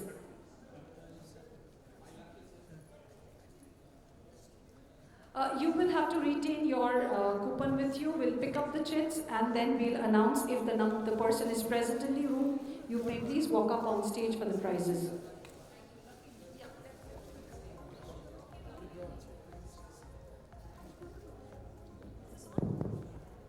So, Sumit sir, please come. Let's do the lucky draw. We have a lucky draw. So please retain your chits with you. So we'll see how many are present because everybody is not present. Only the person present in the room is supposed to get the prize. Anybody outside, you may just call, otherwise they'll just miss. In 75. Anybody with 75? No? Okay, we'll put it aside. 75. So you have got a coupon. Have you got the coupon? You have? Okay. No. Okay, so what's the next one? 93. 93, coupon number 93. Do you have 93 here? No. Okay. Very quickly. 92. 92. 92. So one after the other? No, we are shuffling it a bit. 92 is there? Okay, the fifth prize. 92, fifth prize. Where's she? Where's she gone? Oh, she's bringing the check. Okay, fine. 149. Anybody with 149? Okay, please come. So that's fourth prize. So fifth prize and fourth prize. You please all come up on stage. Acha, do we hand over the prizes and then? So fifth prize, so if we can just hand over the fifth prize first. Fifth prize, yes. 92. 92, fifth prize. That's. Please put your hands together. It's just to make it a little more interesting and appreciating your efforts for being here in such a weather. Thanks so much. Next. 42. 42, are you here?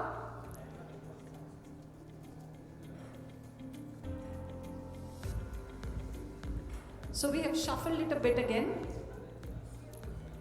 23. Anybody with 23? No. Okay.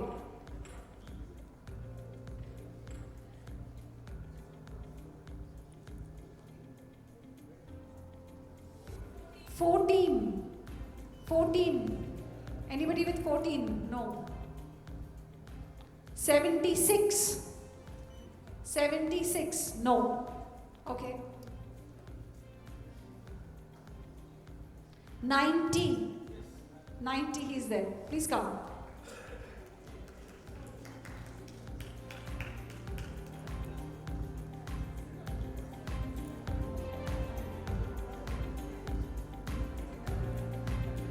He gets a hair dryer. Congratulations. 68. 68? Okay, great. 68. And he gets a Bluetooth boat speaker.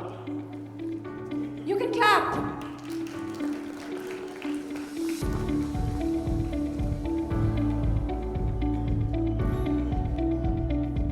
And we have the last. Is this the last? 88. Anybody? You with 88? Come. So he gets a smartwatch. That's a smartwatch. Come. So he gets a smartwatch, and that brings us to the end of the lucky draw. Thank you very much for being here. Thank you. It's wonderful having you all. See you next year. Thank you. Thank you, Shumat sir. Thank you so much.